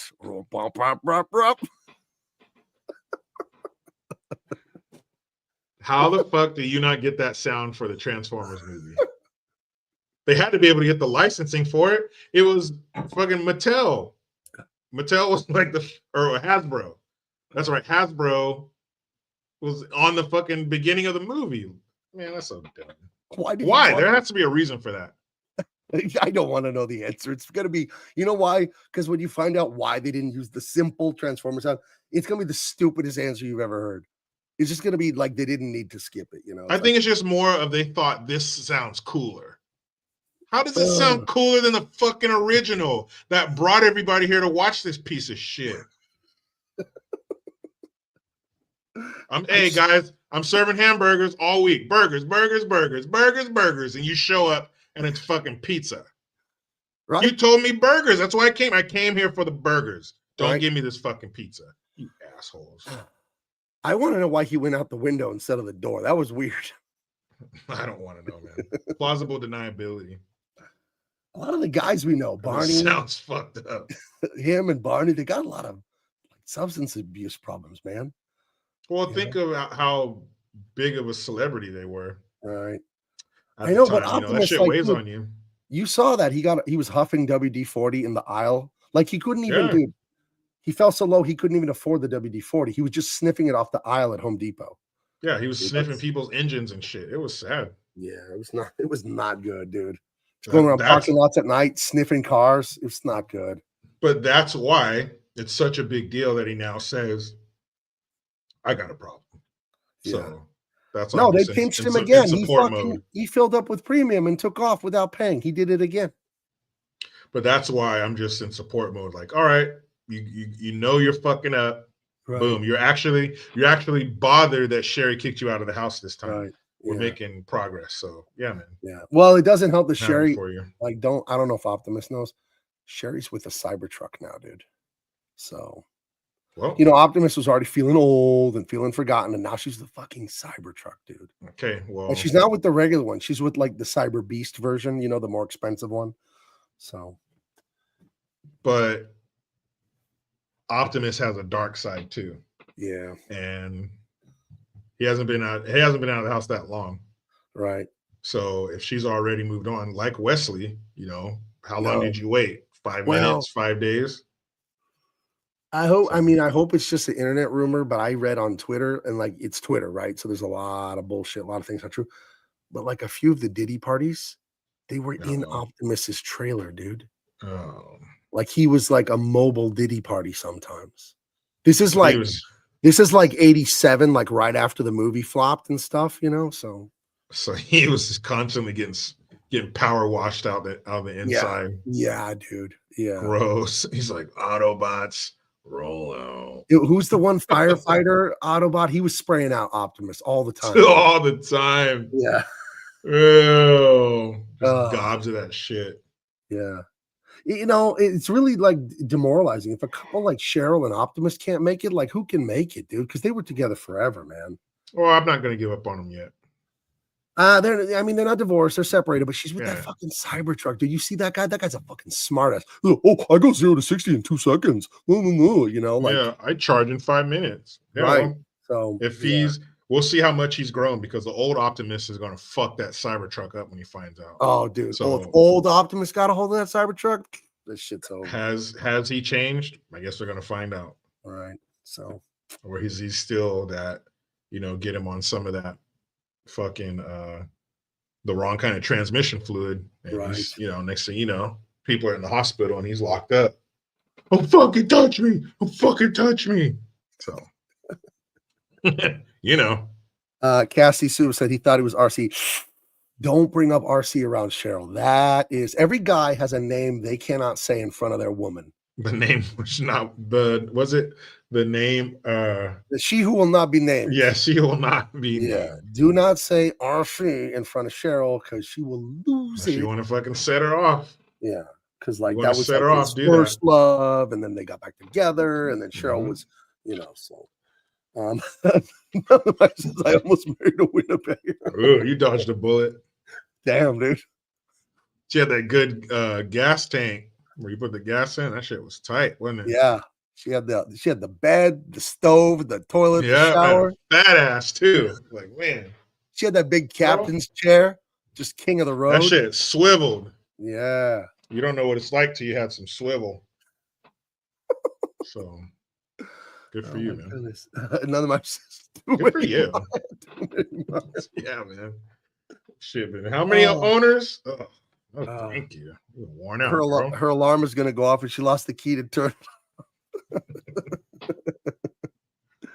No, because Optimus was telling me like he was so embarrassed because like he was backing up and he had to like use his rearview mirrors, and the Cybertruck is like, oh, I got a rearview camera, old man, and he was just showing up Optimus like on purpose. He was trying to act like he was being nice, but he was like being passive aggressive. He's like, oh, you don't have a backup camera? Oh, that's I know what I mean. And he's like, I have Apple CarPlay, and like you don't even have that. And Optimus still has like. He has an 8-track in the deck, dude. But if you couple that constant ribbing with, like I said, the wrong kind of fluid, then Cybertruck's gonna be like Humperdinck. He can talk a bunch of shit, but he can't do anything about it. Better watch out. That's what I'm saying. Don't talk shit about the old school. Right. He can be upgraded, Yeah. And there's something about a classic. I thought it was real low because he pretended the Cybertruck. He's like, what is that? He pretended to not know what the CB radio was. Yeah. He's a dick. I'm not saying he's not. He's a dick. He's a punk. But speaking of dicks, his only works when it's charged. Optimus, he just needs a full tank. So, All right. It is late. Let's keep going. Looks like duh. She looks like she's stoned out of her fucking mind right there. Right. What, like dude? Jenny. Because she's Jenny, right? Dude? She's Jenny from Forrest Gump, right? Yeah. You bastard. I knew I hated her for some reason. I know. Jenny. hole. You hole. Right. So yeah, they get caught on the other end of the bad outnumbered, force.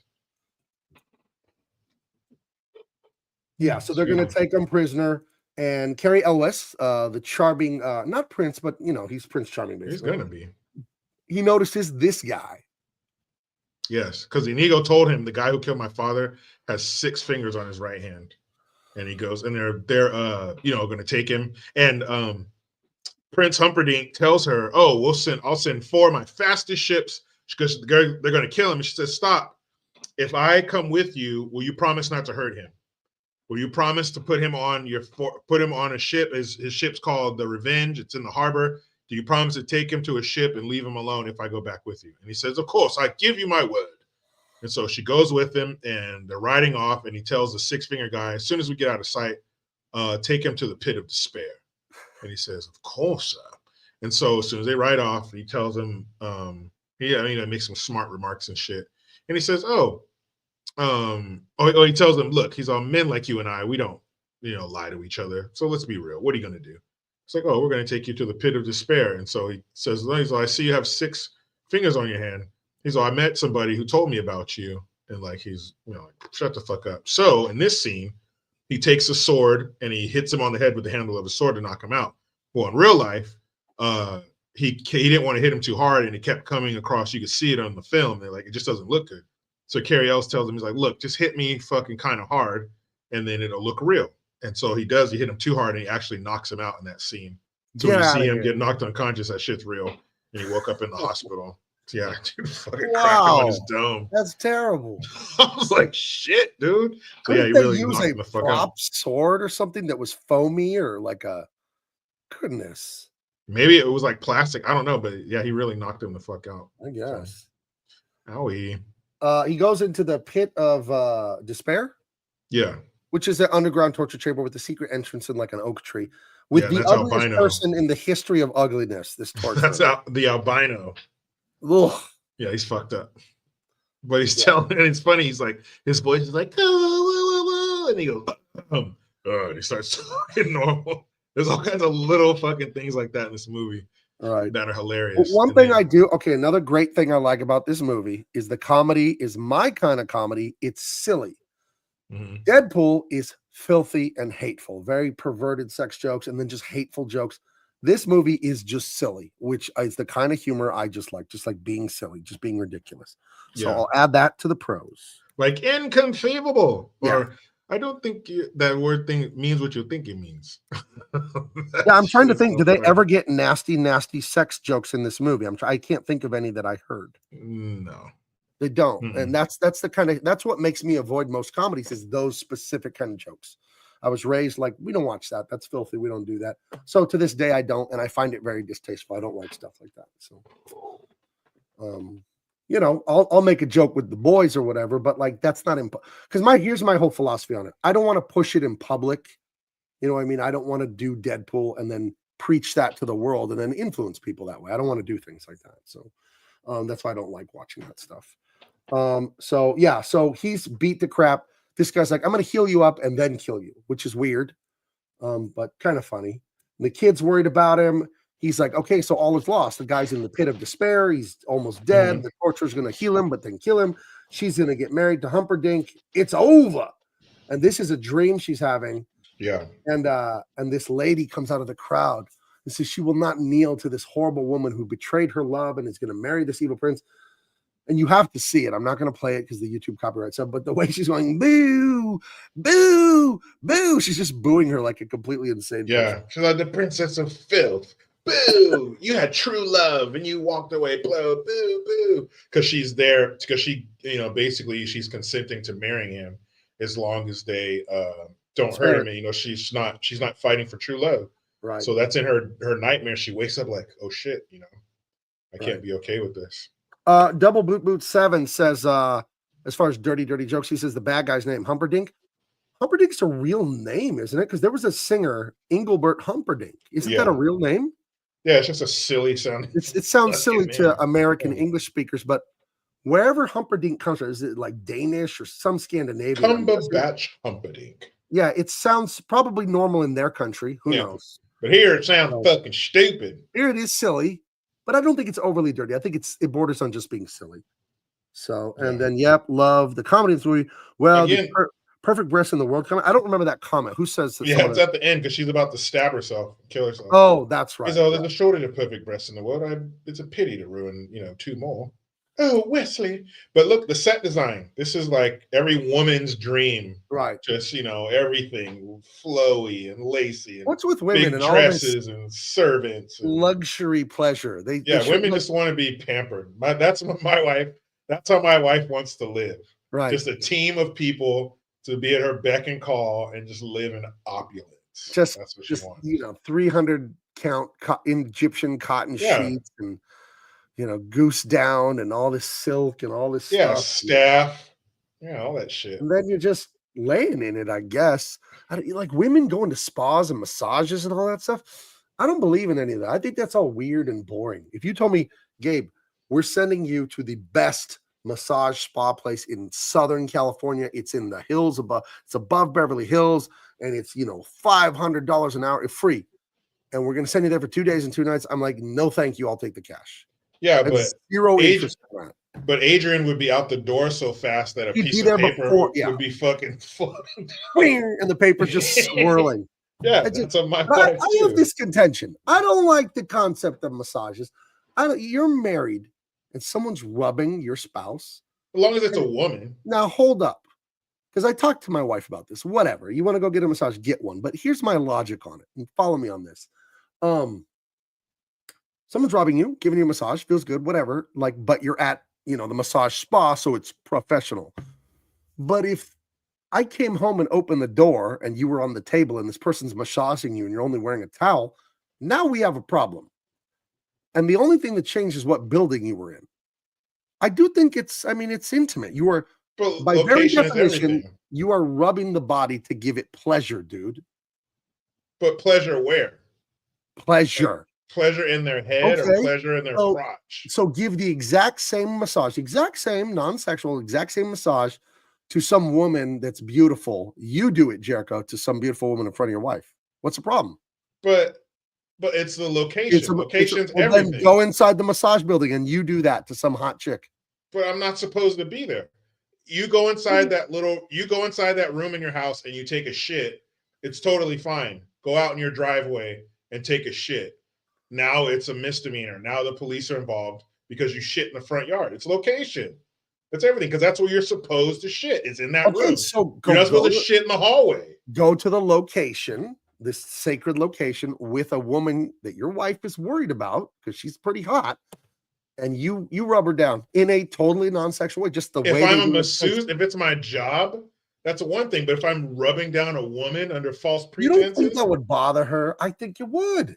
Because I'm not a masseuse and I'm not at a spa. Let's say you were going to the junior college taking masseuse classes and you had to practice on your classmates. And there's some bubbly 23-year-old there and that's your partner. What do you think your wife's going to say then? It's appropriate. It's the class. I'm not with the massage. But that's how she would have to see it. That's how she would have to see it, because otherwise she's a jealous fucking teenager. And we don't do that. It feels sneaky weird, If it's your job, that's one thing. I don't know. If you same thing, you pull your dick out in the bathroom, that's good. But you pull your dick out in a restaurant, fucking now it's a problem. Location. I suppose I suppose you can't pull your dick out in a restaurant, but I'm going to. No. I'm saying I suppose the massage it's a gray thing to me. It's a little really. I don't know. But where is the pleasure? That's the question. If the pleasure's shoulders, in their mind, they got sore shoulders. That's whatever. fine, as long as it's not in their crotch. I don't got to worry about that. What about the thighs?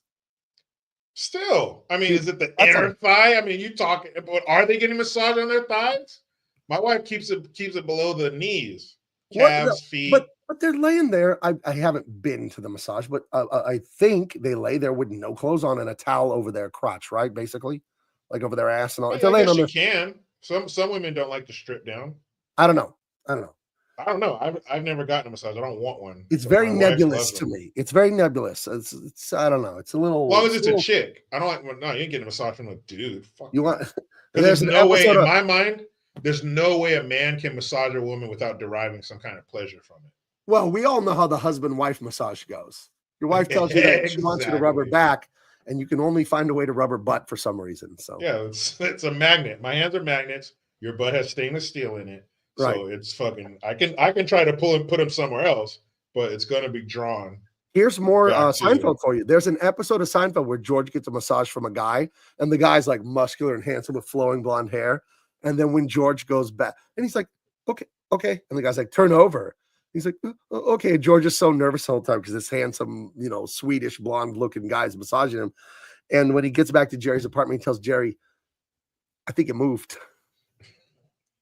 Fucking And Jerry's like, gross. no. He's like, I think it moved, Jerry. I know it moved. He's like, that's the sign. That's the sign. Yeah, dude, there's no way that guy's not putting something in his spank bank. Fuck that. No way. No dudes. See, Captain Hook says, Only broads. you can take it out in Pasta Mania. Jeez, I hope not. Let's see. Secretary not sure. Fellow San Diegan agrees with me. Yeah, no dude is rubbing on my girl's legs. Yeah, see, I agree. This is Yeah, a female masseuse, that's fine. And my wife doesn't like male maybe this masseuse is anyway. the Arab in me. The Arab in me, little bit oppressing women kind of tendencies with Arab culture. Maybe that's what's coming out. I don't know. No, there's no. I'll ask my dad and all his relatives from Libya. Yeah, I'm the same way. Yeah. Fuck that. Ain't touching my broad. Yeah. Get your own broad. Yeah, I'm all for it. This little sprinkle of sexism. I don't hurt nobody. Yeah. Got us this far. Yeah, right. You Don't do worry everything your off your dizzy mind. head about it, you dumb Yeah, broad. give me a toots.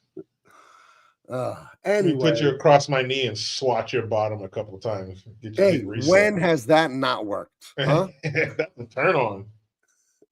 That's the problem. You were supposed to learn your lesson, and I feel like you Yeah. enjoy this.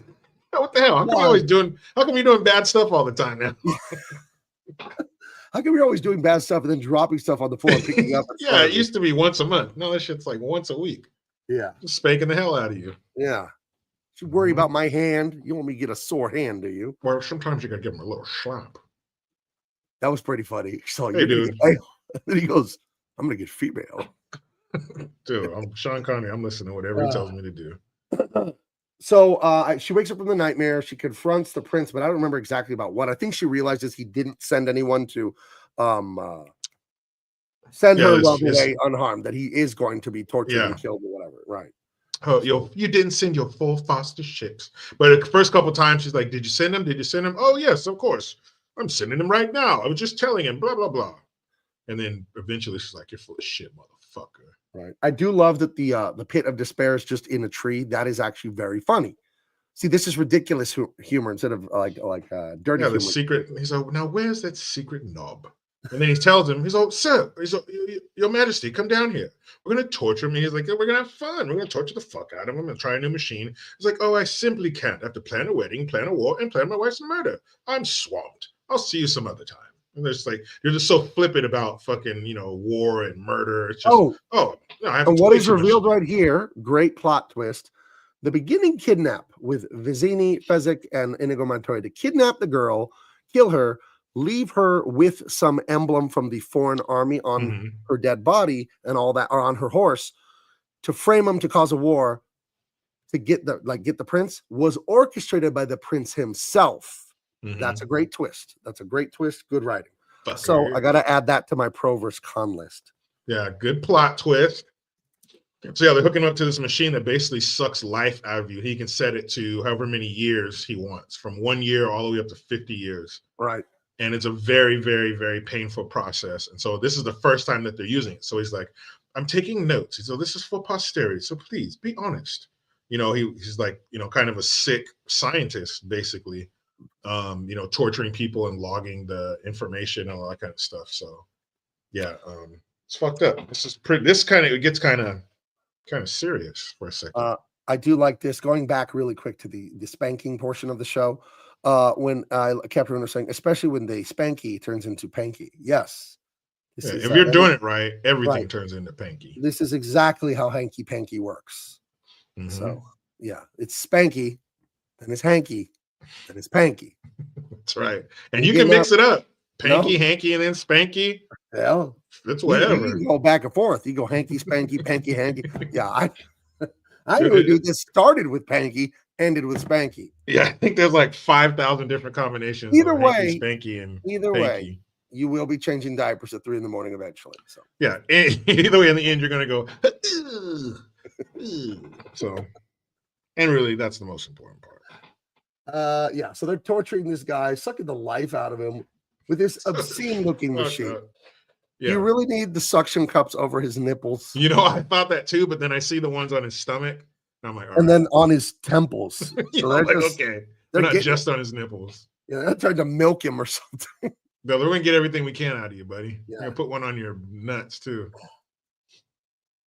So yeah, he tells them to clean out the forest. These are like the little rabble rousers, and he doesn't want them there because, and then they'll see that he's planning the war with Gilder.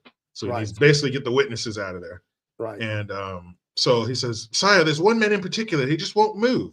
And he's like, you're an enforcer. Go get him out of there. So it comes in. It's this guy, because this is where he ran into Vizzini. Right. So he's like, I'm going to come back here because this guy has a plan on how we can find the girl and all this kind of shit. He's all, because he's, you know, all I can do is fight. All Physique can do, or what was his name? Fezzik. All Fezzik can do, you know, he's strong, but the brains was Vizzini. So this is where I found him. This is where I'm coming back to. Right. So he's not here gonna is move. the major plot hole of this movie. I looked it up. There is no proper answer. It's actually a mistake in the writing, in my opinion. So he's here, like you said. This is where he met Vizzini, so it makes sense. I'll come back here. He doesn't know he's dead. I'll come back here. I'll run into him again. We'll pick up where we left off. That all makes sense. Andre the Giant has joined the Prince's brute squad, where they're clearing all the civilians out of the forest so he could do his dastardly deeds and there will be no witnesses. The problem is, and I looked it up, there's no good answer for this. It's just a bad mistake in writing. He tells Inigo Montoya about the six-fingered man at the castle. Mm-hmm. How would he know about that guy? They never explain it. Oh, it happened off screen. He was talking to somebody. He said, in writing, you have to earn everything. You can't just, hey, the most important thing you need to know, Inigo Montoya, I just know it, and I'm here to tell it to you now. That's bad writing. You got to have him get that information correctly, and he never does. It's very unsatisfying to me. That goes in the con list. Yeah, I mean, because it's such a big plot point that this is Inigo's whole existence, is to find this guy, and him finding out where this guy finally is pretty big info. Right. How does he just know it? He's just like, yeah, he's at the castle, so let's go over there and get him. I mean, the only way that I could think of is maybe Fezzik happened to see the six-fingered man while he was at the castle, since he's part of the brute squad, right. I guess. But like, have a moment where we see it happen. Yeah, like, show it. I understand that it. makes sense, that is most likely what happened. You got to earn stuff in writing. Then show it. Why not show it? It's all a logic puzzle, and the logic has to add up. And this really bothered me, but I've let it go. But then show it. But then if he showed it, the six-fingered man would notice him, because Prince Humperdinck said he fought a giant. It was a struggle, and he went this way. And then 5 hours later, this fucking 7'4" dude shows up. So Cassie says she never questioned why he knew that, but it's like the most important thing Inigo wants to know, and he's like, I just have the super important information that moves the plot forward. Can't do that when you're right. You got. That's the analytical adult eye that you're forced to view this through. As a kid, child, I never noticed. Never even questioned. Never even popped into my mind. No, would have never crossed my mind. That's fair. It would have never crossed my mind as a kid. But as an adult, I'm like, how the fuck does he know that? Mm-hmm. And that's the burden of knowledge of being an adult, is stuff like that. You're just like, what the fuck? It takes the fun out of it. You know, I was in the living room with Big Baby. She's 2 and like 4 months. Can talk now a little bit, and she's just wild, happy, just dancing. Sometimes she'll just start going and laughing and spinning and like talking, and it's just unadulterated, unvarnished joy. And there's a verse in the Bible that says to enter the kingdom of heaven, you have to have like this, you know, the spirit of a child like that. And we were sitting there, me and my son, just watching her, laughing and playing with her, and she was just going off, just joy, spinning, jumping, screaming, singing, and just pure happiness.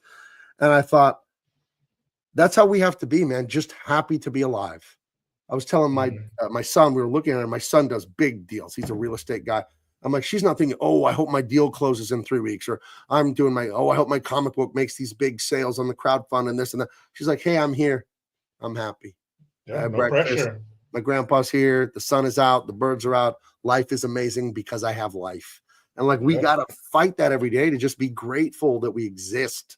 you know, and it's so hard as an adult. You get all cynical and weird. You start wondering why. How did he know about the 6-fingered man? Like, would you? It's a fantasy. Let it go.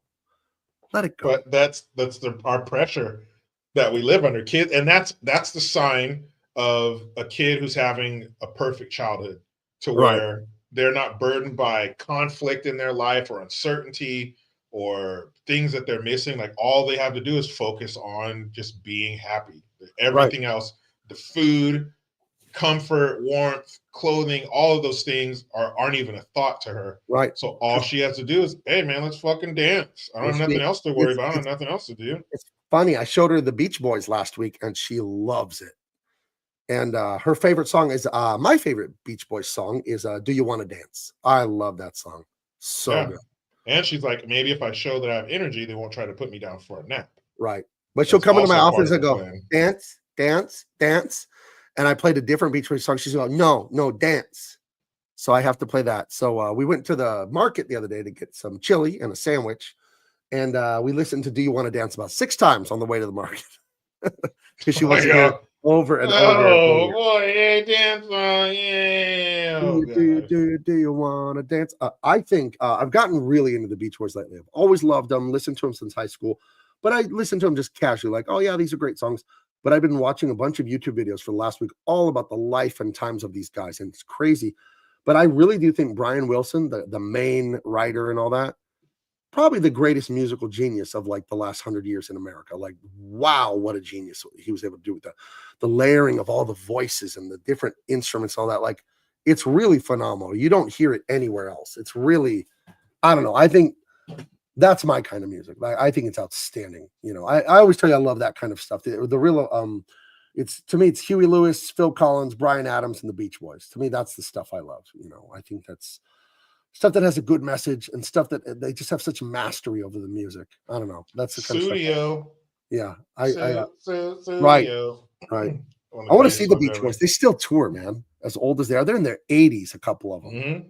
So, and they're coming here in August to San Diego, and they'll be in Temecula, which is half an hour from here, the day before. So I think I might go to that or something. I don't know. I want to see it. So, None of the Miser says Pet sounds pretty revolutionary. Yeah. Don't Worry, Baby. What a song, dude. I love that one. And what else? What's another great one? I mean, Good Vibrations is insane. You know, I don't know. I think some of their stuff is just, it's so musically, it's so beautiful, so amazing. But Surfing USA, it's Chuck Berry. It's Little Sweet 16. Did you know that? Little Sweet 16? It's the same song. Surfing USA is Little Sweet 16. It's the same song.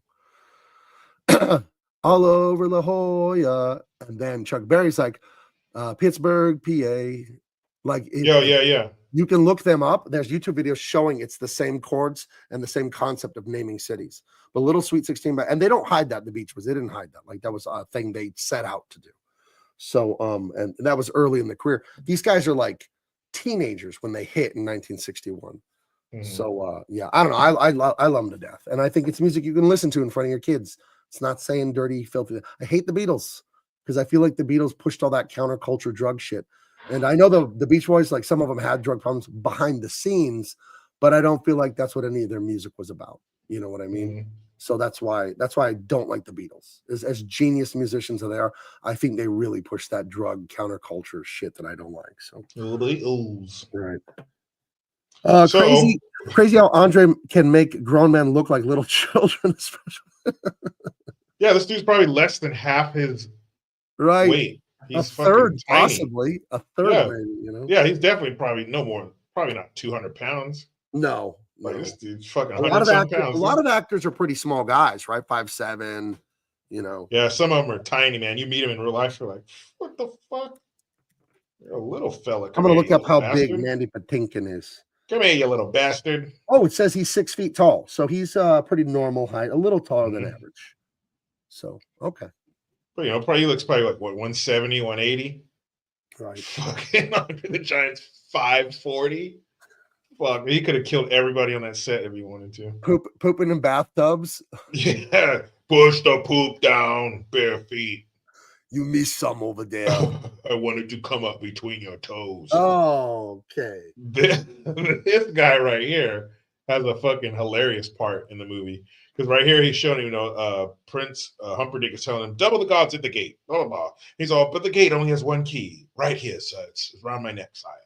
And then so that's when she comes in and says, he's like, so I will send 1,000 ships for our honeymoon. She's like, except for your four fastest. And he's like, what?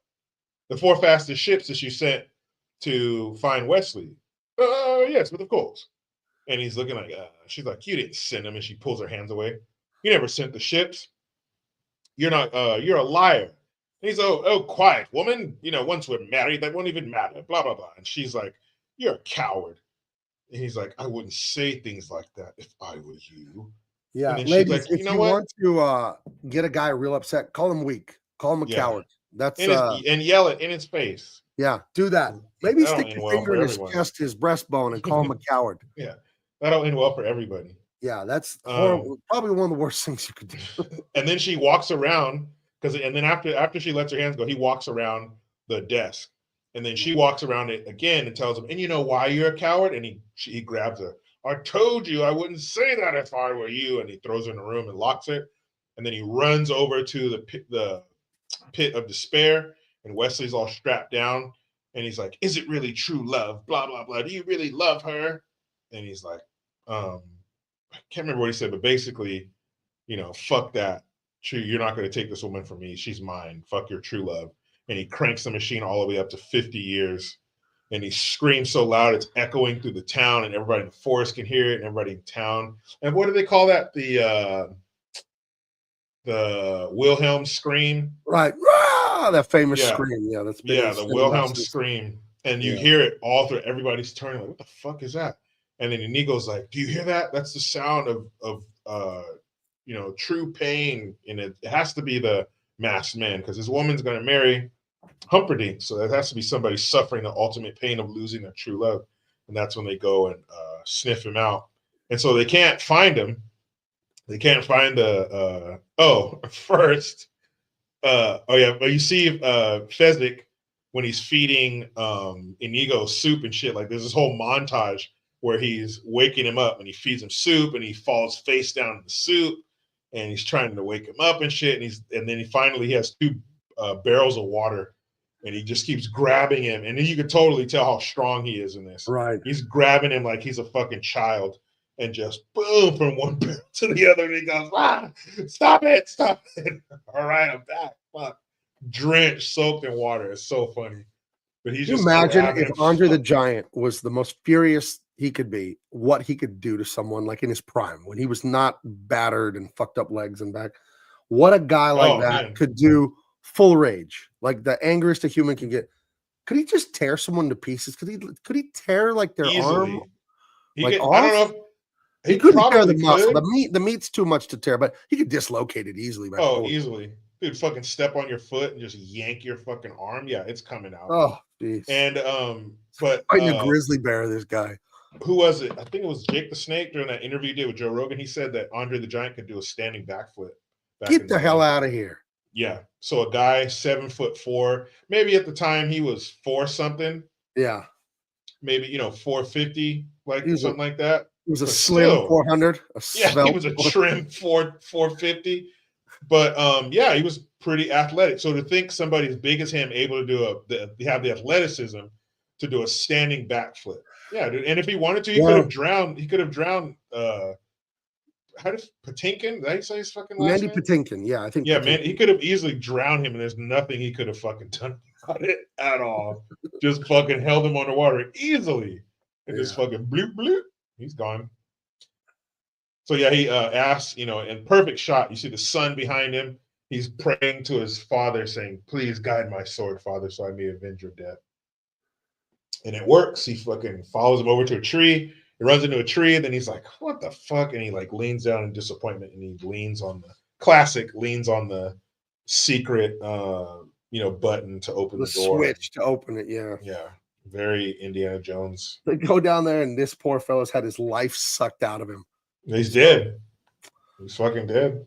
And he goes, well, he's like, we might need a miracle. He's like, how much money do you have? He goes, 65. Hopefully it's enough to buy a miracle. Let's go grab it. And so he picks him up, and you see him carrying him in the next scene like he's a fucking baby. It's on his hip. Right. And And then then, we cut back to grandpa and grandson, and the Yeah. grandson, he's fully invested now. What? The hero's dead. The bad guy's going to marry the girl. Like, this is terrible. He's like, why'd you read this to me, Grandpa? He's like, the bad guy's going to win. He's like, you know what? You're getting too emotionally involved. I'm just going to stop here. He's like, wait. I'm sorry, Grandpa. I'll be okay. I'm sorry. Go ahead. You want me to finish? Yeah. I'm sorry, Grandpa. Go ahead. Okay. Where was I?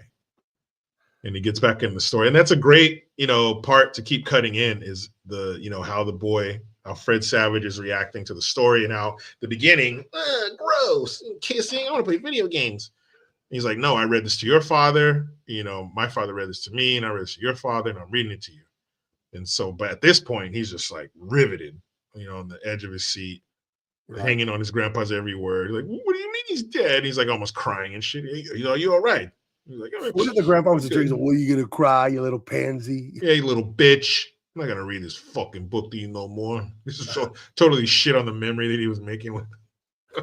Dick. So they take the nearly dead Carrie Elwes to this old Billy Crystal in some crazy ass makeup. Yeah. This is Mike Wazowski from Monsters Incorporated. This is him here. So and he knows some techniques. I don't know if it's magic or some rudimentary science to revive this guy who's almost dead. Yeah, he's a like Merlin, basically. He was a Merlin to the king, Humperdinck's parents. Yeah. Until when Humperdinck took over, he kicked him out. And Billy Crystal plays this like an old Jewish vaudeville comedian. He has that big time. Yeah, he puts on the accent, and he really plays up that Jewish vaudeville. Yeah, what is that? Velvet. Right. You get a nice mutton lettuce and tomato. The mutton is just perfect. Right. Yeah, he's like very what?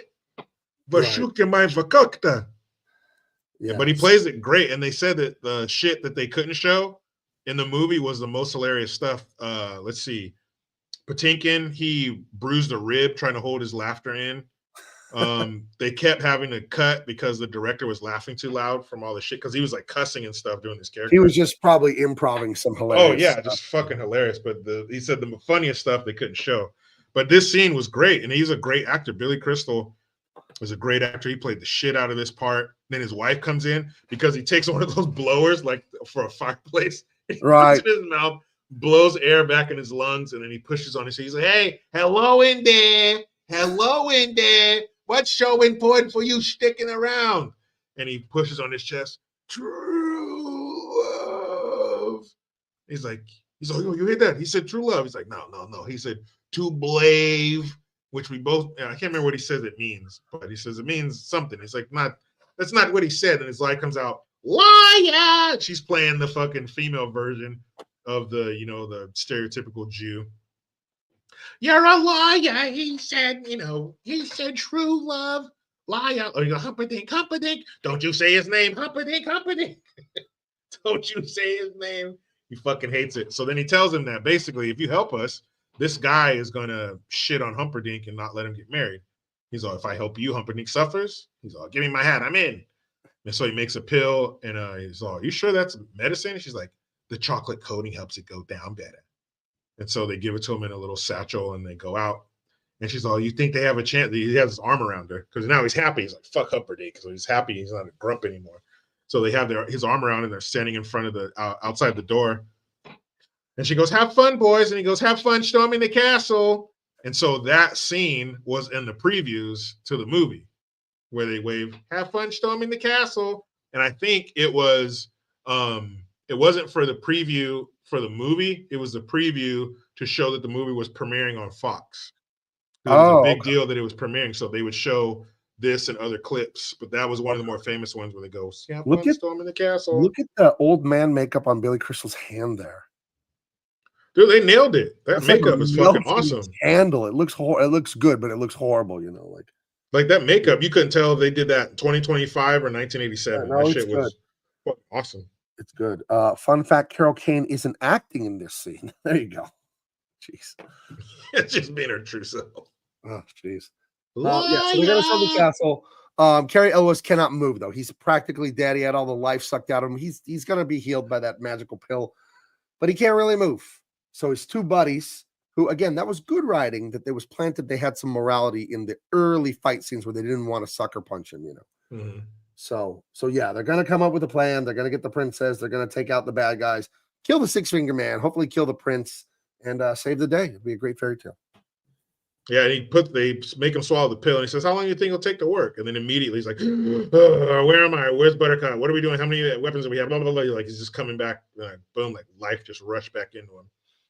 And so they start getting married. They're rushing along. Marriage. That's the guy who's the priest or whatever.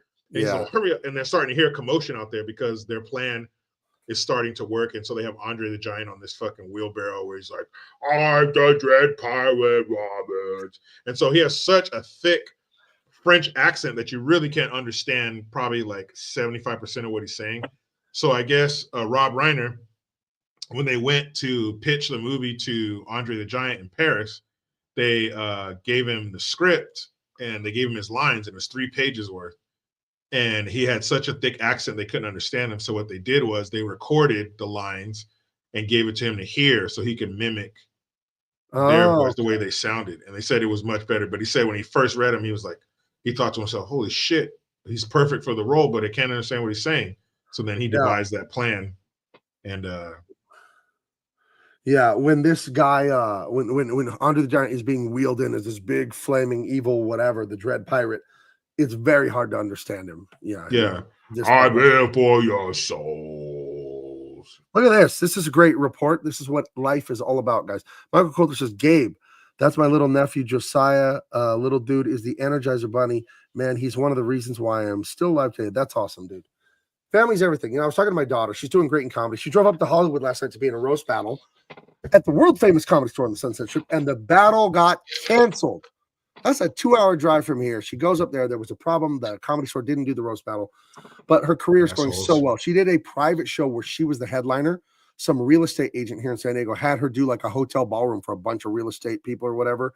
So she made good money on that. And she's just doing so much great comedy. But I talked to her about being a mom and being an artist because I've been an artist, over a quarter century now professionally. And I told her, I've lived my dreams, man. I was a little boy. I wanted to work on Batman and Superman. I've done it. I put my name on Star Wars. Everything I ever wanted to do, I've done it. Now I've got my own company. Big Man Comics is doing amazing. I told her it doesn't mean shit compared to you guys, my wife, my kids, my granddaughter. It's all the only reason we're here is to love. You need to work. You need to make money. Success is great and all that. It will never satisfy you, though. You know what I mean? The only thing that will satisfy you is love. Loving people in the right, good, generous, self-sacrificing way. So it's good to hear, Michael Coulter, that you got something great in your life like that. Mm-hmm. There's nothing like that joyful innocence of the little ones. And the Bible talks about children many times in that way, how it should be admired. Suffer the children, right? That's in there. And that means to be patient and kind and loving with them. And in that verse, the disciples are telling Jesus, there's these kids here. They're all noisy. And he's telling them, no, suffer the little children. It's fine. That's the way they are. And I was talking about that, like, don't put all your hope and all your focus on being the world's greatest comedian and all that. I want you with, Netflix specials and movies. I want it to all work. You're a brilliant stand-up comedian. It's going to work. But just remember, love your family. This is the only thing that really matters. It really is, so. Secretary, not sure. Next time she has a gig in Dago, I'll have to. She's there tonight, dude. She's at the Madhouse all the time. She's at the American Comic Con. She's there multiple nights a week, dude. She's always there. And just if you follow me on social media, and her too, she's Mini Eltaeb, same last name as me. She's on Instagram. But yeah, she's doing multiple nights every week, a lot in San Diego, and then goes up to Hollywood once in a while. So, Gabe, it wasn't the Beatles, dude. It was Janis Joplin. It was Jimi Hendrix. They came after the Beatles. Yeah, but what about the Beatles and all that Maharaja stuff and Sgt. Pepper and Strawberry Fields Forever? I don't like what that pushed. I don't like, no. Psychedelic drugs, no. I understand some of the Beach Boys did LSD and all that, but they didn't sing about it and push it. And that's always the problem I have, is pushing degeneracy in public. Telling people, oh, it's okay to do LSD. It's fun. It's cool. No, it isn't okay. It'll fuck your brain up. You shouldn't do that. It's not, I'm judging you. It's, I care about you. I don't want you to take acid and become a lunatic. That's why I don't want you to do it. Not because I want to ruin. I sound like a dad talking to a kid. It's not that I want to ruin your fun. It's I don't want you to lose your fucking mind. You little bastard. So, because you see like so much psychosis from marijuana, and I read like 20 something years ago, marijuana can cause schizophrenia in people that have that in their family lineage, and the weed they make now, I'm not a scientist for this, but it's so genetically modified and so high in the cannabinoids and the THC and all that stuff. You're seeing a lot more psychosis from people having their magic brownies and all that stuff because it ain't the weed from the 60s. Now, you know me, I don't do any drugs, I don't drink, I don't smoke, nothing like that. But I understand people do, and I don't want people dropping dead. I want people losing their fucking mind and going crazy. The fentanyl stuff, like I feel so sorry. You hear, oh, she was only 17. She overdosed on what she thought was ecstasy, but it was fentanyl. And I don't want people pushing drugs in public. I don't think it's okay. Because again, not because I'm the fun police. I love having fun. I don't want people dead. That's where it ends for me. Like I don't want to hear that.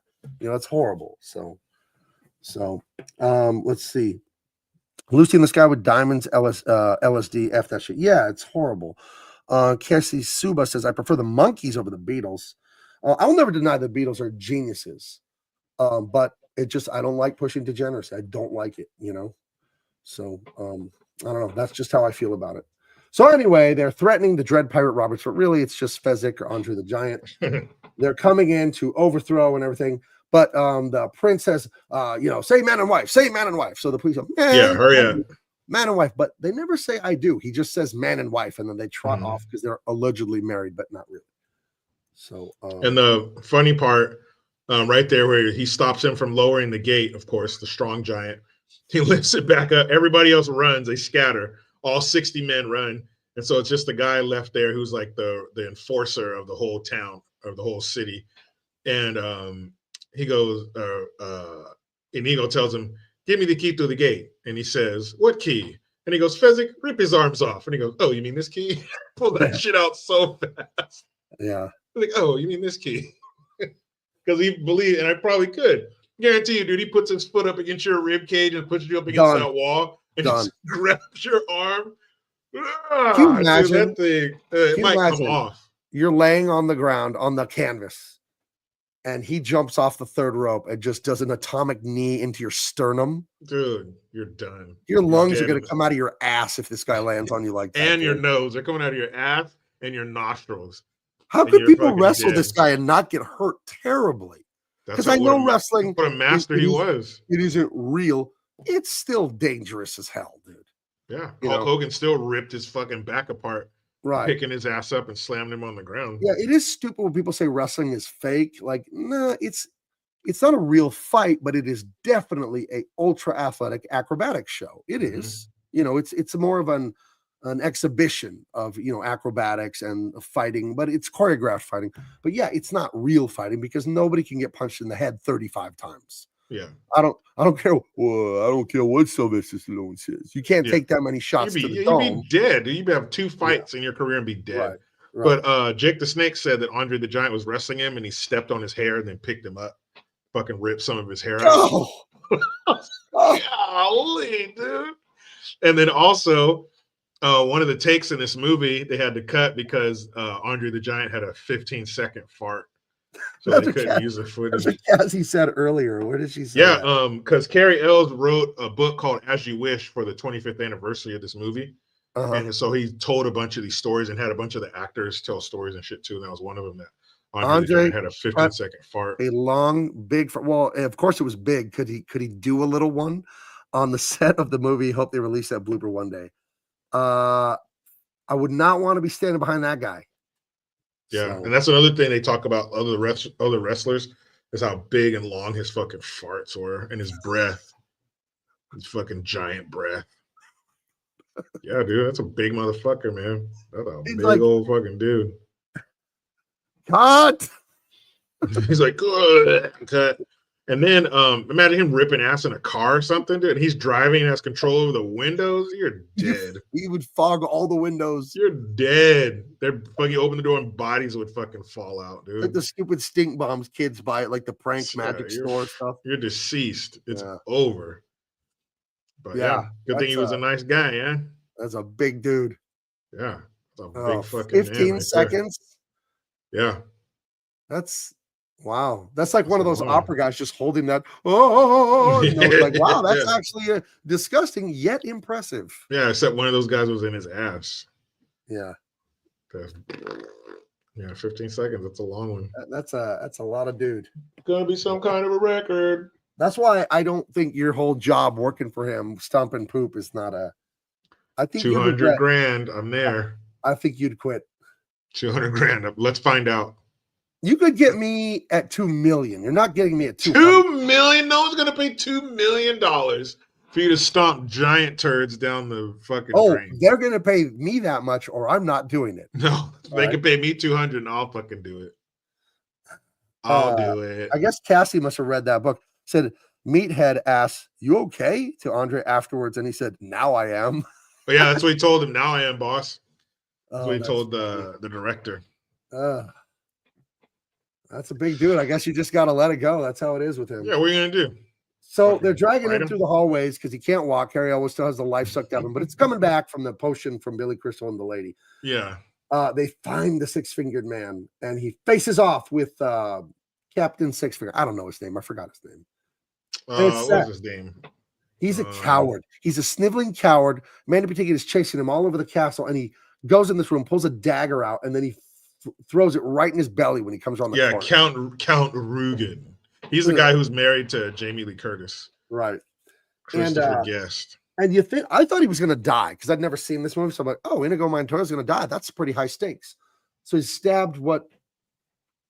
Yeah, he waited for him to come around the corner and he threw a knife right in his stomach. It's not the liver, so he's not going to bleed to death, but it's the large intestine. It's not good. Yeah, and it's like 1400. So right. Yeah, it's not good.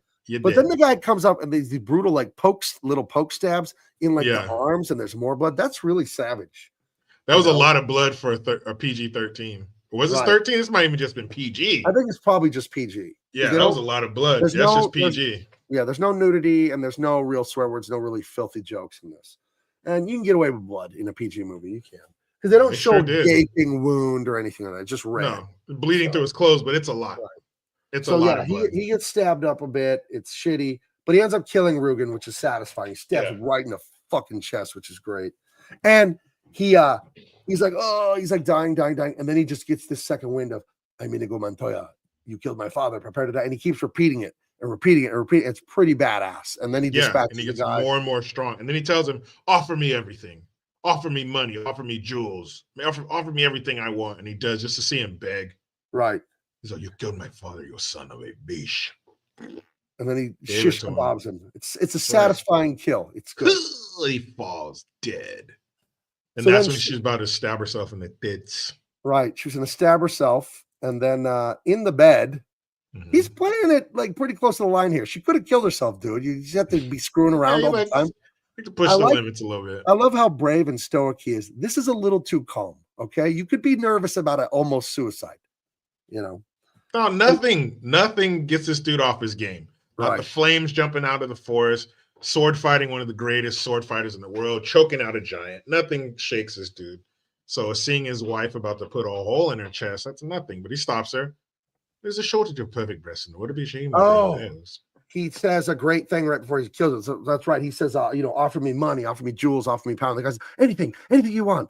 He's all, like, what do you want? Basically, he's like, I want my father, you son of a bitch. And then, and knowing what you told me, that in real life, this man's father died of cancer before filming, that must have been something. I saw a movie called All Dogs Go to Heaven. Big Baby has it on DVD. And in the movie, I believe a little girl dies or the dog dies or something. There's a death in this movie. It's a cartoon movie. It's very heavy. And I think the little girl dies in the movie. And the dog is played by Burt Reynolds in real life. And before the movie was finished, but the girl had done all her dog, the little girl dies. I don't know if she was murdered or got sick or got something, but she died. And so when Burt Reynolds is doing those lines there against her recorded lines, she's already really dead in real life. And like, that is so messed up, crazy sad. So I think that's heavy. Yeah. So when he's delivering these final goodbye lines, it's like, for real. That's crazy. But that's the power of art to turn something nightmare, a death of a child. There's nothing worse anyone can conceive of. Nothing. To turn it into art that can uplift people and inspire people. At least you do what you can with the worst situation possible, So Oh my gosh, Cassie says that little girl was murdered by her dad. Damn. Yeah. Horrific, dude. A secretary not sure says, I remember in 4th grade class earning marbles in a jar so we could watch this movie in class. Wasn't it the best when you watched a movie in class? Oh yeah, turn the lights teacher out. The teacher wheels in that big stand, and it That's has the giant CRT TV with the straps around it so it doesn't fall off. No work. And if you're a little older like me, you didn't watch a VHS cassette like we started to in the 90s. They'd bring in a film projector. And the teacher would put their spools on there and turn all the lights off, and they'd pull the screen down in front of the classroom, and they'd turn on it like a film movie. We'd watch them in class. It was something. Yeah. So, anyways, yeah, he said, I want my dad, you son of a bitch. That's heavy, man, for a guy that really lost his dad right then. Yep. So, but yeah, it kills him. And okay, so this is the other con I have for this movie. So I'm keeping my list of pros and cons to see if I like this movie. The prince is a weak-ass fighter. He comes in here to fight ostensibly. That's what he should be doing. This should be the final climactic sword fight with the dashing, handsome hero for the princess. And they just like talk it out. And then it's like over. They don't have a cool sword fight. And to me, that's very disappointing. But he's too much of a bitch. No, the bad guy's got to be a dragon. He's got to be dangerous. You have to overcome the final boss. And he's not. He's the final bitch, this guy. You know? Maybe I'm wrong. Maybe having this, look at it. Here's how I could be wrong. I'll defend the movie. Here, look at here. You have this sword fight, and it's so emotional. You know, my father, you murdered and prepared to die. And you have this sword fight, and you got it. Good writing. You deliver. You got a character arc. He gets his justice for his father. Maybe it would be diminished if there was another sword fight right after. Yeah, that's what I said earlier. Right? Would it be too many sword fights in the movie, especially at the end, having two? Because I mean, what are you going to see? Because you haven't billed Prince Humperdinck as a swordsman. You know, he's a tracker. I'm trying to think. I'm writing. I'm a writer. And would I put 2 climactic sword fights back to back? I wouldn't do that. That's stupid for a movie. Because it would just suck the other one. It would kill the first one with Mandy Patinkin. It would just erase it. Emotionally, it would take it away. So I guess that's why it doesn't happen here. So maybe that's not so bad. So yeah, because they've been building that the whole movie. That's Inigo's fucking. That's his mission, to find this 6-fingered bastard and kill him. So yeah. None the Miser says Spaceballs is a superior damsel in distress movie. Come at me. Dang. I don't know. Princess Buttercup. She's pretty. She's a damsel in distress. Pretty good. She's grabbed and thrown and lifted and pulled a lot. People are grabbing her, put her on horses, pulling her out of the water, and fucking moving her out of the way of flames. She played her role well. Just the damsel, princess, you know, true love. But he gives them the business though. He tells them, you know, about he's like, no, first I'm gonna cut off this and cut off that so people can fucking look at you and make fun of you and be, you know, be scared. Children can be scared by your face and you can hear it. I'm not gonna cut your ears off so you can hear it. The screams of pain and fucking, you know. He says he's not going to fight him. He's not going to fight him to the death. He's going to fight him to the pain. Like completely taking his feet, his hands, his ears, or his eyes, but not his ears, like you said, so he can hear the children screaming and how grotesque he looks. So Prince, you know, he's Buttercup, if you ask me. He's a wuss, this guy. He's so fucking irritating. Yeah. He sits down like a bitch, and the good guys just get away on horseback. And somehow Andre the Giant does not kill the horse riding it away. The horse, he's not. Why didn't they put him on a fucking Clydesdale or something? Right. You know, it'd be like the Flintstones. Like he's on the horse killing its back, and the horse turns the camera. It's a living. It's a living. That horse would be fucking dead. And they get away. They smooch, and it's happily ever after. You know, just like the smooch in the beginning. Yeah. Only and I like that look. Doesn't mind. I mean, obviously that's a sound stage they're on, but I like that look. Yeah, you know, it is the way it looks behind them. Yeah, you know, it's probably a light.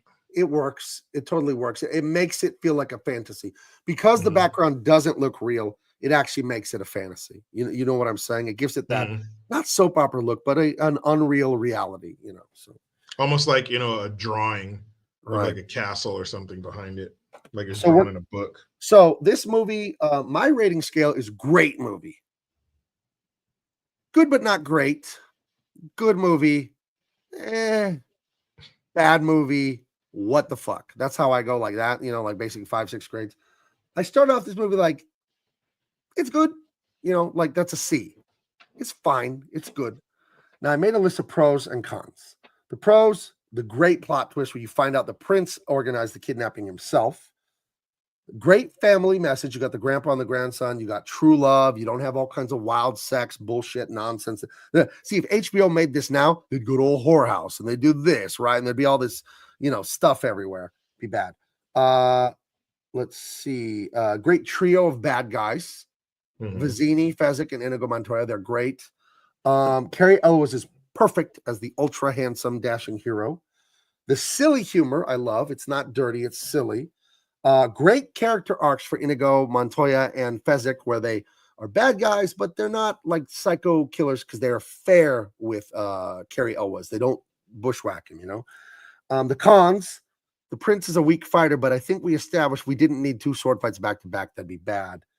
Fezzik, the one that bothers you though is the Fezzik knows about the 6 fingers and it's never explained how. Robin Wright is just okay looking. I don't buy her as the most beautiful princess that everyone would die for.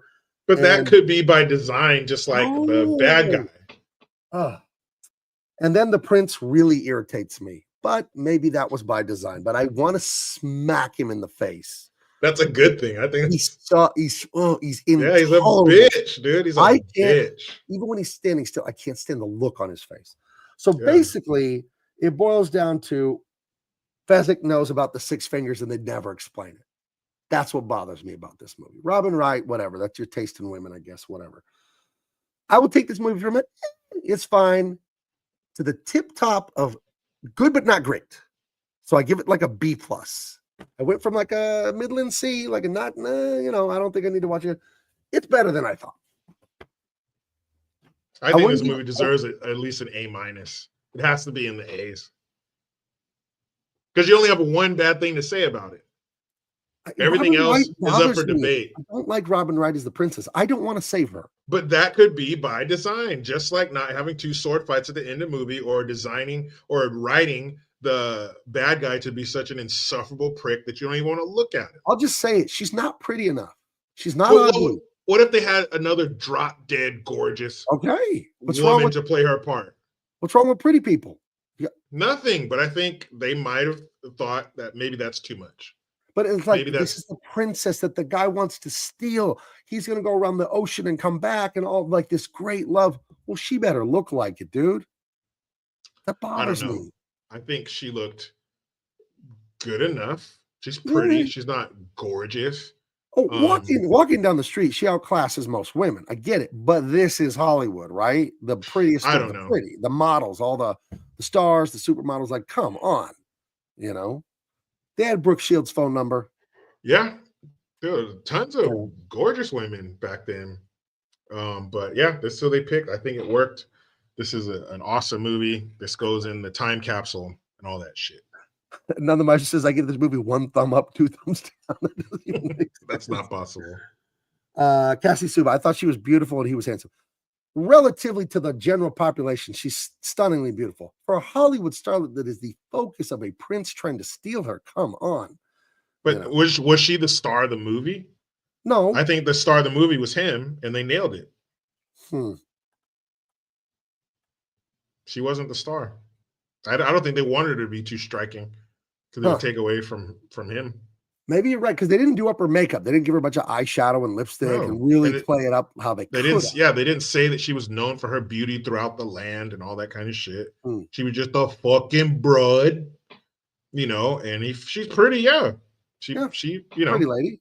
You're not going to see a guy that looks like that with some fucking hound dog. But I'm not going to be like seeing her riding my bike, looking back and hit a telephone pole because she's so like, whoa. But it was more of their connection. It was more like a feeling, man. Because I think if they wrote it as, oh, she was a beauty known throughout the land and she was the most gorgeous, blah, blah, then she would have been like fucking, you know, like a Tex Avery dog. Ooga, fucking tongue coming out, eyes, all that kind of shit. But, you know, I think that was him. I think he was the fucking hottie. Wallace Shawn was the star of the movie. Inconceivable. That's the most famous line in this fucking movie, and you killed my father, prepare to die. Yeah, You know, he's outstanding. Wallace Shawn is outstanding. I was disappointed that his part was so short, but it made sense that he died there. That it made sense. Mm-hmm. But I could have used more of that guy because he's hilariously evil. He's evil in a freaking hilarious way. He's so stupid and arrogant, you know. But he had the credentials to back it up. He ran a crew. He had his own boat, you know, that they fucking were going to move the princess in. And I love he's working with royalty. You know? He's talking to one of the most deadly swordsmen in the world and Andre the Giant, and they're like scared of him. They're nothing. And he's like just chewing their faces. He's like 4'9" or something. Yeah. And you. Yeah, he's just giving you it big lug, dude, just fucking telling him shit. And he could grab that dude's head and fucking crumple it like a piece of paper that he wants to start over on. Like easily. I think because the casting is so good. Inigo Montoya, the three bad guys, and Cariel was so well casted. And then I'll come around on the prince. The fact that I hate him, I guess I'm supposed to hate him. Right? Yeah. But I can't come around on Robin Wright. I want her to be prettier. So, but that's not enough. I think that's also just by design. Taste. That's just a man's taste. Like I love big eyes, and she has like squinty eyes. That doesn't make her ugly. It's just not my taste. So, I'll give it an A-. I'll be nice. All right, there we go. You got into. It's almost great. That's all I wanted. A middle grade. It's almost great. That's all. I didn't want you to fuck up my straight A's. That's all I wanted was an A out of it. I realized at 46, I'm nitpicking it from the view of an adult. I guarantee I would have loved this movie at age 10. I would have just been over the moon watching this. So for sure. And you know that trio, that was the quintessential hey boss, and the other guy, hey boss, and then the boss is a little tiny dude who's fucking wielding all the power. There's always a big dumb muscle dude and another guy who's a second in charge. He's not too dumb, but you know, he's no genius, but he's not as dumb as the big dumb guy. I love those Looney Tunes with Bugs Bunny's like playing cards with the gangsters or just outsmarting them and all that stuff. And the boss is always some little tiny dude. I remember he always had his hat. The hat was too big and it was always way down over his eyes. Yeah. And then okay, boss. You know, it's always that dude. That would be Fezzik. Well, good stuff. Yeah, man, that was fucking hilarious. Great movie. Got very distracted, got very sidetracked tonight. It is very late, so we're going to get the heck out of here. We'll be back next week with another something great, something funny. A lot of great suggestions came in the chat tonight, and we'll look into it. But this movie went from it's fine to the deep examination. Okay, it's almost a great movie to me. It's right there on the edge of an A- or whatever. And you know, this could become a favorite of big babies, you know, and then maybe you'll grow to love it. Yeah, even more when you see her enjoy it. To be fair, I've only seen it once. Maybe I need to see it again. You know, maybe it'd be better on a second viewing. So, all right, guys. Jericho's all over social media like I am. Follow us out there. It's very late. I need to go. Yeah. Thank you for being here. Hit the like, hit the share, and we'll see you. I will be here alone tomorrow, 11 to noon Pacific. Big Man Comics Live. I'll be drawing more of the Unstoppable Tyrus. I'll be back here Friday with Jericho for Datitude, 11 to noon Pacific. And we will be here next Wednesday with another awesome, fun movie. And we will try not to go 5 hours next time. All right. Talk to you later. Bye.